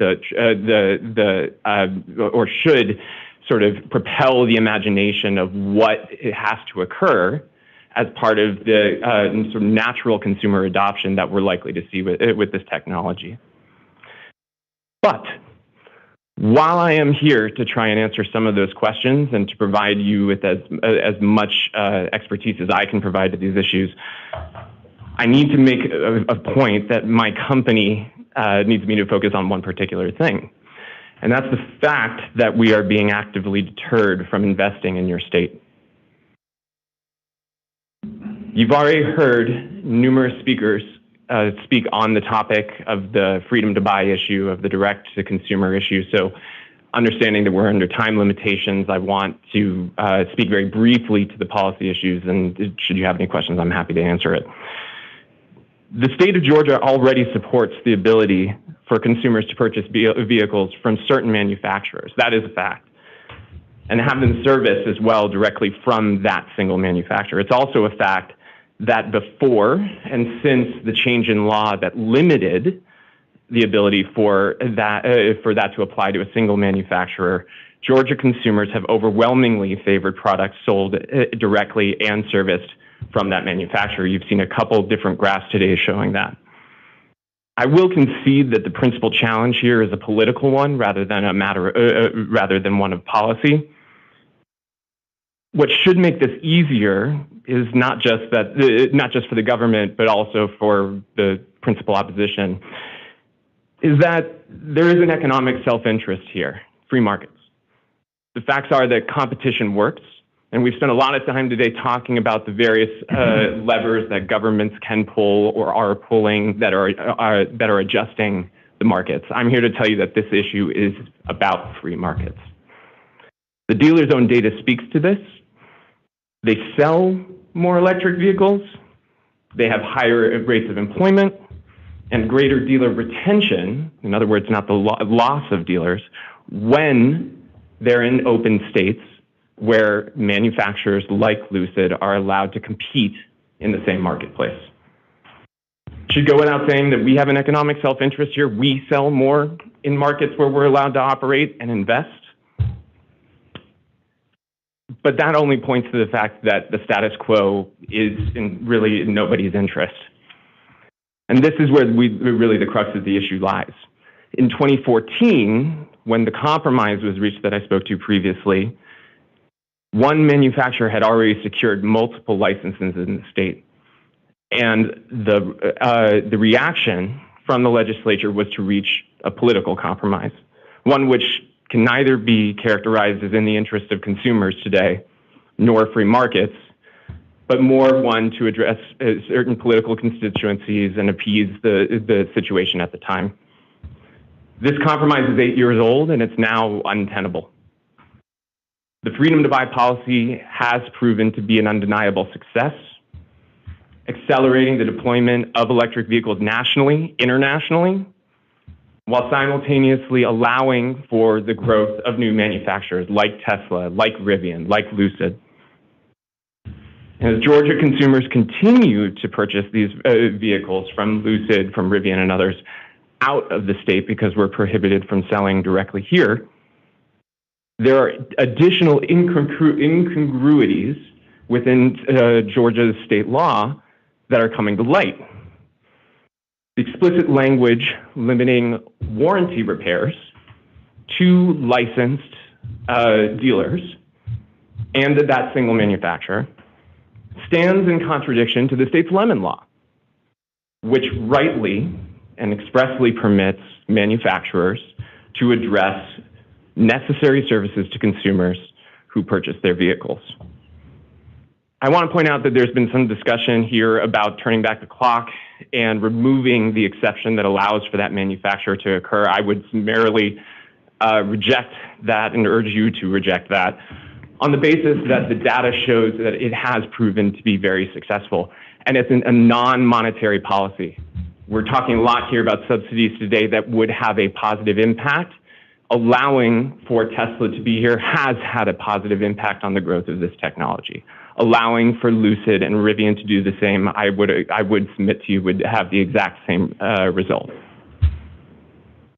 With such economic momentum here in the state, it seems illogical to retain what is currently in place. It limits the state's ability to capture even more momentum by embracing new companies like ours. But I do want to point out and state abundantly that this policy is not the panacea. It's non-monetary, which means you can do it with the stroke of your pen, and it can lead to additional investment. But we have spent a lot of time here talking today about the myriad of issues that come along with the adoption of this technology. At the end of the day, though, I want to state both this policy and with the other policies that you're considering, this is not a zero-sum game. This is additive. We've heard a lot about the economic boon that is coming from companies investing directly into the state. We'd humbly submit that we want to be a part of that. And I think with a simple change in the existing legislation to change the effective date, to allow for companies like ours, like Rivian's, to secure licenses here and provide consumers with the type of experience that they expect as they're moving and transitioning from one technology to another, that they accomplishes not only what the consumers want, but it protects the relationships between the legacy manufacturers and their dealers. And most importantly, it provides us with the same regulatory framework as the dealers ultimately have to abide by presently, ensuring that consumers not only have all of the options at their disposal, but are protected as much as they are when they go through the sales process at a dealer. We stand ready to help you with this transition in any way that we can. And I'm here to answer any questions, frankly, about the technology, the adoption, the investments. But I want to be clear that this is a hurdle for us. It's an unnecessary one. And if the state is interested in continuing to increase free markets, then this is one solution I would humbly submit should be under consideration. Thank you. Thank you. Questions? No questions. Thank you so much. We appreciate you being here, Daniel. Thank you. We'll see you soon. Next up is Mr. Ben Jordan with the Georgia Auto Dealers Association.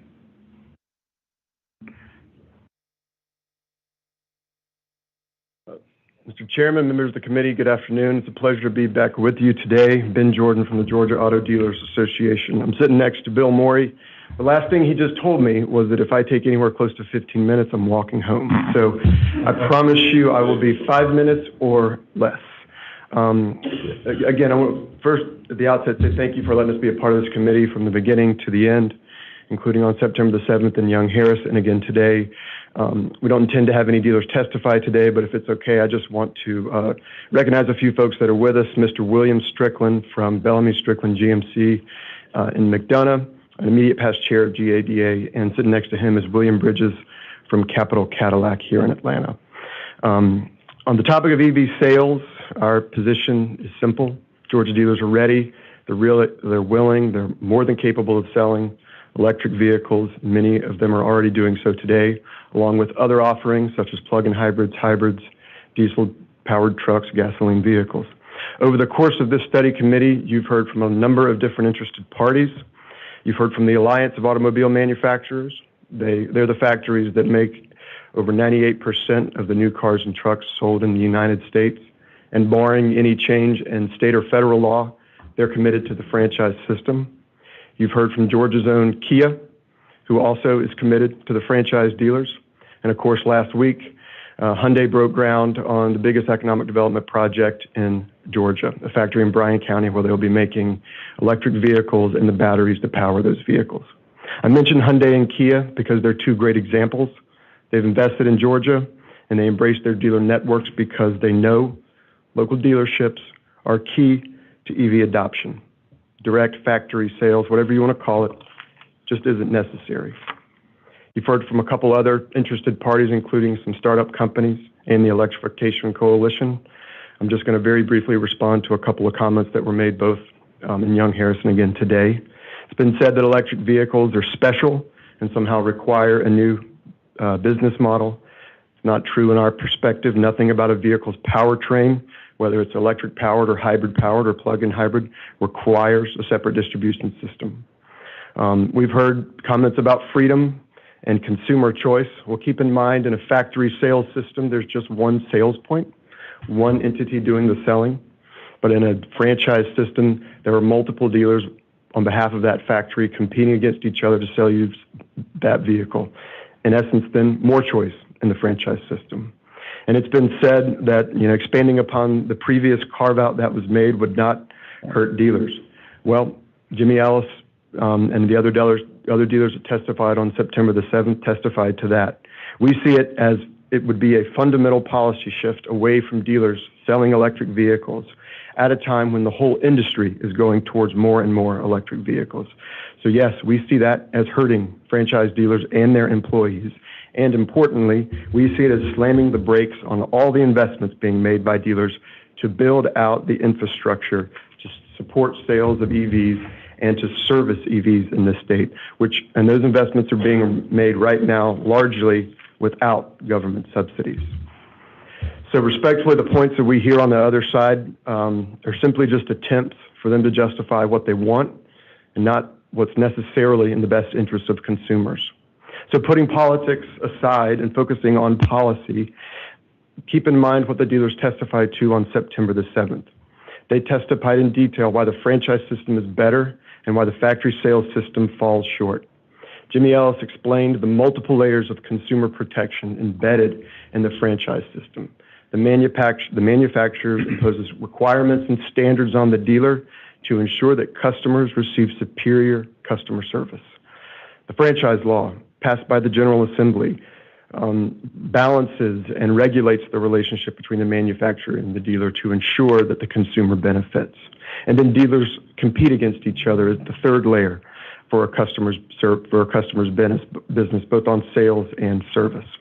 And all of that, all those multiple layers of protection benefit Georgia consumers and Georgia communities in the form of local competition, local investment, and convenient access to sales points and repair facilities. All of that's present in the franchise system, and all of that is missing in a factory sales system. Keep in mind also the testimony from Mike Domenico, who was a Fisker dealer. Fisker was a startup, and Fisker folded. When Fisker went bankrupt, Mike stepped in as the local dealer to enforce Fisker's warranty. Keep also in mind Tim Redding Jr. His family has 4 dealerships in smaller markets in rural areas in Georgia, in Dublin, in Metter, in Sylvania, and Swainsboro. He testified about how his dealerships support those local communities with very good paying jobs and how they participate in local community events and charities. We'd submit to the committee once again that the best way to support the EV market in this state is to leverage the dealer network, not to scrap it. If there's any additional information the dealers can provide this committee as you're concluding your work, we'd be happy to. I hope I got done in 5 minutes. Like I was told to do. You'll get a ride home. It's 5 minutes. Good. Okay, we have a question from Chairman Robertson. Yes, sir. Ben, I appreciate you coming and speaking on behalf of your clients. Just really quick, is your testimony that y'all's primary concern is the consumer as far as consumer rights and consumer protection when it comes to what was done several years ago with the carve-out? I would say it has to be considered. I'm not sure. I would say it's one of the concerns, and I think as policymakers, we would encourage policymakers to consider how any impacts would affect the consumer. Well, listen to your testimony. It just sounded like you leaned heavy into the fact that the consumer was the priority, and I know in past testimony, I think some of your clients alluded to that also. But within the arena that you're operating, do you think there's an appetite within those business community to invite Tesla and Lucid and others into the market into the franchise market here in Georgia? Absolutely. I mean, I know dealers, a couple of them, every time they see someone from Rivian, he goes out of his way to say, don't just put me on the list, put me on the top of the list. And, just anecdotally, what dealers tell to me is that they would love the opportunity to pitch for that business, like they do when other points come open. One thing that's missing is that the manufacturers appoint whoever they want as their dealer. It doesn't have to be an existing dealer. They control that process. Okay, thank you. Any other questions? Representative Fry. Okay, we'll get to Commissioner Wilson after Representative Fry. Thank you, Ben. Thank you for being here. Thank you, Mr. Chair. Are you aware, following up, of any state laws that prohibit the formation of any sort of franchise model from another company here? Like, couldn't they open a franchise here in Georgia if they wanted to sell cars directly in Georgia? Yes, sir. And there's nothing that we do to stop that? That's my opinion, yes. Okay, follow up? Yes, sir. And isn't it true that, based on what you just said, that you don't even need to invest into another brick and mortar setup? You could actually just say, hey, there's one existing, why don't you guys be my local folks in Georgia and we'll cut a deal? That's absolutely correct. Thank you very much. Commissioner Wilson. Good question. Ben, thank you. Bill, thank you. Appreciate what you guys do. And growing up in Royston, Georgia, Short Ford was a big part of our life right there in hometown. One of the things that I think COVID has accelerated, and we've seen this across multiple industries, is how consumers are changing how they purchase.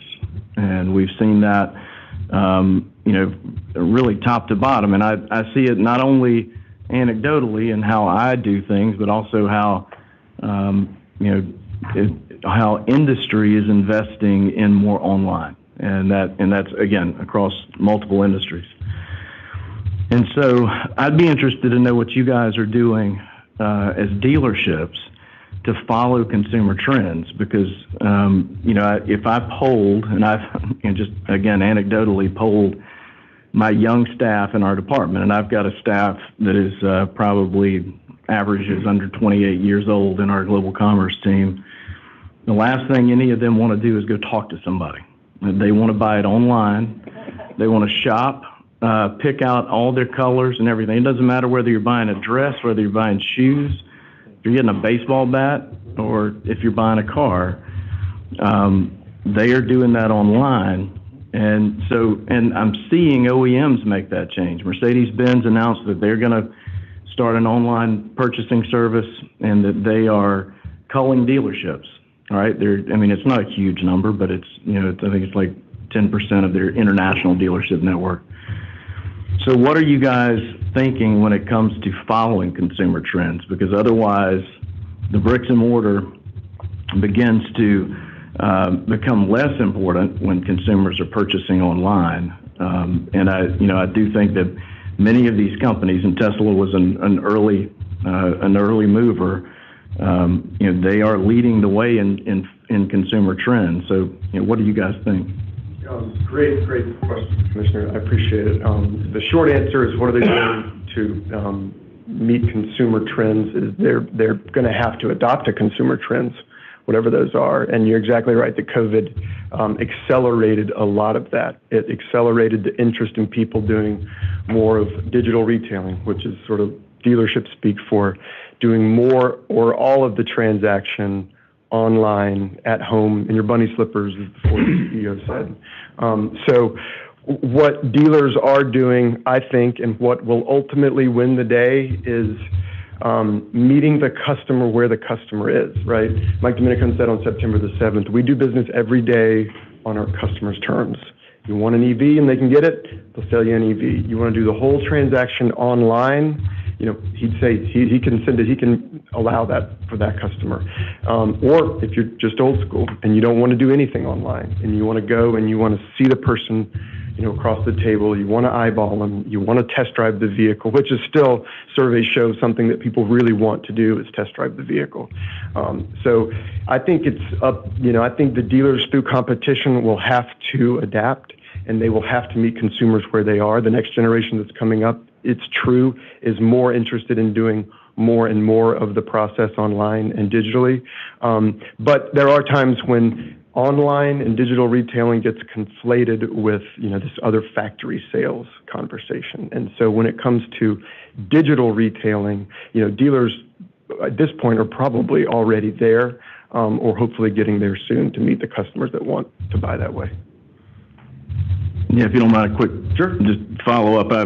It's funny that I have an old 2001 Toyota 4Runner, and I just gave it to my 16-year-old son, and so I took it in to get serviced, and I decided I'd walk around the lot. There were 8 cars on the lot at the Toyota dealership, and I thought, hey, I'd love to test drive a 4Runner. That's a day's 4Runner compared to the one I just brought in. Good luck finding a car to test drive right now. So it is, the market's changing, things are changing. I'd love to have a conversation with y'all about how dealerships are moving in that direction, following consumers. We'd enjoy that, and kudos to you and your department for bringing these investments here, because it's really the supply chain that's hurt, the supply side of it. And for this market to rebalance, we need more supply because we have a lot of pent-up demand. Any other questions? I see none. Thank you, Ben. Our next presenter, we're going to go out of order just a little bit here. The chairman and I talked about it. We'd like to ask representatives from Racetrack to come up. Is it AJ Sicardi? Am I pronouncing that correctly? All right. You have the floor, sir.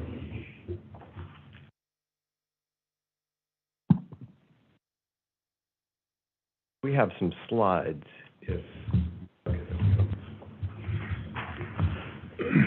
My name is AJ Sicardi. I'm the president of Metroplex Energy. Metroplex is the wholesale arm of Racetrack. We are a fuel agnostic retailer. We sell hydrocarbons, biofuels, and everything in between. Everything from E85 to E15 to 87 to 93 to 91, biodiesel, etc. In fact, to the comment earlier about keeping Georgia money in Georgia, if we could figure out a way how to make Coca-Cola dispense to our dispensers and power cars, we would do it. So we truly are fuel agnostic. Why we're here today, the governor stated in July of 2021 that it was his goal to make our state positioned to continue leading the nation in the rapidly growing electric mobility industry. This is what he said in order to kick off the Electric Mobility Alliance. And if that's the goal of the governor and the legislature, we have some thoughts on how to help the state do that and achieve those desires. So I'm going to start by just kind of walking through the business case as it relates to high-speed EV charging. And EV charging's a little different than the liquid fuels world, in that the liquid fuels world, there is really not a do-it-myself option. if you're going to have liquid fuels, you're going to likely go to a convenience retailer in order to get the liquid fuel because of the underground storage tanks, environmental concerns, fire code issues, et cetera. Large fleets can obviously cover themselves, but outside of that, it typically requires a do-it-for-me option. Whereas in EV charging, there is going to be a large do-it-myself option, as this committee is very well aware. In fact, some studies show that 70 to 80% of charging will be at home. But we think there is an important role that's going to be needed in order to give people comfort to be able to overcome range anxiety and to be able to make EVs as ubiquitous as our transportation fuels today. And that will require level 3 EV charging, so high-speed chargers. And this talks about the business case around it. So I'm going to do a little bit of business 101 for you and talk about the business case of EV charging and walk you through some of the constraints that exist today. So we'll talk about problems and the business needs, the benefits and risks, and the economic return on investment. But first, a little bit about Racetrack. Racetrack is a retailer. We exist by meeting and adjusting to consumers' needs. We have about 760 stores across 13 states. We're headquartered here in Georgia and proud to be a Georgia company. We have 125 racetracks in the state of Georgia and 33 raceways, so well over 160 stores between our two different brands. And we have 3,000 employees in Georgia. Things that we offer on site are clean bathrooms, food, 24/7, 365 day a year manned operation. It's well lit. We have good sites. We have good ingress and egress, good access. We have cameras and security, big lots, easy access, and typically free Wi-Fi at all locations. You can see a few things about our stores there. We're a proud sponsor of the Run for Research, benefiting the Michael J. Fox Foundation, proud sponsor of the Atlanta Braves, as well as been continuing to evolve our inside offer to include food options like what you see in the grab-and-go, pizza and chicken, and other things serving all of our communities. So now we'll dive into the business case a little bit and start with the problems and business needs.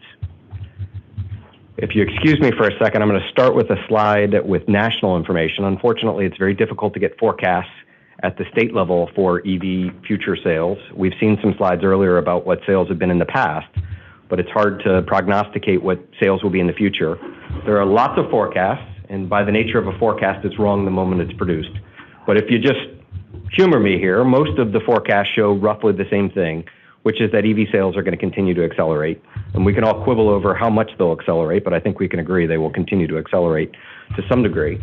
This study by McKinsey shows that they will, there's 3 million on the road today, and that they will grow to 35 to 45 million by 2030, which is somewhere between a 35 and 40% increase. So obviously there's going to continue to be more sales in the state of Georgia. This is a map showing existing fuel retailers overlaid with level 3 chargers in the state, as well as racetrack locations. Because of a glitch in Google Maps, it's actually underrepresenting the fuel retailers in the state. There's about 7,000 fuel retailers in the state, and you only see on the map about 3,500. So just imagine double those dots, and that's the coverage that fuel retailers provide to the marketplace today. Obviously, racetrack, we have about, as I mentioned, 150 locations across the state of Georgia, with about 100 in the greater metro Atlanta area. But we also cover rural Georgia as well, as do other fuel retailers. The green dots are the existing DC fast chargers. And as I mentioned earlier, those are spread throughout the state. If you look off to the right, you see that today there's one DC fast charger for every 61 vehicle registrations of EV vehicles, whereas that same comparison of fuel nozzles is 32 for every fuel nozzle. So obviously there's more dispensers per capita for registrations than there is for EV chargers. And part of the reason why, I believe, is because of impediments to the private market stepping in to fill that gap. So let's kind of dive into that. And I show you a picture here with your consumer hat on and ask you, where do you want to charge? At this site in particular, and these are just representative photos, where are the amenities? Are you protected from elements? What's disability access look like? Is there someone there to help if you have a problem? If you show up and the EV charger doesn't work, what do you do? Who do you tell? Is there anybody else around? Is it safe? Here's another example. How far away is a clean bathroom? How far away is it to get a cup of coffee? Is there food available anywhere nearby? Is this well lit at night? Are there amenities nearby that are open 24/7? Is this convenient? Is this what consumers want? Juxtapose that with an example of one of our competitors. This is actually a picture of a C-store in Norway. Norway is one of the leaders globally in EV penetration, with well over 30% of vehicles on the road being EVs. And this is an example of how a convenience retailer took the change in the marketplace and adjusted to meet consumers' needs. So in this case, you see EV charging on our canopy. Doesn't mean every retailer will do it, but I do think it's an important differentiation of how C-stores and other retailers think of their customers versus the way that perhaps we've been meeting the needs early on. When you charge here, you don't get when it rains. If you have a problem with the charger, you can go inside and ask for help. No matter when you stop, 24/7, the site is always well lit and safe. It has store personnel on site, and it has security cameras. If you're hungry, if you're thirsty, you need restrooms, they have food and bathrooms, and they're available 24/7. Now imagine what some of your other retailers in the state of Georgia can be doing. So obviously Racetrack, Georgia's Own, and QT, one of our competitors, both offer convenient refueling options with lots of amenities. We have convenient location for motorists. In fact, we have everything a driver could need: safety, convenience, amenities, and EV drivers should find it the same. It's important to note, we didn't have pictures on here, but I would say there's lots of other retailers that will likely fill this gap, whether it's grocery stores, restaurants, malls, car dealers, whomever. We think the world is going to have a competitive market, and we encourage the competition and encourage the legislature and PSC to do things in order to create a competitive market. So now we'll get a little bit into the business case, the benefits and the risks that we and others that are looking to deploy high-speed chargers face. So I'm going to take a second and talk a little bit about electricity pricing. And obviously, there's members of this panel who could school me a lot more than I can school the commission on, or this committee on the pricing of electricity. But ultimately, it comes down to the cost for the consumption of power as well as the demand. And so if you put it in layman's term, if you think of a water pipe, the water that comes through the pipe is your usage or consumption, and the flow rate of that pipe is the demand. So this graph is showing what an average C-store's needs are, and that first black line down at the bottom at about 100 kilowatt hours or kilowatts. Average C-store should be probably somewhere in the 80 to 100 kilowatt usage. A 150 kW charger, one single charger, would spike that demand from the roughly 80 to 100 up to 150 kW. Whereas to meet the needs of the NEVI grants that were recently passed through the infrastructure bill and that ultimately will be coming through to the state of Florida, you would be required to put in 600 kW, which is 6 times the average of the typical C-store's demand. That translates into an additional cost, and I'm going to show you some examples. So this is just an example of some current rates that are in the marketplace today, and we put on the slide Georgia Power's existing tariff, as well as its proposed rate, and then a rider. It's important to recognize that utilities are recognizing the changing marketplace and the original, and frankly, in my view, outdated structure of charging for power as it relates to EV charging, because it doesn't contemplate customers being the drivers and ultimately retailers being a proxy for consumers. When you think of demand charges, they really make perfect sense when you think of commercial and industrial users that can adjust their demand based on time of day to reduce the load for utilities. We don't think it makes sense when it comes down to consumers, because consumers are going to charge when they want to charge, not when we want them to charge. Just like today, they fuel their cars and trucks when they want to fuel their cars and trucks. And they expect it to be relatively the same price. They don't expect massive volatility in pricing. But you can see from the chart above, the purple dotted line is Georgia Power's existing rate. And this is using a 600 kW NEVI example where there would be 4 chargers with 8 ports cranking out 600 kW. The dotted gray line is Georgia Power's existing rate. The purple line is their proposed rate.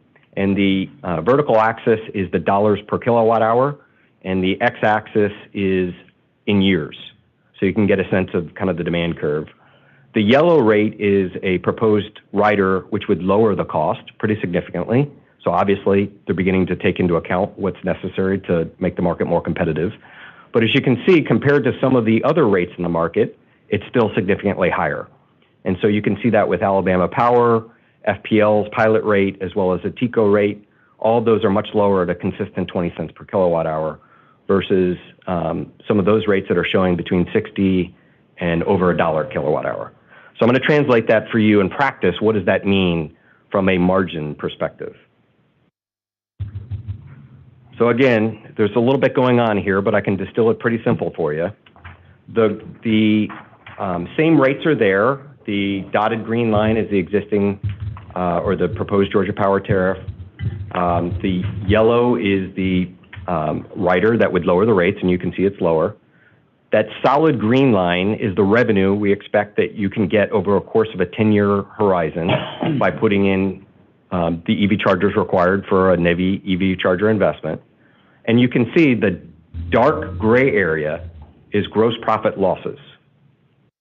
So that whole section in there are gross profit losses from year 0 to year 7. After year 7, you get to gross profit potential. And it's important to really recognize, I'm talking gross profit, defined as sales minus cost of sales, and cost of sales purely being electricity. So when you think about it, a retailer doesn't even have the opportunity to be profitable from a gross profit basis for most of the years it's deploying these chargers, let alone recover selling expenses, operating cost, and ever have an expectation to recover capital.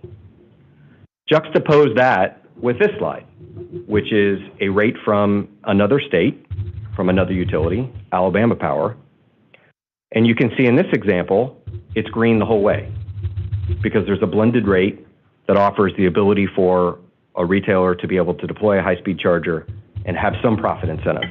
It's important to note there's no guarantee of profit here. There's a possibility of gross profit, but once again, you still have to overcome selling expenses, operating cost, and then a return on capital, which obviously people are willing to do and happy to do. We just want a chance for an ability to have a return. So I close with the governor's comments around our state being positioned. If our goal is to lead the nation in electricity mobility, what do we need to do? Well, in summary, we need to begin to take advantage of the market that we have here. Georgia has been a leader. We've brought industry into the state of Georgia, and that's a good thing that we should all be proud of. We got to leverage the NEVI funds that are going to come into the state of Georgia that we can take advantage of. In fact, the Georgia Department of Transportation has done a phenomenal job of putting together a plan to utilize those NEVI funds and to encourage a competitive market and private capital. We've had the chance to look at 50 different plans across the nation, and I would tell you Georgia's plan is one of the best, if not the best, in the nation. So with the right regulatory environment, the private sector will expand investments in EV charging. We need regulatory certainty, though, and private businesses cannot compete with monopolies if we're trying to compete on a level basis. Rebasing and unfavorable electricity rates will stifle, if not outright stop, private investment. I think there was an earlier slide from a presentation showing the investments that were made throughout the Southeast by utility companies in EV charging. And I think my supposition is in almost all of those investments, those were all ratepayer funds, which means Georgia's invested in those locations, not necessarily the utility seeking a return. The private sector should invest, we believe. And it's important to realize that we should work hand in hand with the utilities to do so. There is a role for utilities to play directly with retailers, all retailers, not just convenience store retailers, where utilities provide what they're good at, which is make-ready investments as well as the power needed to support the generation and the distribution of the future that we'll need to provide as we go forward. And frankly, if they want to compete with retailers, great. We welcome the competition as we do today. Because ultimately, if we replicate the success of the fuels market where there's competition, I hope we'll get to a world where you'll see something like what I showed the slide before, where there's enough outlets in the state to cover all the needs of all the residents of the state of Georgia. And I firmly believe that if we bring the right things to bear and help build a business case such to attract private capital, charging will be as ubiquitous as liquid fuels today in the marketplace. So thank you very much for your time, and I'd be happy to answer any questions you might have. I believe we're going to blow our 15-minute rule here. Can you go back to that slide? Sure. The cost of electricity, I guess you'd call it like a yield curve on back. This one here? There you go. On the bottom, I don't see the x-axis. Is it? Sorry, it got one cut off through, there. 1 Yeah, through 10? That's supposed to be years. Those are years? Yes. Okay. So what is the rate on the left? Is that $1.60 per kilowatt? $1.60 per kilowatt. And you're saying that's what you would have to pay per kilowatt if you use the current rate structure? If you take a blended rate, assuming having 4 chargers under the NEVI grants, which would be a requirement of 600 kW. So if I take my cost of consumption as well as my fixed demand costs, because in most of the years there, your consumption costs are always going to be below your demand costs. So it leads to a much higher blended rate. So is that $1.60 per kilowatt that the power company would charge you, or are you baking in some other? I'm trying to give you a blended rate. So you're paying. It's a 2-tiered rate structure, right? It's not just the consumption of kilowatt energy, though. It's other costs engaged in. This is attempting to make it simple. Okay. By trying to make it into a kilowatt basis. I'm sure the utilities will come up shortly and talk about this. What is that kilowatt rate strictly on the raw power usage at that peak rate? That is a question that I would have to get an answer from my staff on, frankly. And before I call on others, go back one more slide. Sure. It shows, there you go, that peak. So that's peak demand. And I'm assuming that power companies have to design the grid system to handle their peak demand. So they have to build that system, whatever it may cost, in millions or billions of dollars. And so are you asking that we lower that cost to the retailers to where you don't have to pass that on to the consumer? And if you do, who's going to pay for the utility companies to build that power system to meet that peak demand? It's no different than a water or a sewer system in a city or county. Yeah, I think that's a great question. And I think that's something that has to be contemplated as we contemplate this market. Frankly, the way that other states have begun to contemplate it. As I mentioned, FPL has a tariff that has a blended rate. So they're facing the same constraints Georgia is facing and Georgia Power is facing here in Georgia. TECO has a EV rate. So there are ways to do it. Alabama has an EV rate. It's up to each state, its regulator, and utility to figure out what the best way to do it is. And ultimately, we just have to contemplate the fact that it's a different market and it's a new market. And I think it's important to note, if I go back to this, I think Georgia Power understands that, right? So they've offered a lower rate as a part of the rate case that's ongoing, and I think they're working to try and get things to be more competitive. But I think there's more work to go here, as you can see from the example before. If we want to encourage private capital, we have to have an ability to compete where we have some chance of a return. Okay. I had Senator Ginn, and then Chairman Pridemore, and then Representative Fry. Chairman Ginn, you're up. Thank you, Mr. Chairman. Said they appreciate your comments. And one of the things, I know racetracks in the business of making money like everybody else that's in business if you're going to stay in business. So for me, if you know what your cost is going to be on an item, I don't care whether it's donuts or gas, then you know what you got to make to cover that cost and make a profit. So for me, if we could encourage our electric utilities to have real-time pricing where you know exactly what you're paying per kilowatt hour when you're buying it, so you could turn around and sell it at a markup that you determine you need to have, would that work for you? I think that's one way of doing it. I think blended rates are another attractive way. The only concern I would have around real-time prices is assuring that it's a competitive market, which is difficult in the state of Georgia. It's a regulated utility that doesn't have other mechanisms for other pricing. So that would make it a little bit more difficult, I think. But it's something we certainly would look at. If I flip back one to that, showing that peak on your slide, showing that peak of the time of day. There we go. That's typically what we'd see with electric vehicle charging, and the peak for the system is maybe a little bit more spread out than that over the time period. But we watch peaks in electric demand in our state. We know as long as we don't sell above the peak that we set right now, any electricity that we sell across the state, I'm talking about statewide, then everybody will benefit because the cost of electricity will come down. We're filling in those below peak sales with off-peak sales, so we're not having more generation, more transmission, and more distribution cost. But for me, as long as you know what your cost is going to be, you're telling me you can make money, and the consumer can end up making a decision on what time they can buy electricity. Is that correct? Yeah, I mean, ultimately, I think all retailers are looking for some price certainty for how they price their goods so that they can decide what the retail price is that they can offer to consumers. And since I'm sitting beside the chairman of the Public Service Commission, shouldn't they, and in the last ruling I think they made on these EV chargers, that although there's no connected load, they do count that into customer choice as far as getting over 900 kW connected load. So if you have a big enough one of your stores, typically you have 24 pumps at one of your stores for gas stations. Correct. So if you had 24 fast chargers, which I hear the technology is going to 1,000 kW chargers, you'd easily be in that customer choice load. So you'd have your choice of power suppliers. Yeah, I think it's important to recognize, though, a lot of folks are not equipped the way Racetrack is, right? So ultimately, Racetrack might make that decision.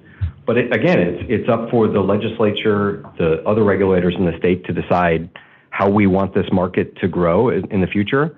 And I think ultimately, if you want to drive competition, it requires a more structured process, probably with a blended rate, because only the most sophisticated companies would be able to take advantage of real-time pricing.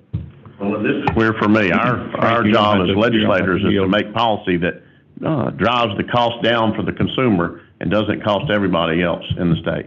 And that's fair, and we totally appreciate that. And I think ultimately we have to figure out how do we do so, how do we create rates that work for everybody, not only the power company, Georgia consumers, as well as ultimately those that are going to be deploying private capital. And that real-time pricing is going to help.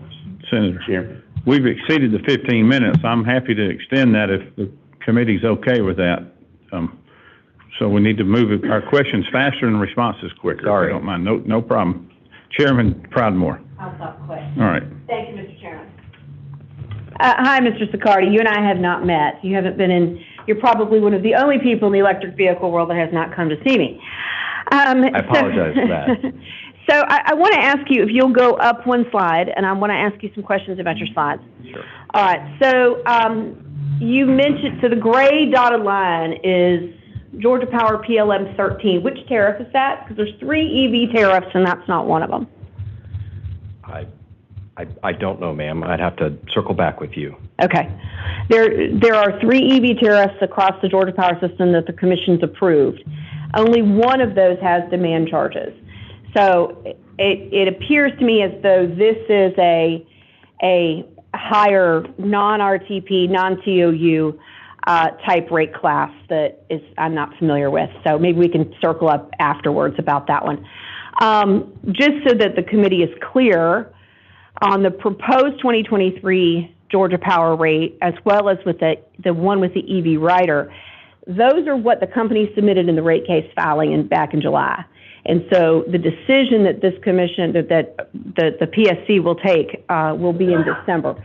So this is not at all or the actual. Not finalized. It's correct. Well, no, it's not even approved. So I mean, we're far from that. And so I would encourage you. Racetrack did not file as an intervener in the case, and I would have encouraged you to do so. But we will have another series of hearings next week, Tuesday, Wednesday, and Thursday. So it would be something that your company would probably want to pay attention to.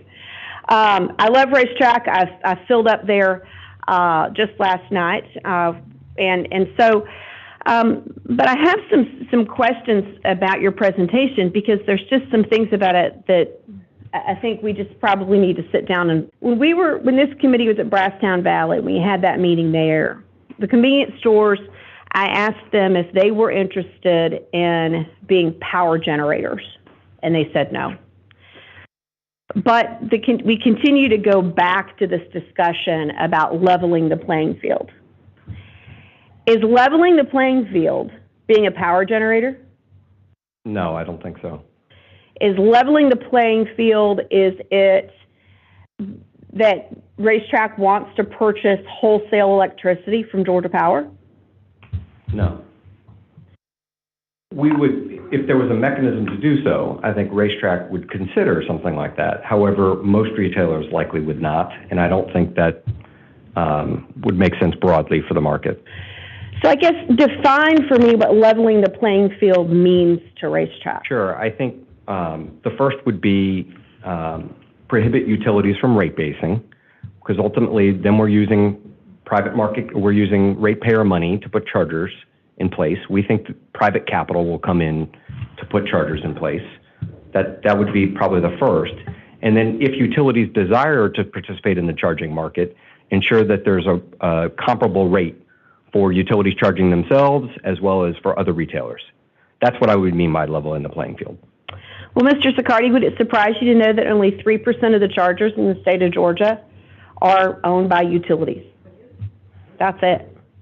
I mean, for example, Georgia Power, at the time that they filed the 2022 rate case, they had 69 public charging stations, which is what they call community charging, and they had 187 EV make-ready charging with an additional series of applications that the commission looks at as desert charging. So much in the same way that we had this problem with rural broadband, where the companies wanted to come in and they wanted to put broadband in locations that was highly profitable for their business, which is great. I'm a capitalist. I love profit. But I also recognize that there's vast sections of our state that just didn't get served with rural broadband service. Pandemic hits, kids have got to go to class online, we've got to work online, and we just didn't have the means to be able to support and serve those Georgians without significant support and help from the federal government as well as state funds. And so the commission has always looked at Georgia Power as primarily desert charging. Where are you going to pick up those sections of the state that without rate recovery, nobody's ever going to put a charger there? I mean, much in the same way that I looked at your map of Racetrack stores. Of Georgia's 159 counties, it looks like you only have stores in about 20 counties. I mean, that still leaves 139 counties that don't get the opportunity to get one of those delicious giant freeze drinks from the guy that runs at the Braves baseball game.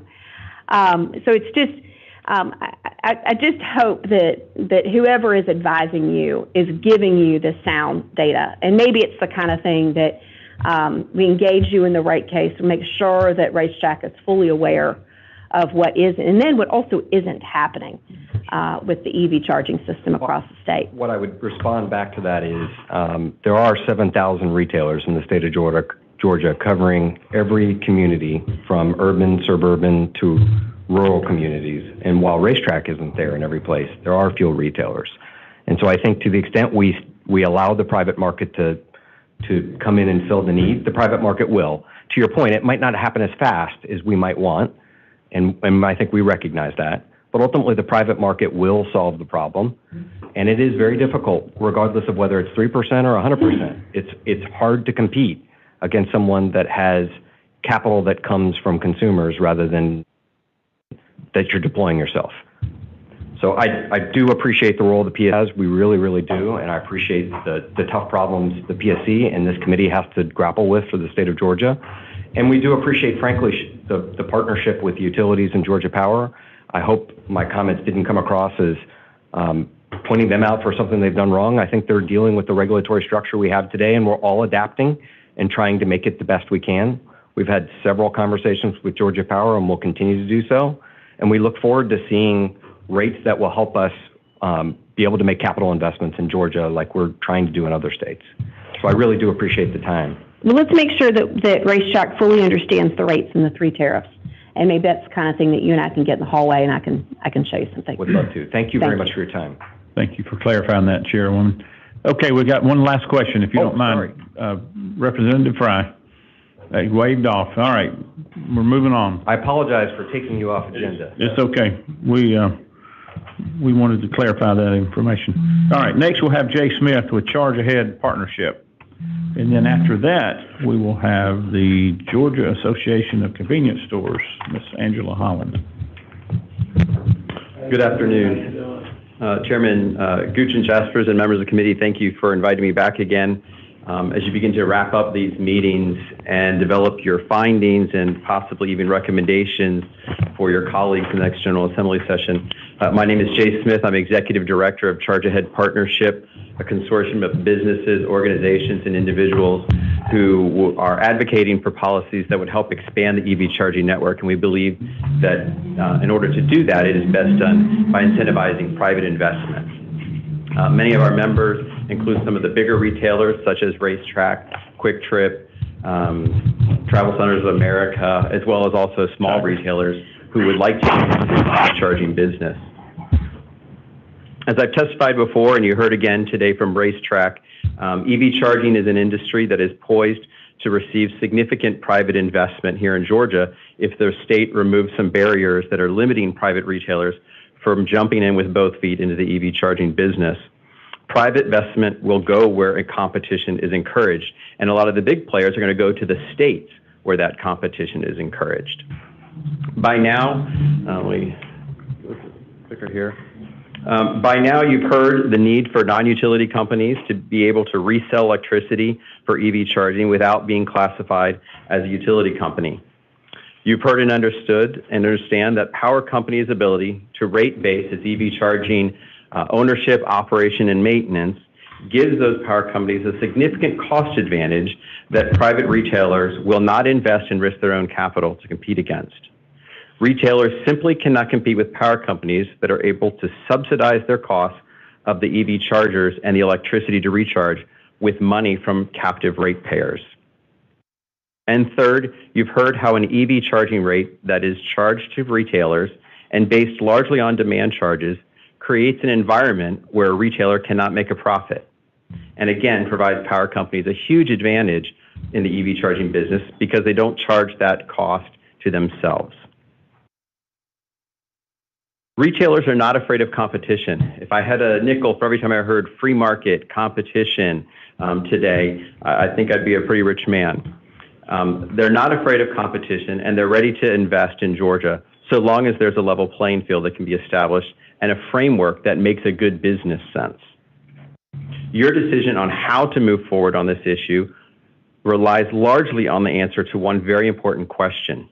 Do you want an EV charging market that is controlled by a monopoly company funded by ratepayers that really isn't compelled to lower costs or improve service because they have no competition? Or do you want a free market and multiple competitors driving innovation and growth of the EV charging network through private investment? That decision is something that you'll have to make.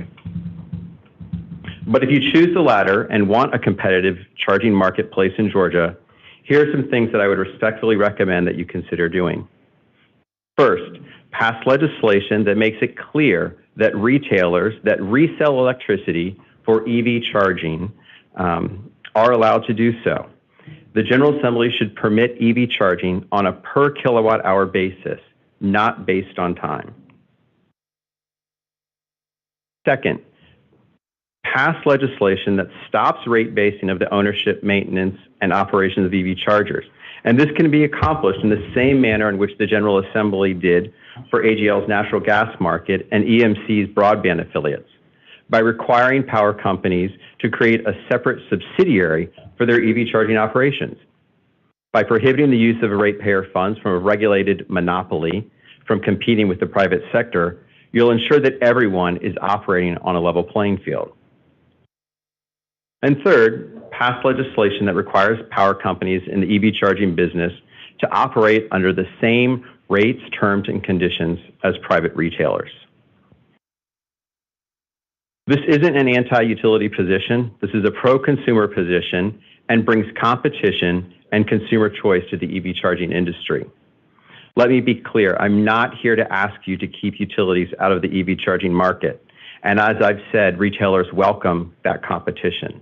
It's what has made their businesses stronger and better for consumers.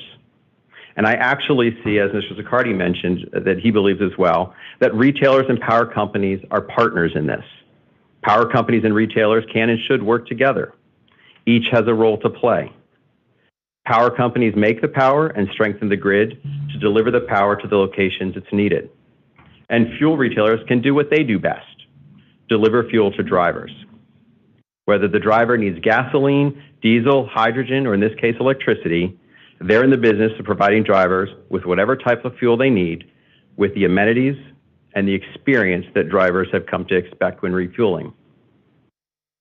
This proposed framework will encourage private investment in the EV chargers, reducing the need for tax dollars and ratepayer funds to expand the number of EV chargers across Georgia.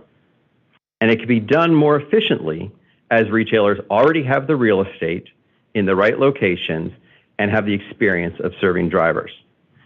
Simply put, there is no need to tax or charge 100% of the people of a state for something that a very small percentage of the people are using. As you wrap up this committee work, I hope you recognize that this issue is ready for action. The General Assembly has established this study committee to carefully examine the issue, and I hope that you all will make recommendations to your colleagues in the legislature that will spur private investment rather than delaying resolution. The longer we wait to create an environment where third parties can compete for EV drivers' business, the more difficult it will be for new entrants to invest and compete. It's particularly timely now as Georgia's DOT begins to allocate its first bucket of federal NEVI funds for EV charging. As was mentioned earlier, Georgia got it right in their NEVI plan. It is very much pro-incentivizing private investment. And the federal agencies that are dispersing those funds are looking at that. What we hope now is that Georgia's policies will match that vision. To conclude my remarks, I'll leave you with the question that I asked earlier. Do you want a monopoly model for EV charging, or do you want a competitive environment with private investment in the EV charging marketplace? It's nearly impossible to do both. I want to thank you for your time today, and thank you for the time that you all have put to studying this issue over these last several months. I'll be happy to answer any questions. Questions? Wow, good job. You did that in 7 minutes. Congratulations. There you go. Thank you. All right. Okay, next, the Georgia Association of Convenience Stores, Miss Angela Holland. And then we're going to have the Reverend Powell come to us with some good information. Well, hello. Thanks for having me this afternoon. My name is Angela Holland. I'm the president of the Georgia Association of Convenience Stores. You guys have spent a lot of time, heard from a lot of folks, crunched a lot of numbers, compared a lot of data. And now you have a big task at hand to put together recommendations for the legislature. And, I had thought, well, I'd remind them what it was we were asking for, and Jay did that, so I'm not going to belabor that.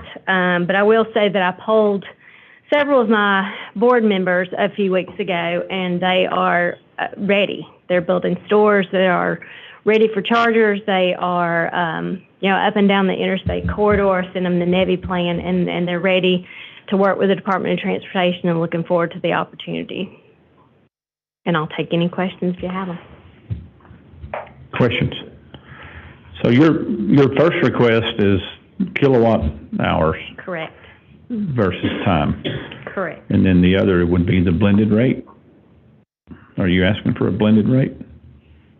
We are asking for a fair and level playing field, giving the opportunity for sellers of power to know the price at which they've purchased it to be able to resell it. Okay. Do we know what that fair number is? No, do not Okay. know what that number is. Saw some hands going up. Senator again. Thank you, Mr. Chairman. Ms. Holland, I appreciate your comments. And I go back to kind of the racetrack question. If your retailers knew exactly what the cost was when they buy the electricity to sell to a customer, they could add their margin to it and make that transaction, and they'd be profitable, and the end customer would be well served. Is that correct? Correct. As long as your That's customers the know way fuel functions now. minute by minute what the cost of electricity is, if it changed every 30 minutes, every hour, whatever, your folks would know what their cost is, and then they could pass that along with a margin to their customers. Yes. Thank you. All right, here we go. Chairman Perkle, you have a question? Just to add on to that, so it is somewhat easy when you buy a tanker of fuel. You know what that is. We had talked about earlier the number of chargers per electric vehicle, 1 to 61. The number of vehicles per fuel nozzle, 31 vehicles to 1. This morning at Racetrack, it took me about 7 minutes to completely fill my truck up. It'll take a lot longer than that to fill my truck up with electricity, as it were. And so if you have a demand charge and it's constantly changing, for the retailer, they know with fuel that I have stored in the ground, I know how much I paid for that. I know how much I need to charge for it.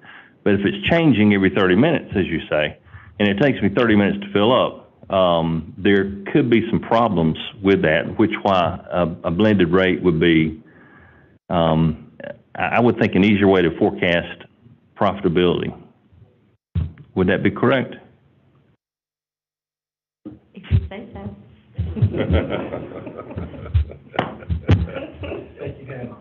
I think there's a lot of conversation to be had, right? So everybody's got a different module, and I think it's easier when you're a single store retailer to say, okay, I purchased this fuel at this cost, and I'm going to sell it at this cost. And when you purchase fuel for a company that has multiple stores, those loads may be different prices for every different location. And so that makes it a little more difficult. So they already have a difficult job of pricing fuel. So I don't know that there's a one answer for the whole thing, for everybody. 20 minutes to fill up. Chairman Pridemore. We got to have probably 500,000. Fair enough. Tricia, there we go. Hi, Ms. Holland, good to see you. You and I met in Brasstown, and I mentioned, just like I did with Mr. Sicardi, that y'all haven't been to see me. I guess my question is for, maybe it's for you, maybe it's for your board. But the 2022 Georgia Power rate case is before us right now at the commission. Decision pending in December. Why didn't the Georgia Association of Convenience Stores decide to intervene? I've got 25 other interveners. I believe we have some folks that are intervening next week. I do believe Racetrack is planning to intervene next week. Intervention, the leave to intervene has already passed. It would have been back in August. We've already had 1 week of hearings where the Georgia Power witnesses came before us, and all the interveners were given the opportunity to ask some questions about their filing, state what it is that they wanted. What's coming up next week is where, if you intervene, you could put up witnesses and you could talk about what your desires are in tariff construction and how you would want a tariff besides the 3 EV tariffs that the commission's already approved, and what else you want to see. Well, I guess I'm mistaken, but I was pretty sure that Racetrack had would be there next week. I don't have a convenience store or even. I'll double check that. Even well, I don't have a convenience store or even a truck stop that has intervened, either a chain or your association. I guess my other question too is, you keep talking about leveling the playing field. What does leveling the playing field really mean to you? Well, I guess Jay kind of talked about that a little bit earlier with, Georgia Power puts charging stations out there. We would like to know that the rate that they're charging is similar to the rate that would be given to any other retail entity that's going to put charging stations out there. That it's a fair rate, right, for all players involved. Even if they did it such as the way they do natural gas, even if it was through a third-party subsidiary. So you're looking for... And I heard you with the questions earlier to AJ, we in no way want to or are advocating to wholesale our own power. Okay. So sell for resale, not to open up the, I believe, when I talked about it at Brasstown, I believe I used the term something about not opening up the tariff. I mean, Yes, Territorial Act, thank you. So your members are looking to, and mind you, I just want to remind everybody, we have 187 Georgia Power chargers in the system. That's it. And 159 counties. I have 187 in the system. That's it. That's less than 3% of all the charging stations in the state of Georgia. And that's not even counting the ones that are owned by EMCs. So we're aware of that, right? It's a small... Absolutely, we're aware. Okay. I guess when I go back and I think about the concept of leveling the playing field, it's a head scratcher to me when General Motors announces these big pilot programs with Pilot and Flying J, nationwide programs where there's no barrier to entry. I mean, proving obviously that anybody that wants to put up a charging station can put up a charging station. And they can put it up wherever they want to. And if there's a market for it, then people are going to come there and they're going to charge their vehicles, right? So, I mean, I guess, how come, Flying J and Pilot don't need the playing field leveled for them? They're just doing it. So I don't know what their timeline is on doing that. I don't know when GM's going to start rolling those out. I know that Pilot has talked about putting those out, and I've seen a little bit on that. Pilot right now is not one of my members. They are currently a member of the Charge Ahead Partnership, and so, to speak for them, I don't know the answer to that, but I do know that for both of those companies, it's private capital, right? Well, there's just many of these partnerships that are hitting the news every day. Hertz and BP just announced one a couple weeks ago, too. So, I mean, it's happening. There's a market there, and if there's a market there, then I think that the market players will respond if there's profit. Any other questions? Yes, sir. Chairman Robertson. Back to Chairman Pridemore's concern about the level playing field. Is part of your concern or your client's concerns on the level playing field is that the investments that come from building out the infrastructure within the C-stores comes from the P&L statements or the profit side of the P&L statements, a reinvestment onto the properties? And if y'all were to compete with a utility, that the money they would use to invest is the money that consumers give them to pay for a life-saving utility, which is electricity. And so they basically, any losses they have could easily be passed on to the consumer, to individuals who don't profit from the business. Because, and I guess that's the first question, is that the concern that y'all have in competition with, I think the slide I saw earlier had the word monopoly on it? I guess it's kind of a twofold, right? So Georgia Power can use rate-based money to build those charging stations. We're having to use private investment capital. The other part of it is a rate. So once Georgia Power puts a charging station out there and it's theirs and they own it, and then if we have the opportunity to sell by the kilowatt hour, with those charging stations, how are they going to price that based on the price that any other retailer would have to price theirs at? And that's where would they have the opportunity there then to undercut? And that's where the monopoly side comes in, to where y'all are concerned that they come in. And something else was said earlier, where this was kind of compared to broadband, and this is absolutely nothing like broadband. Broadband is actually a life-saving. It's used for everything from public safety to telemed, telehealth, everything else. And I promise you, in Catawba, Georgia, if nobody drives an electric car, Billy Chambliss is not going to put a charging station in the parking lot of his store. He's not going to do it. He's a smart businessman, and his family's been successful because he's made those types of decisions. But, and I don't think that Georgia Power would, and I certainly do not believe that Racetrack or anybody else would invest into infrastructure where there was no demand for the service provided by that infrastructure.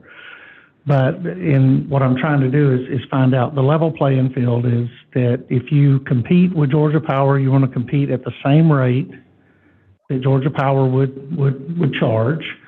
And basically that all the rules would be the same for everybody. The biggest difference is that the money's used by the power company or whatever utility chooses to build out the infrastructure is money derived from the rates that consumers pay for electricity, as opposed to your clients would come out of the money derived from their private business.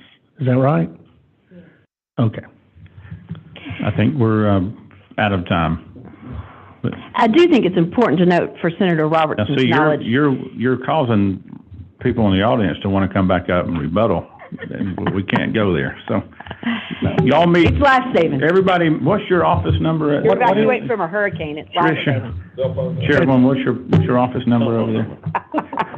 Oh, my office number? Y'all go meet Chairman Pridemore. She'll host you over there. 470-432-9246. Is that your phone number? Sure is. All right, y'all got that. It's all been put out over the internet. Okay, Angela, thank you so much.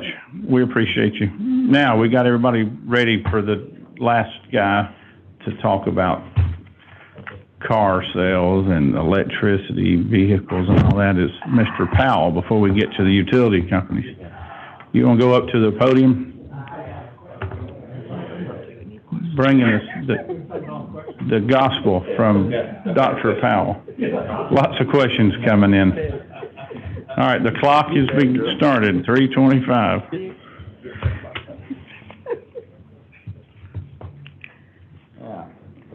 know, I want to thank the committee, and I asked to speak, and if you'll note down there, they've got me down for Toyota. Well, I can assure you that my day job nor my night job is working for Toyota. I think that might have been just a pun from my good friend from Jasper over there. Mm-hmm. Some of the information that I had gotten from some of the Toyota folks. As somebody who had been active early on last session in this issue, I'm sorry that Chairman Parsons has left, but got involved into it, introduced the bill last year. And there's several folks I do want to give thanks to, and I do it here publicly. One, of course, is the utility companies, because they're the ones that are supplying this God's gift of electricity. Second is for the business community in this state that's made investments over the years of real estate, business, paying taxes. Those are the retailers, the purveyors of this service. Now, when this committee was formed, I certainly didn't realize it, and I should have. I've been in the legislature long enough to know that when you have study committees, you're going to have everything under the sun, and y'all have heard it all.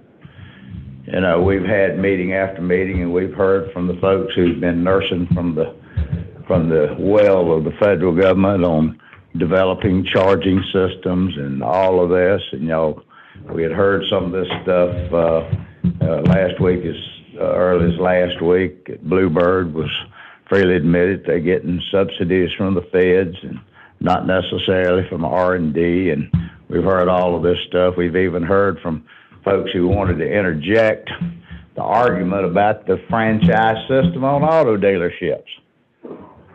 And I don't know what the hell that's got to do with the work ahead of us and the legislature to do to solve this problem, this dilemma that we've been put into. But that being said, I want to talk a little bit about some of the things that I have concerns and some of the stuff we did during the session last year and what I really think we're going to have to get down to. You know, we talk about EV. Well, the federal government in its infinite wisdom came out with their legislation that cited the year 2035. That would be the year that fossil emissions are gone by the wayside. But I got to tell you something. If you look at this, and this is thing that's always troubling to me because I've seen it during my legislative career that folks get enthralled with this stuff, and all of a sudden they get on one kick, and that's the way that kick goes, and it's electricity right now. You know, we hadn't had anybody much that talked about ethanol or compressed natural gas or renewable natural gas or liquefied natural gas or biodiesel or propane or hydrogen cell. Let me tell you something. All that stuff is out there waiting. You hitch your team up, all of it, to electric vehicles, And that is the thing of the day, because that's what the greenies like, because they don't think they'll ever overload the grid down the road in some day.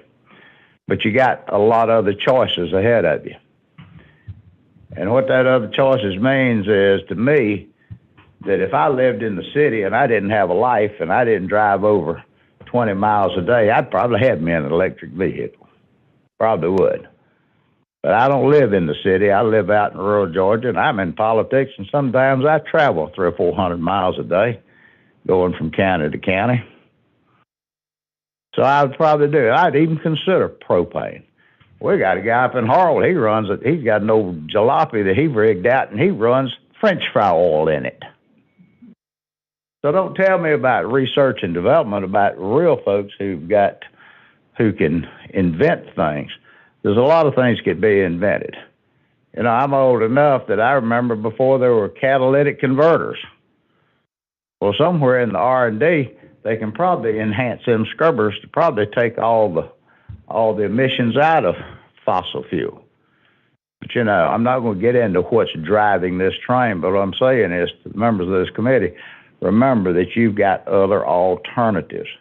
And these other alternatives, we don't need to turn our back on the other alternatives. Just because EV is the greatest and the most recent thing that needs to be looked at.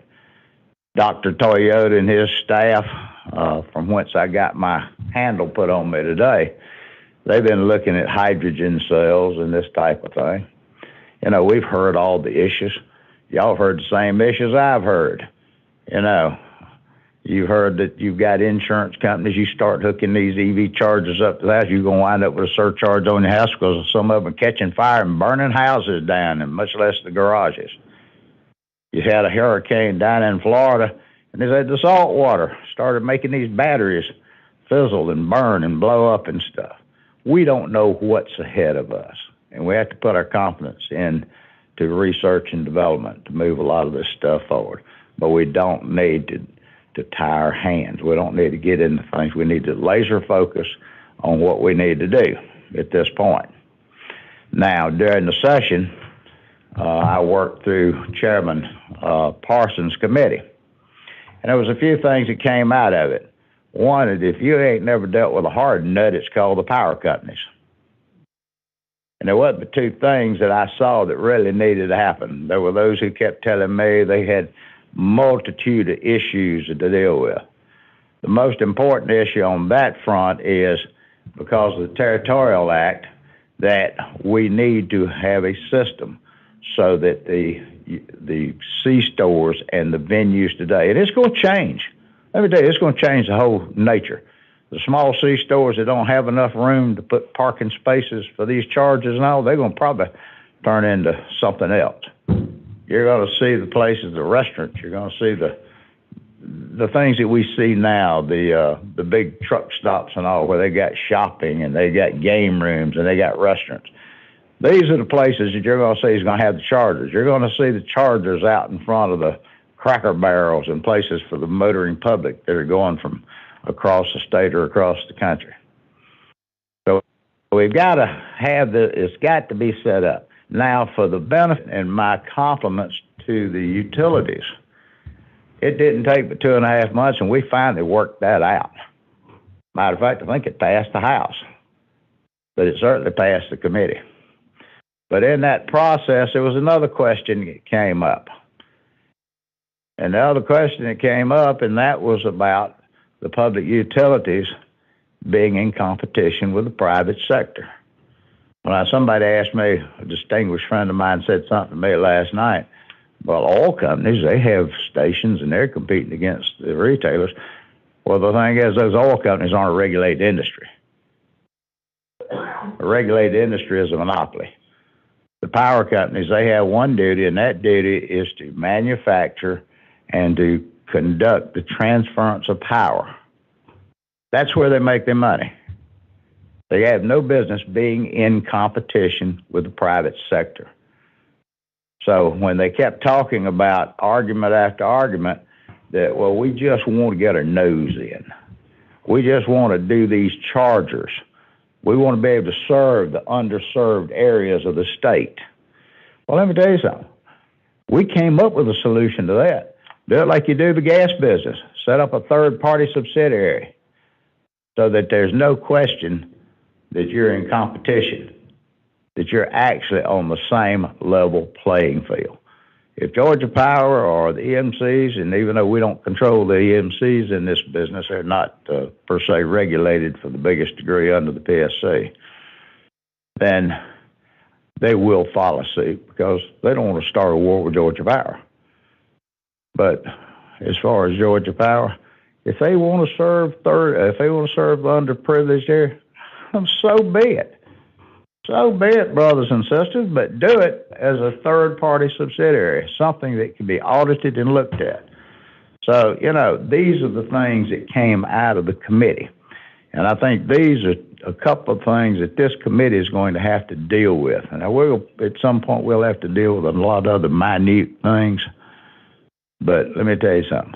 We've got to get this thing started and do it right. The question came up about broadband. Well, we messed around and fooled around with the broadband, and we didn't get on top of it early enough, and the train left the station. So this is something we do need to be on top of a little bit quicker.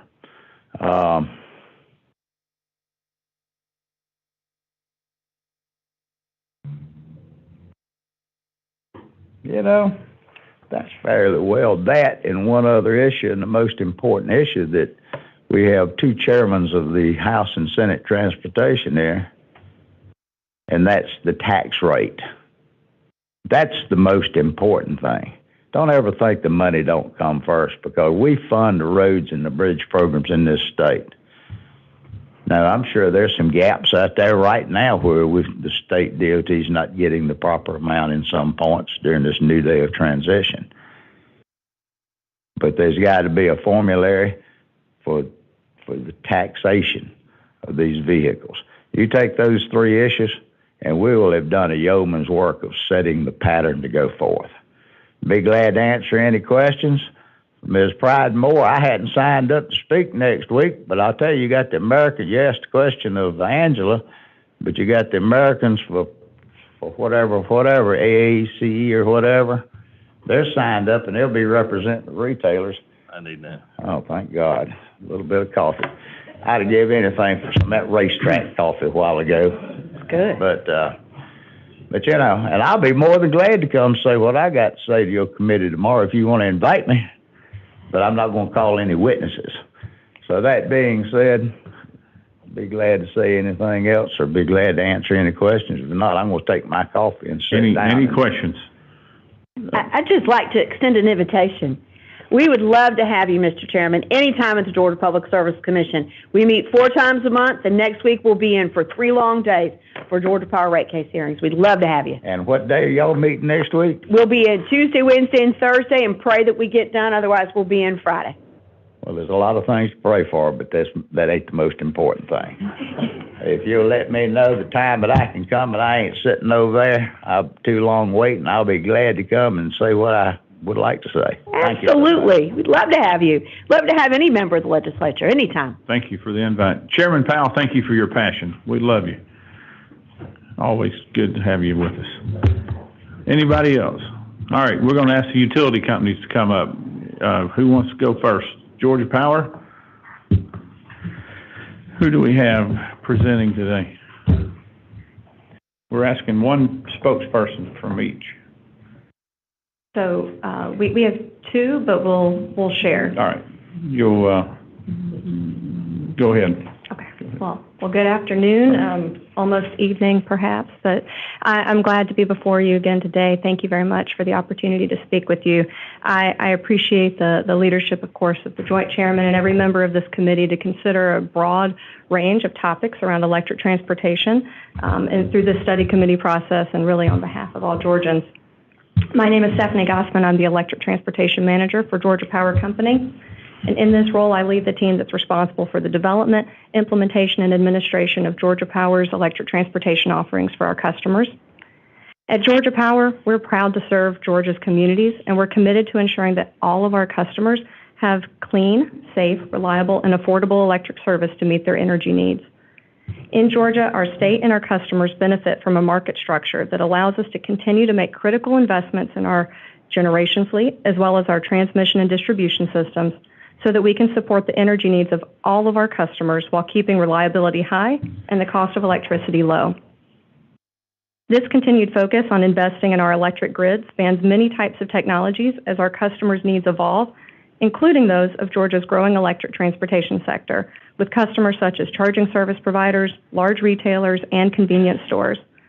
The investments we make today will ensure we can continue providing all of our customers, including the examples I just listed, with the reliable and affordable electric service that they deserve and respect and expect.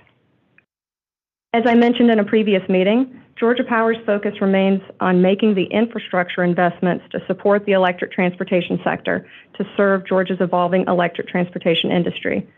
And we are actively seeking ways to continue to support customers such as charging service providers and not compete with them, as they currently own 97% of the public charging infrastructure in Georgia, which is critical for Georgians who have purchased or will purchase an EV. Because of the critical nature of public charging infrastructure to our customers and to our state, my comments today will focus on three main topics to more clearly describe Georgia Power's actions to support charging service providers as this industry evolves. They include, one, the importance of the ability for EV charging service providers to charge by the kilowatt hour for the service they provide. Two, Georgia Power's focus on designing rate options to help these customers through a transition period while this market grows.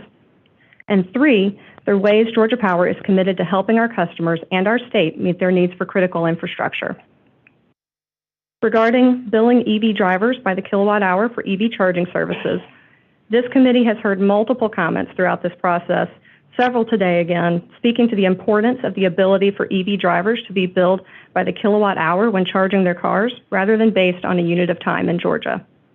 Although nothing in the Territorial Act prohibits charging companies from billing by the kilowatt hour for charging services, we recognize this area needs additional clarity, and that's why all stakeholders worked closely together during this past legislative session and already agreed on language to make clear that charging companies can bill by the kilowatt hour without violating the law. The second point was on the rate options and regarding electric rates specifically for these customers, and my colleague Seth Blocker will speak to that point momentarily. And thirdly, consistent with our focus on infrastructure investments for our customers, Georgia Power is focused on making the grid more reliable and secure to meet customers' evolving energy needs. And these investments include preparations to support the expanding network of EV charging infrastructure and the additional demand due to new technologies being introduced in the growing electric transportation sector. Because one of the greatest challenges for EV drivers is access to charging service, we offer rebates and infrastructure programs to residential and business customers to help them meet their infrastructure needs.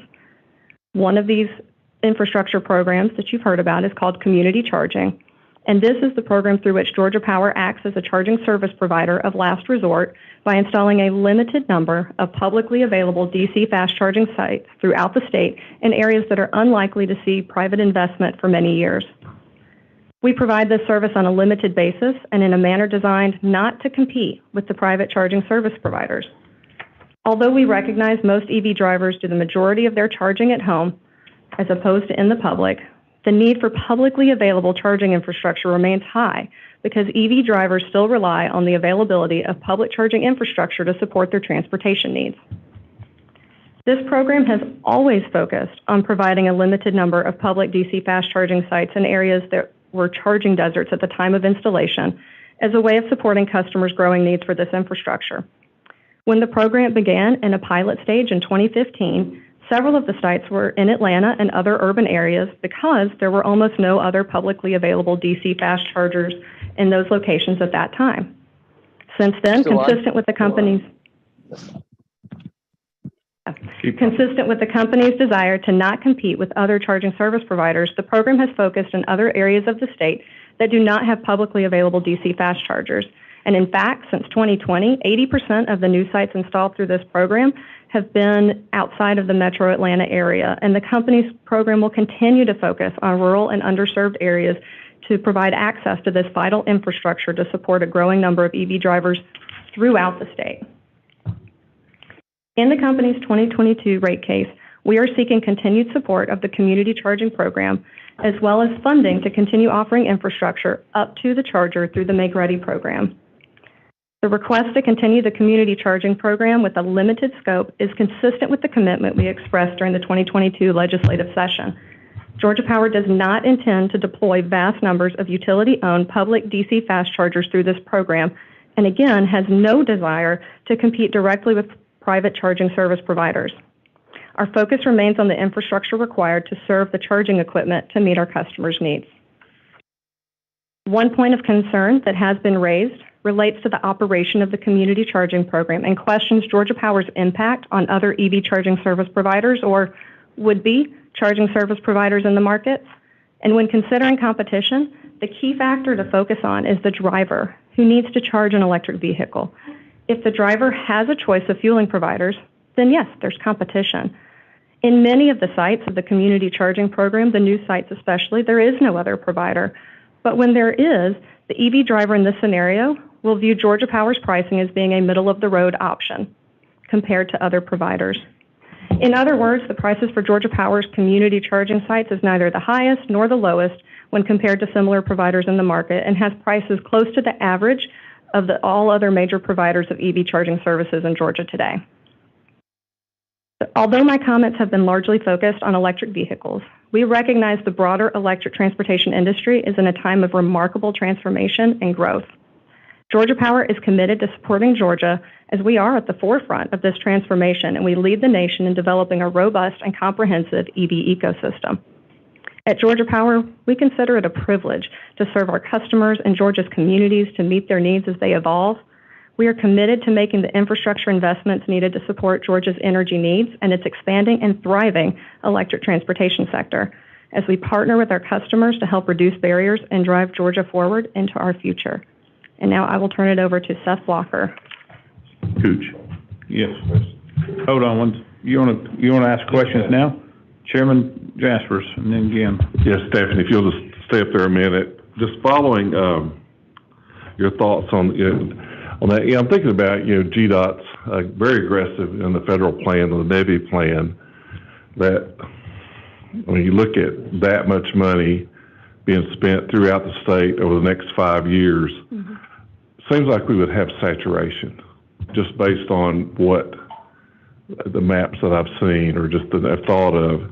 And so it doesn't seem like it would be a necessary thing for Georgia Power to continue their community charging on your end, because there's going to be such a force of dollars to try to engage, just the retail community, to do this themselves. Has that been thought about in your plans or at the plans at y'all's level, the interaction between that plan and what y'all thought? Yes, so it's a good question. I certainly, I'll rely on the commissioner here for any chiming in you want to do here. But my understanding is that those dollars are, of course, eligible on federal roadways that have been approved through a federal approval process. So certainly it is limited in a way. It's restricted to only those roadways that are approved, and they're only federal roadways. So certainly if you consider the rural and underserved areas of the state, there are many roadways and travel corridors that are not even eligible for those funds. But Commissioner, I'd look clarification there if needed. Yeah, Stephanie, good answer. To the extent that we have to build out the alternative fuel corridors again, which are primarily the interstates with the first dollars, to the extent there's federal dollars remaining after accomplishing that requirement, then we can move off those corridors onto other corridors. But and is depending on which state by state, we don't know the answer to that yet until we get further in it. But it certainly is more interstate main arterials. I remind the committee that we have, beside interstates, we have a large portion of 441 and also a large portion of 280, I believe it is, or 82. I can't remember, east to west across the bottom of the state. So, but that will be the first focus. Yeah, Commissioner, I just throwing out that it seems like in year 4 and 5, we'll have those main arteries done. We'll have spread out in many areas, and we'll be able to fund on state highways, I would assume, throughout the state also. that is a possibility. We'll have to see how far the dollars go as we move forward. Thank you. Thank you. Chairman Ginn. Thank you, Mr. Chairman. Stephanie, I don't know if you can see a screen. If you look up there on the wall, I've got a map of the 55 charging stations that have been put into the rate base for Georgia Power. And I'm just going to be frank, because that's what my mama named me. Said, I don't really want to see Georgia Power putting charging stations in a rate base. I don't know. I'm going to go and work with our friends at the Public Service Commission, and I'm going to try to make sure that I make it real clear to you that this is wrong. These charging stations are not serving undeveloped rural parts of Georgia. These are all over the metro, and that's plain as simple as I can make it. Let's don't do this anymore. Is that a question I'm allowed to respond to, or are you just making? Briefly, go ahead. Okay. Just a point on the evolution of this program. I mentioned that it began in a pilot stage in 2015. So talking about the timing, the snapshot in time, that's why it has evolved to other areas of the state that are no longer metro areas. That's why we say the focus today and will continue to be on rural and underserved areas. This is wrong. Thank you. Thank you. Very good. Good afternoon, committee members. It is an honor to be here with you today. This is my first time appearing before you. My name is Seth Blocker. I am the Pricing Design Manager for Georgia Power. And I come to you today to start off with just a few general comments to brag on some of the good work that my team members have done for many years, and to share with you that Georgia Power is actually well known for having one of the most innovative and robust pricing portfolios for rate options, I would say, throughout the industry.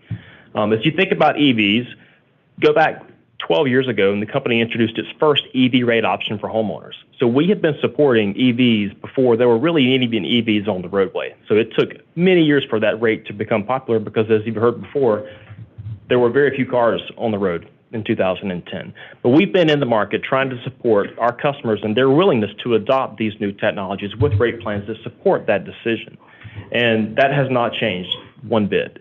I'll tell you that not only do we have rate options for residential customers, but we have a variety of options already available to customers on the business side of our industry. And so we have options that are time of use based. We have options that are real-time based. We have rates that obviously include things like demand charges, which has been part of the discussion for sure that you've heard throughout this entire process. Demand charges by some have been spoken to as being a challenge to overcome because it affects the relative price of electricity and the bills that those customers pay. But we've also seen, as evidenced earlier by some previous presentations, that there has been a considerable amount of private investment already made in this state. And part of that is because they have found those existing rate options quite attractive. But that's not enough. We continue to listen to our customers. And throughout this process and through the engagements we have naturally with our customers just on a day-to-day fashion, we understand that that concern is there, that this demand charge can be seen as a problem for deploying that capital. We survey the industry. We know what goes on in other states. We know what other utilities to put forth as solutions in this space. And we have crafted something on our own accord that we have actually put forth in the current rate case process that's playing out right now. First, some prior comments about the rate case. We have submitted in this rate case a tariff program that we're calling the Charge It Rider. It's gotten some mention earlier today, but the full intent of this solution is to reduce the effects of the billing demand components of these customers' bills for the first several years that they deploy these chargers. So the effect of that is to give them and help them to grow into that load that many forecasts suggest is all coming to these roadways. And so we believe this helps give them a solution to bridge that gap and to have some confidence when they are making these decisions of whether or not they're going to deploy this capital. I'm really excited to tell you that overwhelmingly the response has been in the rate case process a lot of support for what we've put forth with this solution. We have certainly heard from many stakeholders. I wouldn't say it's 100% unanimous, but the majority of folks who have reviewed this have come out in support of it. And we're excited and hopeful that this will get approved so that we can make this available to customers starting in next year. So that as new EV loads and charging facilities do consider coming to Georgia, they have this as another option in our toolkit that they can select from, because at the end of the day, it is the customer's right to choose what rate they take service on. I want to go back and just briefly kind of reference some of the information that was shared by Mr. Sicardi because I'd not seen the chart that he shared with you today that has sort of a comparison of different pricing options between Georgia Power through some other utility providers. I would be happy to meet with the racetrack folks to review that so that I can better understand the numbers.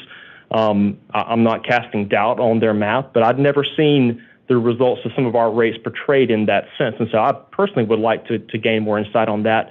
But one of the things that struck me about the chart is that it was representing some of these new requirements to qualify for these funds that required a customer to be 600 kW in size or more. Well, the larger that a customer grows, the more innovative rate options they qualify for. So things like our RTP program that you've heard some talk about today. Again, RTP stands for real-time pricing. That rate is available to large business customers. You have to be at least 250 kilowatts to qualify for that. Well, those applications are certainly going to qualify for that. They can qualify for other time of use rates. But with the RTP rate specifically, what you're talking about is really what, in the industry we call the ultimate time of use rate. It is a price that changes dynamically on the hour. So there are two different flavors. You can get the day ahead program where we set prices for 24 hours for the next day. Or there's the hour ahead program, and it truly changes the hour before that price becomes effective. So there's an opportunity for customers to participate in that program, and there is no explicit demand charge in the RTP program. So that is all lumped in one single price per kilowatt hour that customers avail themselves to. And what I will share with you is based on some of the information that I saw in the chart from Mr. Sicardi that was surprising to me is there were some really high prices represented for Georgia Power, and I believe that he shared that some of the attractive pricing that he saw was somewhere in the neighborhood of 20 cents per kilowatt hour. Well, I've surveyed the existing dozens and dozens of EV charging sites we serve that have these DC fast chargers that we all think are necessary to serve these customers, and they're not even paying that 20-cent price that he thought would be attractive for his economics. They're paying on average 11.5 cents. Again, they're taking service on a variety of rate options, certainly on RTP, certainly on the PL rates that he specifically mentioned, certainly on our TOU rates, and even others. So we stand ready to work and partner with our customers to find what that best rate solution is. It may be an existing rate that's in our portfolio. It may be this new rate that we've introduced in the rate case process that we want to make available to our customers to help them as they want to make these capital decisions. So with that in mind, the door is always open for Georgia Power to help with this rate analysis, make sure they can find and have certainty around what that energy cost may be so that they can, again, pencil out the economics and hopefully make those decisions, whether it's right or wrong for them to deploy that capital. Any questions? Any questions? We've got one right here. Representative Thomas. So a typical power meter that goes into a house, it wirelessly monitors, right? It provides that usage data to Georgia Power. That's correct. Correct. How much does one of those meters cost? All right. Do you have an idea? For like a residential customer? Yeah. I can honestly, I don't know the exact cost, but it's a few $100s. A couple $100s. Okay. How would Georgia Power feel on these charging stations to put something similar on one of those to capture that data of charging specifically by that car or that charging unit? So to be clear, for the existing EV charging facilities that are across the state today, we do obviously meter those. I'm talking about residential. Okay, I'm sorry. Could you repeat the question? I'm not sure I followed. I'm talking about, so I go home, I pull my car in my garage, so I plug my residential charger into my car, right? Mm-hmm. Well, that's all fed through the main power meter into the house. That's right. That being separately metered, that's what I'm talking about. Okay. Yeah. Okay, to separately meter even at the home for their customers. Yeah. So some utilities do that today, and that is possible. It's a little bit of a hindrance for the customer who receives that because there's a separate wiring that has to happen for that service, not only from Georgia Power's infrastructure that's external to the house, but to come in and have potentially even a separate panel for that meter to be, coordinated with. We have found that that's not been something that we think our customers were interested in. Okay. It can be done. That's what I need to know. Thanks. Any other questions? All right. Jeff, thank you very much. Thank you. All right. Next is our EMCs. Good evening, almost evening, and I appreciate you giving me a moment to speak today. I'm Jeff Pratt. I'm president of Green Power EMC and work with all our electric cooperatives across the state. There's good things being last on the agenda, and there's some bad things, and I'm looking around, and I'm not sure I see a lot of good things being last on the agenda with you guys right now. But thank you for giving me an opportunity to say a few things about where the co-ops are on these issues that are so important to us. First, I think the point I want to make here is that one thing I saw today, and it became apparent to me, even though I knew it, it became more apparent, and I want to point out again, we would not have become number one in the Southeast and number 8 in the country ahead of 42 other states with utility money. Utility money didn't drive that in the state. It was driven by private capital. And so number 2, that money did not come from government entities. We have a lot of money coming from government entities that likely will fund the next wave, but the investment to put us in that position today all came from private capital. I want to repeat and reiterate that sales by the kilowatt hour or charging, that is, we have negotiated that privately or with committees, with Chairman Powell's committee, and we're ready to go on that and encourage the committee to help bring forth some clarity with that with state legislation going forward. I want to be very clear about this, and I've said this before, but in light of all the testimony today, the electric cooperatives absolutely do not want to compete with their own customers. And that goes for anybody. We do not want to. However, I will say that the co-ops were created in an environment to put in service, electric service, provide electricity to areas where private capital was not willing to go. And that basis is a fundamental part of who we are today and still some of the rural areas we serve today. And so we take the growing responsibility we have in this state to provide life-saving services, which is electricity, and growing amount of life-saving services, because as transportation becomes more reliant on electricity, you better believe we're very serious about what reliability means when it comes time to get to the hospital and what that means. So the pressure on us in this transition is pretty significant, just in providing the services that need. It's even in areas where there's only 1 or 2 vehicles that probably wouldn't support private capital to create charging opportunities. So I'm asking you for the co-ops especially, let's keep our fundamental position of providing service to the areas of Georgia that are not as attractive to private capital in place. Rates. We have spent since the last time we were together, I'm talking about Chairman Powell's committee, working with the C-stores on looking at this transition that's taking place. We don't know how customers, as the commissioner mentioned earlier, don't know how they're going to behave, how often they're going to charge, exactly where they're going to charge. But these new customers, the C-stores and others who want to provide these services we don't know the behavior and how that's going to work yet. So we have to develop rates that will make that work. And we've been working with with the stores to try and find pilot rates that would work, including blended rates as mentioned earlier. However, I'll have to tell you that the word demand rate is quite vilified these days, okay? And I say vilified because it is a simple mechanism to allocate the cost of providing services. In the case of the co-op's not for profit, right? So we're not trying to make tons of money. We're just trying to survive and cover our costs. So to allocate those costs who are creating that cost the most.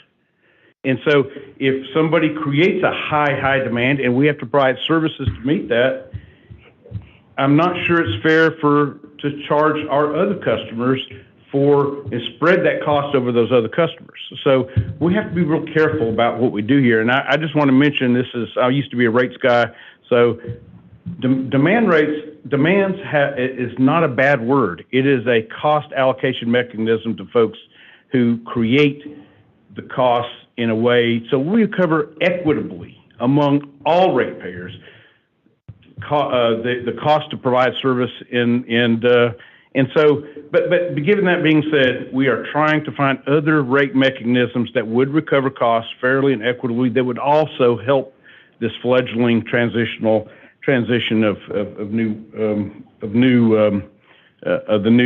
new EV marketplace. You know, I want to leave you with this: is that we talk about transition. We are in the middle of a huge transition, and we have been in the energy world in general. And this transition is nothing that we have not seen in my career and even before. And you're talking about air conditioning, LED lights. Now we've got electric cars. We have hundreds of megawatt data centers coming through here. All of this is created winners and losers in the private marketplace. And so I'd ask you, you know, what is the role in government in you know, picking winners and losers in that? We are going to be fair to all our customers, all our C-stores, all the Cracker Barrels, as Chairman Powell said, all the restaurants, anybody who provides public charging. We're going to treat them all equitably and fairly as we would any other ratepayer in our system. So that's all my remarks, Chairman. Thank you very much, Jeff. Chairman Robertson. Yes, sir. You said that you think it's important that y'all provide life-saving services even in transportation. Mm-hmm. Yeah, give me an example of how the EMC does that today. To have reliable electricity available to charging facilities in the event that, it's not just charging facilities. Heck, if you can't, you can't even get out of a grocery store in the time of a storm if the cash registers go down. That's right. But I'm talking transportation. Okay. 911 centers would be a good example. I'm talking transportation. If you're at home and your car is not charged because you've been out of power for a day, right, and your spouse or your loved one needs to go to the hospital. So if a charging station is in a community where it's a very rural community, mm-hmm, and you have maybe 2 electric vehicles anywhere within that community, EMCs would be comfortable with building a charging station, I assume near the co-op, where any customer or anyone who owns a vehicle can come by there and charge that vehicle at the cost of the shareholders? If our membership who own our business say, and our board of directors who are elected by those members say, this is a service we want in our community, we'd be obligated to provide it. So you'd be obligated to provide it if your shareholders felt that it was good business to put a charger out there to charge whatever vehicles may be in the community. That's right. And they determine the value of profit or loss, but it wouldn't automatically. We had a brief discussion a while ago, and I actually responded to Mississippi when Katrina hit there, so had a very clear understanding of what critical infrastructure is and its importance in disasters.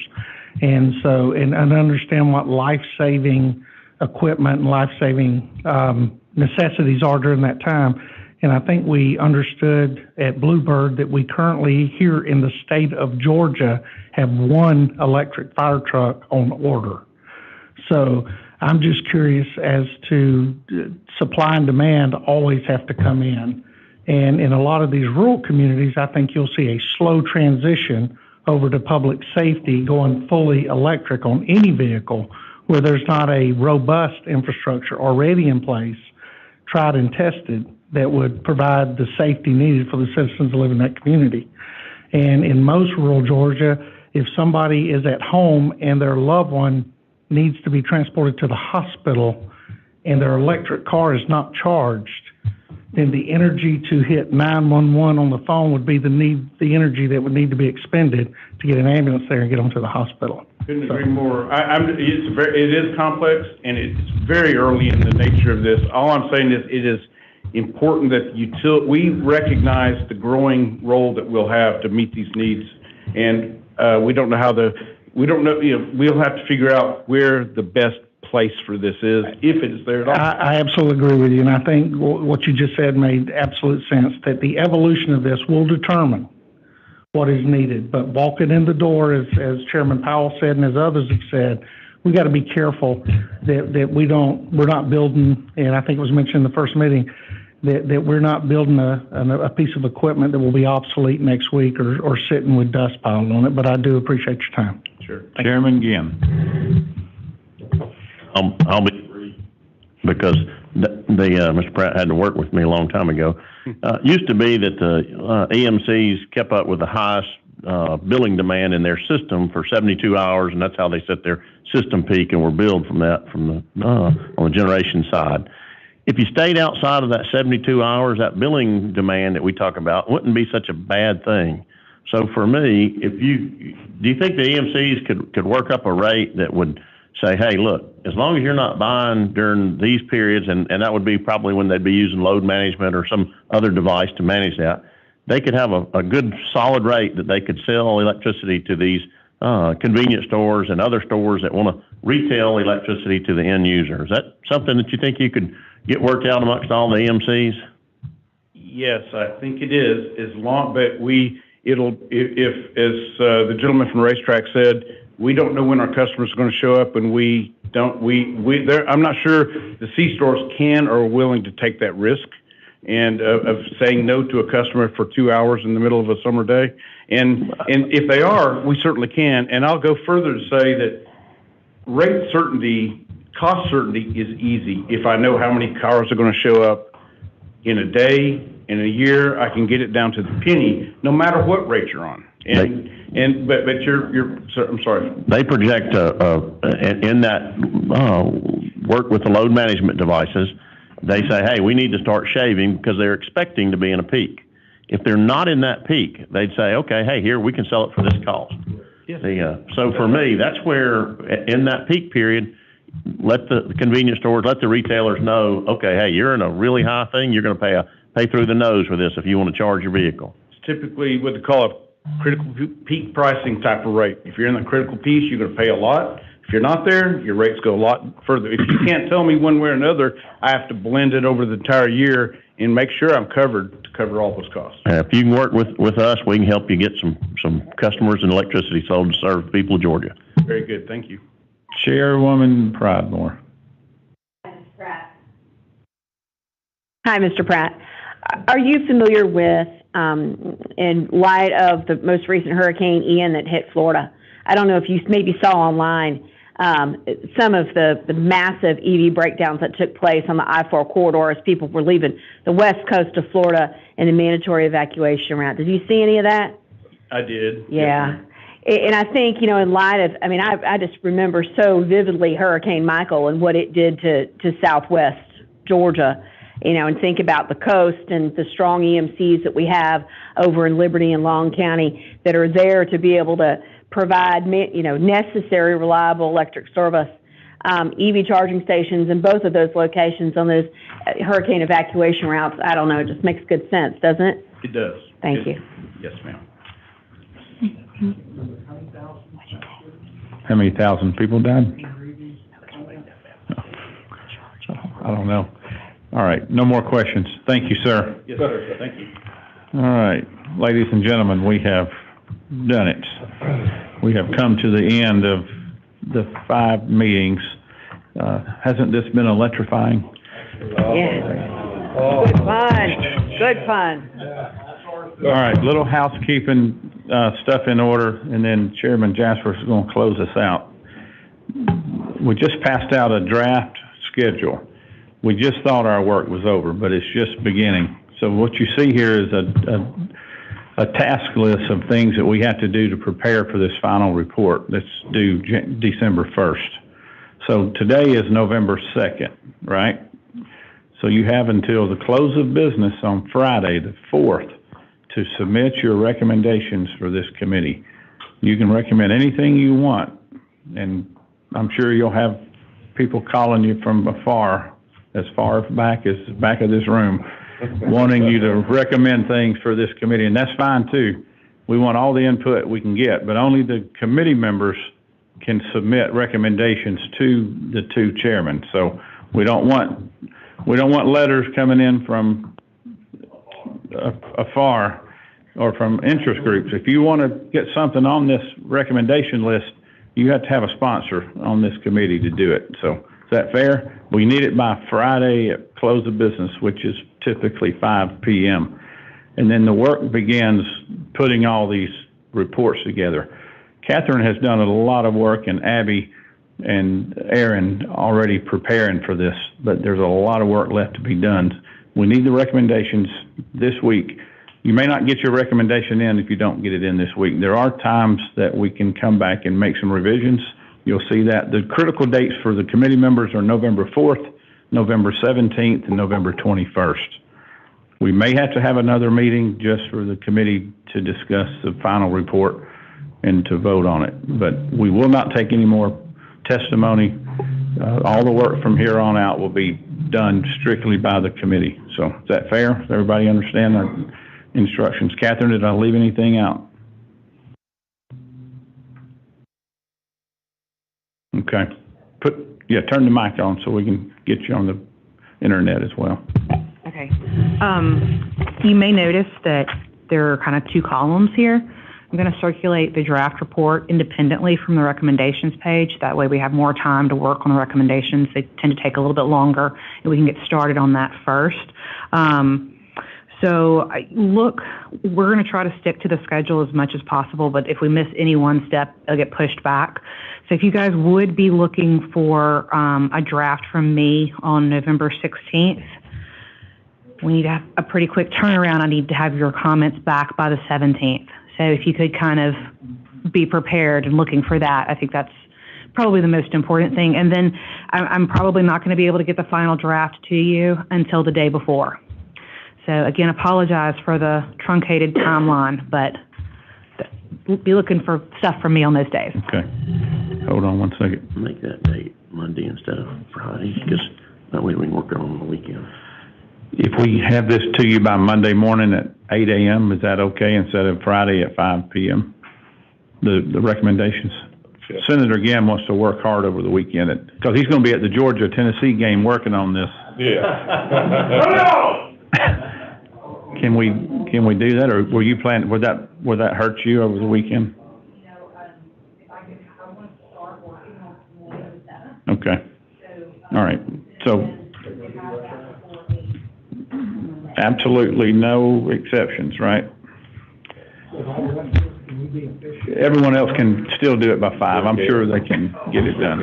All right. So, Catherine, does everyone have your email address? We'll just funnel them straight to you. I'm going to send an email to everyone, making sure they have a copy of this electronically, and then they can directly contact me. Make sure we get it to the members that aren't here as well. All right. Everybody clear on the assignment? We will probably call another meeting. I think there's been some consideration given on per diem, some travel allowances for that, so just be ready. If we need you, we'll let you know. Chairman Jaspers and I will be doing a lot of work with Catherine and staff between now and then, so if y'all have any input, you want to call us, you know our numbers, just do that as well. Thanksgiving at your house? I'll be in Kentucky. Yeah. I want to say one thing before people break away, and then Chairman Jaspers will close this out.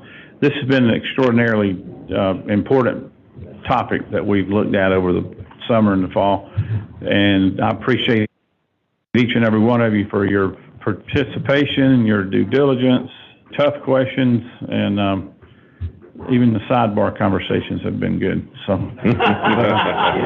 but thank you all for all you've done, and the people in the audience, thank you for bringing the information to us. It'll make better policy in the end. So, with that, Chairman Jaspers, you got the final word. Well, thank you, Chairman Gooch. You know, you got someone, Justin Speck, raise your hand right there. You know, these the unsung heroes of these meetings. You know, just making sure that the public can see it, and we've had text and different things from news media up here about they're watching. And just for our recommendations, please be as clear as you can. They'll save us and Catherine, who've gotten to know very well, to say what you want to say. And don't be shy. I mean, because you've seen that there is a difference of opinion here. And so we need you to be as clear as you can as we work on this in the next few weeks. But I've enjoyed it. You know, as Senator Gooch said, I've enjoyed working with Senator Gooch. We're neighbors up there in North Georgia and talk a lot about this probably just about every day. What we're hearing, what we're looking at. And those in the back of the room, we appreciate your support and just letting us know what you think. And it's been great. Thank you all very much. All right, we're adjourned. Good.